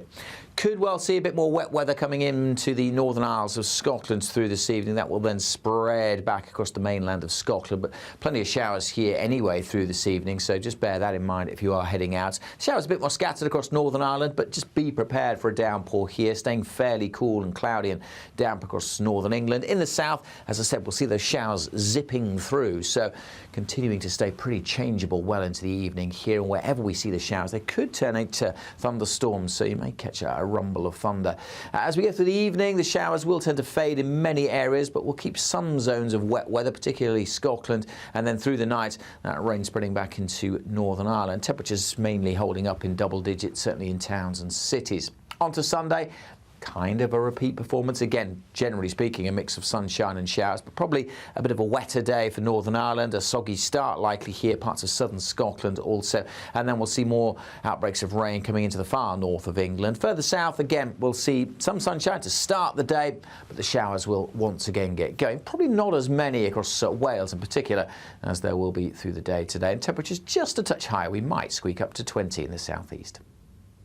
That warm feeling inside from Boxed Boilers, sponsors of weather on GB News. Just got to say, Mick Malone's got in touch saying Reform's contract is not out till Monday. The final version isn't out till Monday. If you look at the website now, you can see what the contract is there, but they call it a work in progress. So it's there. Which is fair enough, actually. It's quite honest, isn't it? Saying we haven't quite figured it out yet. It's unusual. It's new, it's different, so, but there you go. So, Mick, you're quite right. The final version Monday, but if you want to look at where they are now, it's on the website. OK. Right, it's time for our giveaway now, and your chance to win over £16,000 worth of prizes. Here's how. Don't miss out on your chance to win our Summer Spectacular. And have we got a prize for you? First, there's a totally tax-free £15,000 in cash to make your summer spectacular. Spend that extra cash however you like. You'll also win a brand new iPhone, Apple AirPods, and if that wasn't enough, a £500 voucher to spend at your favourite UK attraction, so you can enjoy amazing days out this year. For another chance to win the iPhone, treats, and £15,000 cash, text WIN to 63232. Text costs £2 plus one standard network rate message. You can also enter online at gbnews.com/win. Entries cost £2, or post your name and number to GB06 PO Box 8690 Derby DE1 9TT. UK only. Entrance must be 18 or over. Lines close at 5 p.m. on the 28th of June. Please check the closing time if listening or watching on demand. Good luck.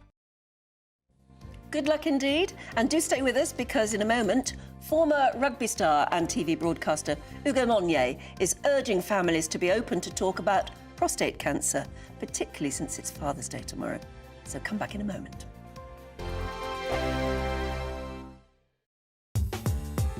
I'm Christopher Hope. From pop stars to politicians, I'll interview anybody in a pub who's got a political opinion. Join me every Friday on Spotify, Apple Podcasts, YouTube or gbnews.com, or wherever you get your podcasts.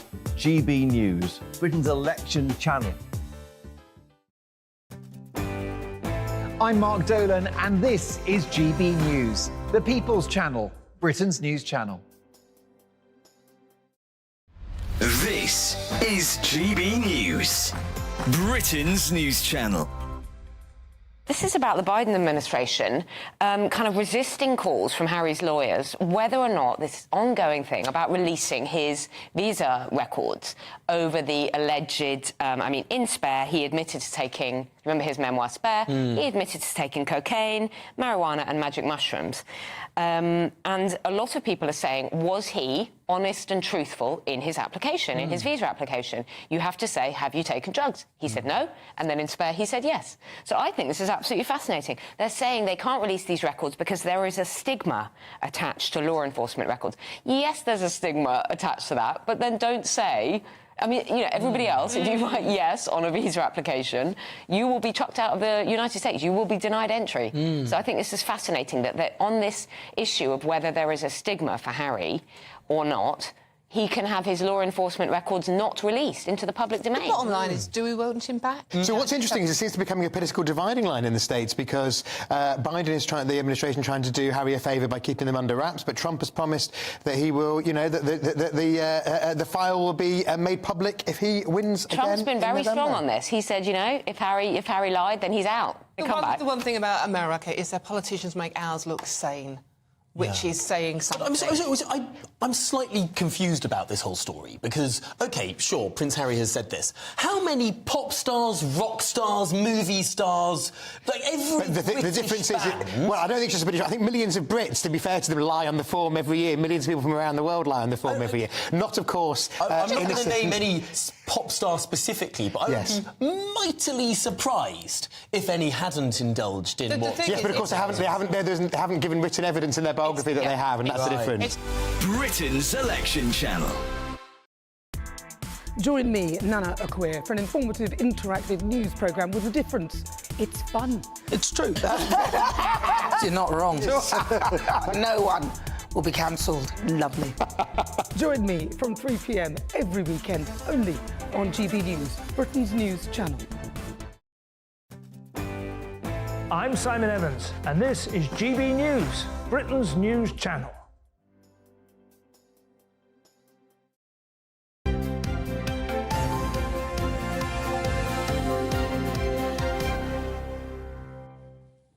Hello again. Can I just tell you this? I don't know. Yes. I mean, it's in the Mirror, and it's in one of their side columns when they're talking politics.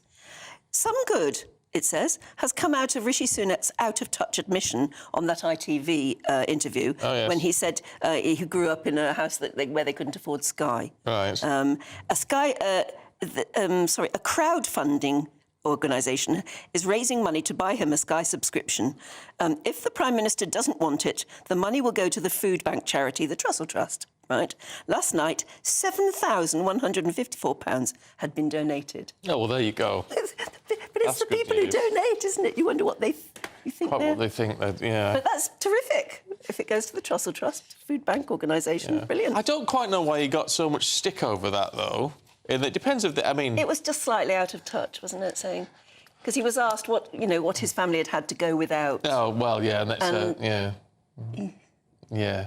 I don't think you answer questions like that. Like you ought to actually say, well, but I don't think we went without anything that harmed me. But let's talk politics. It was just it was a trick question, wasn't it? It was meant to be. And he fell into it, really. I saw a clip of Margaret Thatcher the other day being asked... I recognise the lady, but I can't remember what her name was, from donkeys years ago, interviewing Margaret Thatcher, then saying, now, I like to ask all my interviewees at the end of an interview to stand up and do a jump. It was some famous woman who was doing the interview. And all my interviewees do it, and, you know, I don't know whoever the leader of the other party was at the time. And Margaret Thatcher said, well, I'm not doing that. No. That's ridiculous. I'm here to talk about politics. You know, and I don't need to demean myself by, well, no, but it makes you more accessible and shows people, well, I am accessible, and I don't need to show people that I can jump. And actually, she really stood her ground. Well, so you should. And I thought it was quite impressive, really, because today the politicians had all been trying to jump as quickly as they could, I should think. Do you remember Anita Roddick, founder of the Body Shop? She was pictured once when she'd had an award or that she'd recently made a fortune on the stock market or something. She was pictured with one of those enormous bottles of champagne, and it was splurting everywhere. And I remembered showing her the picture in the newspaper, and she said, I wish I hadn't done that. Photographers tell you to do that. It's so wasteful, it's arrogant, and it looks appalling, and it covers you with sticky champagne anyway. But she said, you do these things because a photographer asks you to do it, and you shouldn't. You should actually have the guts to say, no, that's silly. Yeah. That's a good point. We should all remember stuff like that, really. But that's like politicians that we're seeing so many that have been caught out doing Ed Miliband's, hot dog, whatever bacon it was. sandwich. Bacon sandwich, yes, and things like that. And everything that Ed Davy's doing at the moment. Well, yeah. Well, you get the impression that he's enjoying it so much that it must be his idea, but... Well, maybe. Right, should we talk about something else that matters to people right up and down the country? Former rugby star Hugo Monnier is urging families to talk about prostate cancer. We're not very good at talking about things like this, are we? No. But we've got to. And the King's recent diagnosis sort of did change the climate a bit. Anyway, after losing his father to the disease in 2021, he's now backing an awareness campaign ahead of Men's Health Week and Father's Day, of course, tomorrow. He's also helped design a special card ahead of Father's Day that empowers men, apparently, to share such information. And he joins us now. It's lovely to see you this morning. Why is it, do we think, that we struggle so much to talk about something, actually, which is so important? Yeah, good morning. Thanks for having me on. I'd love to be able to answer that question. And there is this stigma. There seems to be this veneer of protection from conversations that truly matter. If I was to ask anyone the question, how many times you meant to visit a dentist a year, I think most people relatively know the answer to that. It's like, I think it's twice a year. But how many times you meant to visit your GP? I think people would often answer when something's broken or when I feel like I'm ill. And I did this campaign of Genesis Care and I met this lovely man called Andrew. Unfortunately, he's got terminal cancer. And my one takeaway was his advice of develop a good relationship with your GP, because 10,000 people every single year with no symptoms, unfortunately, contract prostate cancer. So having that conversation, the conversation leading to some action, could genuinely save a life. Yeah, absolutely. And you know this only too well, having lost your father so recently, for which our sympathy. It's terrible, terrible disease. But is it that men don't like what they consider they're going to be asked to do if they go to the doctor? I mean, is it just shyness that puts a lot of people off building that relationship, as you said, with your doctor? It's a number of things, and some of it's actually quite juxtaposing. When I lost my father, automatically I was thinking, not automatically, but I was in the immediate aftermath, I was thinking, I need to get myself checked, because we now know, and the research tells us that if there is cancer within your family, you're more likely to also get it. My response to this, which is often the response, is I don't want to go. For fear of knowing that I might have cancer, which is wild, especially with prostate cancer. It's one of the most treatable cancers if you're aware of it and you can capture it early. So for me, it definitely was, I wanted to live in the ignorance. And then I think there is a bit of a myth around the testing procedure and obviously where the prostate's located and how intrusive that it might be, where in actual fact the reality is very different. There's many ways you can test it, and lots of it, and lots of different ways which just aren't intrusive. So please, if you're of an age, and I know that black men are twice as likely to get prostate cancer, anyone over the age of 45 are more likely or at higher risk to get prostate cancer, but we also know people without symptoms, get yourself down to GP. get yourself a human MOT. We probably get our car serviced more than we would even consider to take ourselves in. So make sure you try and do it. Yeah, we take better care of our animals medically, don't we, than we do of ourselves half the time. Is part of the issue here then, in terms of getting the conversation going, is it about our parents and our fathers being able to say to us, this is, you know, oh, I've been and had my prostate checked today, or whatever, or just having that conversation, because it's, I mean, what in this survey that's out, 84% of people aren't aware if their parents have experienced these sort of issues, unless it actually, you know, it is a cancer diagnosis, I guess. But we just need to know that this stuff is happening. Yeah, I couldn't agree more. I mean, there's so many parts of those sentences which I think people find uncomfortable. Number one, I've had my prostate checked. Number two, the word cancer. Often, I mean, the reality is, with lots of people, and unfortunately lots of cases, it does mean it's quite final. But with prostate cancer, it doesn't have to be if it's checked and challenged and understood earlier on. The conversation, and I totally get it, I don't expect people to be heading to the pub or out for Sunday roast tomorrow on Father's Day and be like, how's your prostate? When last did you... Do you know what I mean? I'm also a realist, but I think it is important at some point just to check up on yourself, check up on others, especially people who you know might be a bit more shy, a bit more hesitant or reticent to doing that, or just checking in to understand your family history. Like I'm fortunate as a father, 2 beautiful daughters, and I know the personality traits that I've passed down to them. It's really obvious. I actually tell them off for the personality traits that I've given them because they also annoy me. But with our DNA that we pass on, it's also important to be able to share that because it can truly protect you. And so Genesis Care brought together with this Father's Day card. Once again, it's not perhaps the most topical of conversations, but it's really important. It's a way to aggregate all your medical history. And when they're old enough and of an age to be able to understand what's going on and understand their own risks, then it's a simple format to be able to share that with them. Something, as a dad, it's my duty to want to protect them. And this is another way in which I hope I can do that. Yeah, that's a great idea. Ugo, really good to talk to you this morning. Thanks very much indeed. Thanks a lot. Thanks. Have a good weekend. Right, still to come, we're going to be talking to a former post office master about the knighthood for Alan Bates. That's next. This is GB News, Britain's news channel.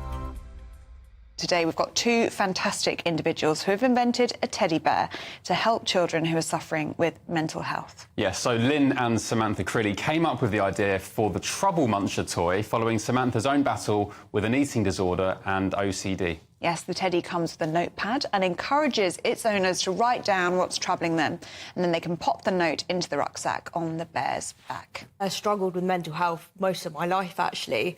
And, oh, no, it's fine. I've got one. I feel quite sorry for you. But and one thing I always did was message my mum, and it was a thought disassociation kind of technique. I would message you, even now, I message you thoughts that come into my mind, but massively when I was younger. And I thought, what happens if you're younger and you don't have this? Yeah, and I think in today's technology-fueled world, I think we go back to basics, and it just helps them to process by writing it down. Everything's so instant these days. So it's like an indirect way of telling your parents how you're feeling, what you're going through. Such a great idea. What's the feedback been from parents who have got a Trouble Muncher for their kids? What you've got any stories? It's been really good. In one household, he sits on the kitchen side, and I think during the day, the parents, the children put their worries in, or at night, and then they know that their parents will look at it during the day. And it's gone into some schools as well. You'd imagine you'd want one of these Trouble Munchers in every classroom and in every school up and down the country, because children who are being bullied, for example, who feel like they can't tell their parents, they're too embarrassed to talk about it. This is such an important tool, isn't it, for children to communicate that? Yeah, well, you were saying Mum's a mental health counsellor, and you had a young child who had Snapchat AI. So you talk to an AI in Snapchat, and that's what they talk to now. The People's Channel. This is GB News, and we are Britain's election channel. This vote may seem to be about the politicians and the media, but it's actually about you. We won't forget that. Join us up and down the country as we follow every moment together. More than ever, it's important to hear all sides as you make your decision in the run-up to polling day. This is GB News, the People's Channel. Britain's election channel.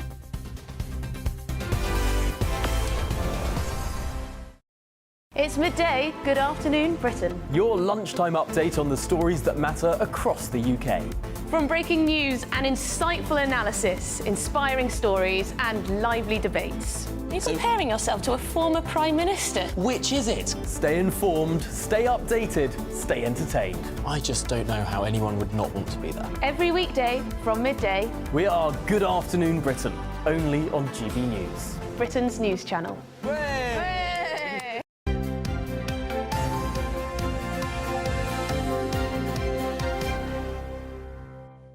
Now, as we've been saying all morning, the Post Office campaigner Alan Bates is amongst those who have been knighted in the King's Birthday Honours list. But the former post office operator insists he isn't a hero and is accepting the award on behalf of the whole group involved in exposing the post office scandal. Well, one of the victims is Sub-Postmaster Christopher Head, who joins us now. Christopher, great to see you this morning.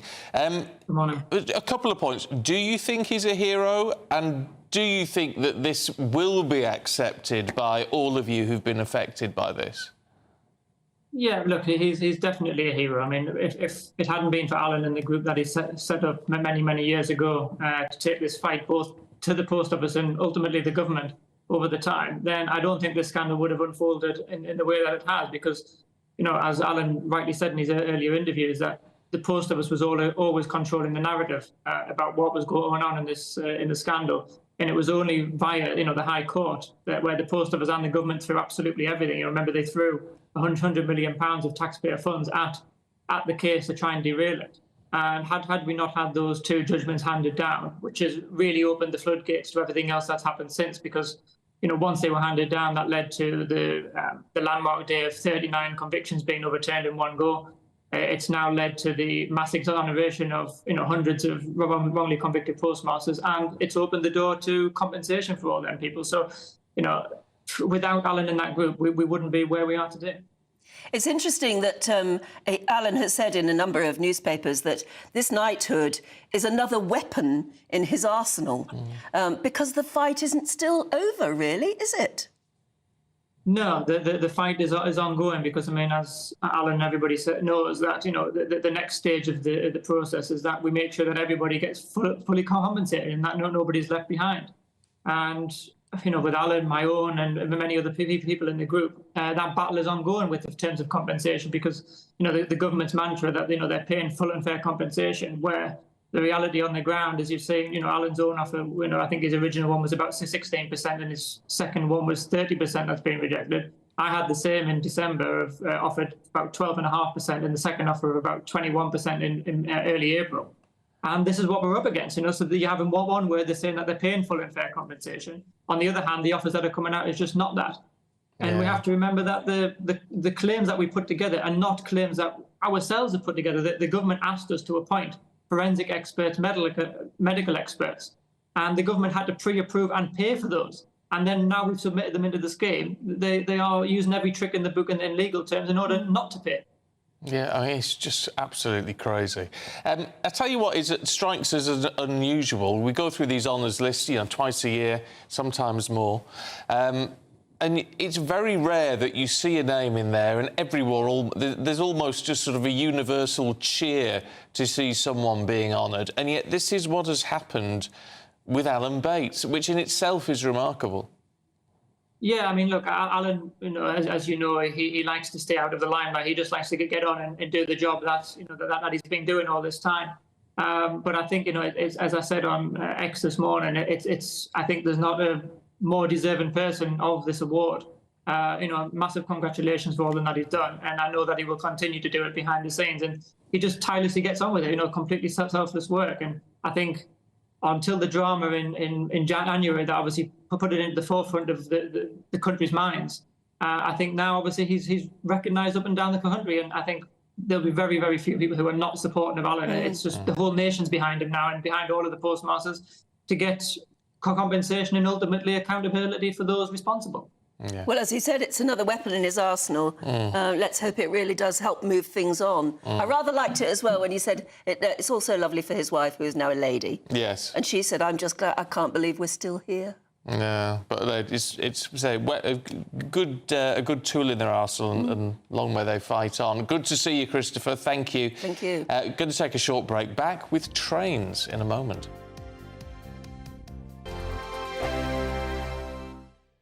Nana Queer, weekends from 3 p.m. What about the elections? Because it seems that the King and everything is moving because of it, and we've got a lot of royal engagements and things that happen at this time. Yes, well, you know, it means that he has to take more time and be at home. He can't go to all the things he wants to do. He's been doing 5 a day, which is probably made Camilla a bit cross.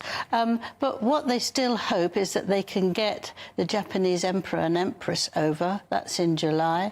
That they can go to France for the 80th anniversary of the fighting. And he will be able to do 1 or 2 things, and Ascot he's very keen to do. Now, those aren't things that are political in any way. Just want to talk about Harry and Charles's argument, where Harry said he didn't want to stay, he wanted to go to a hotel. And it's come out now that actually King Charles is believed that he was offered St James's, and Princess Anne stays there and Beatrice stays there. And this was for when Harry came over for his 10th yeah, exactly. And the policemen are wandering around with guns, and there's no chance of actually there being any problem there. So the fact that he said that it wasn't safe for him was not actually a very sensible thing to say, I don't think. Well, he went to Nigeria, and that is, in the world ranking, it's ranked as quite a dangerous place. Yes, one of the dangerous places in the world. But now Harry and Meghan have been invited to go to Ghana. Oh, God. Well, it's interesting because my parents are from Ghana. I have Ghanaian heritage, and I'm thinking she'll probably then claim there's a percentage that she's Ghanaian as well. I'll be like, hang on a minute, you were Maltese, you're also Nigerian, and now German, you're going to say you're Ghanaian and German. Yeah. Come on. Thank you very much. Squeeze it in. Yeah, let's get them all in. Angela Levin, thank you very much. Thank you. The People's Channel.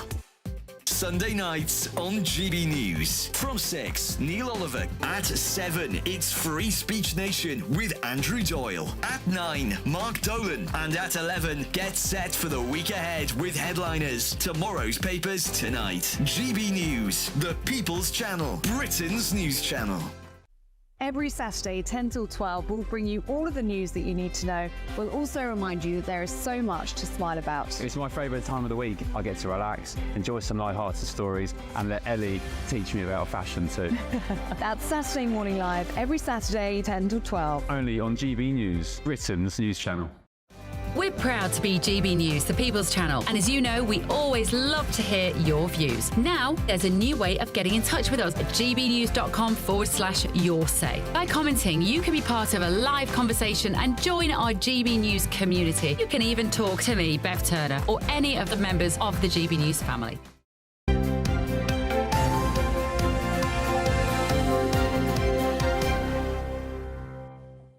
Loads of you getting in touch about our prostate cancer. Yes, because story. Ugo was talking about the fact that it's important to build up a really good relationship with your GP. And I must say, my reaction was going to be exactly the same as yours. Build a relationship with your GP. You're lucky if you can see one, even if you're really poorly. Yeah, but if you do see it, I never see the same one twice. Never. So that is difficult. It doesn't mean you shouldn't try, at least. Linos Birch says, Stephen, I tell all my family to check for their prostate issues. It's only a blood test. That's the first step, That's the sort of PSA, I think we call it. Yeah. I have 2 brothers who've been diagnosed, also lost a sister to breast cancer last year, and just had my treatment myself for breast cancer. Simon Green says, for goodness sake, just say it. It's a rectal examination. It doesn't have to be, though. It doesn't have to. The PSA is like the PSA is the first step. The first step. You may need a further examination, but then then it will be important. But then if they decided you need further checking out, you're not going to argue, are you? Jack says, build a relationship with your doctor. I've never heard such a ridiculous comment. That may have been the case 30 years ago, but not today. My doctor is hopeless, rude and completely uncaring. I've not seen him for over 8 years, but neighbours have, and they say he's still awful. Don't suggest changing the GP. There isn't another one. Welcome to the Welsh NHS. Oh, dear. Well, I know it is a problem. Mind you, Stuart says, I've been trying to see my doctor for weeks. Finally, I did see him, dropped my trousers and showed him my rash. But he just ignored me and carried on with his Tesco shopping. There you go. Good one, Stuart. Nice thing to end on. It's going to be a lovely morning. It's the Trooping the Colour, and we're hopefully going to see the King and the Princess of Wales. Ellie Costello and Andrea Pearce will tell you more. A brighter outlook with Box Solar, sponsors of weather on GB News. Good morning. Welcome to your latest weather update from the Met Office here on GB News. There'll be some sunshine for most of us today, but also most of us will see at least 1 or 2 lively showers. A bit of a wet start for parts of North Wales, North West England and Northern Ireland. Elsewhere, for many, a dry, fine start, but the clouds will quickly start to bubble up and the showers will get going. Lots of them across Northern England, Southern Scotland. Slow-moving showers here, so quite a wet day all in all. At least in the south, the showers will zip through, so 1 minute fine and sunny. The next, you've got a downpour. Not too many showers for Northern Ireland, parts of central Scotland, but staying fairly wet across northern Scotland. Temperatures a little higher than they have been through most of this week, but then that's not too hard, is it? Temperatures still generally below average for the time of year. Could well see a bit more wet weather coming into the Northern Isles of Scotland through this evening. That will then spread back across the mainland of Scotland, but plenty of showers here anyway through this evening, so just bear that in mind if you are heading out. Showers a bit more scattered across Northern Ireland, but just be prepared for a downpour here, staying fairly cool and cloudy and damp across Northern England. In the south, as I said, we'll see those showers zipping through, so continuing to stay pretty changeable well into the evening here, and wherever we see the showers, they could turn into thunderstorms, so you may catch a rumble of thunder. As we go through the evening, the showers will tend to fade in many areas, but we'll keep some zones of wet weather, particularly Scotland, and then through the night, that rain spreading back into Northern Ireland. Temperatures mainly holding up in double digits, certainly in towns and cities. On to Sunday. Kind of a repeat performance. Again, generally speaking, a mix of sunshine and showers, but probably a bit of a wetter day for Northern Ireland. A soggy start likely here, parts of southern Scotland also. And then we'll see more outbreaks of rain coming into the far north of England. Further south, again, we'll see some sunshine to start the day, but the showers will once again get going. Probably not as many across Wales in particular as there will be through the day today. And temperatures just a touch higher. We might squeak up to 20 in the southeast. That warm feeling inside from Boxed Boilers, sponsors of weather on GB News.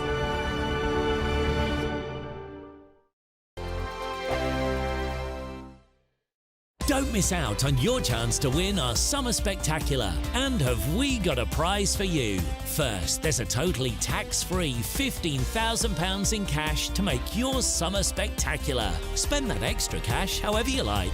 You'll also win a brand new iPhone, Apple AirPods, and if that wasn't enough, a £500 voucher to spend at your favourite UK attraction, so you can enjoy amazing days out this year. For another chance to win the iPhone, treats and £15,000 cash, text prize to 63232. Text costs £2 plus one standard network rate message. You can also enter online at gbnews.com/win. Entries cost £2, or post your name and number to GB06 PO Box 8690 Derby DE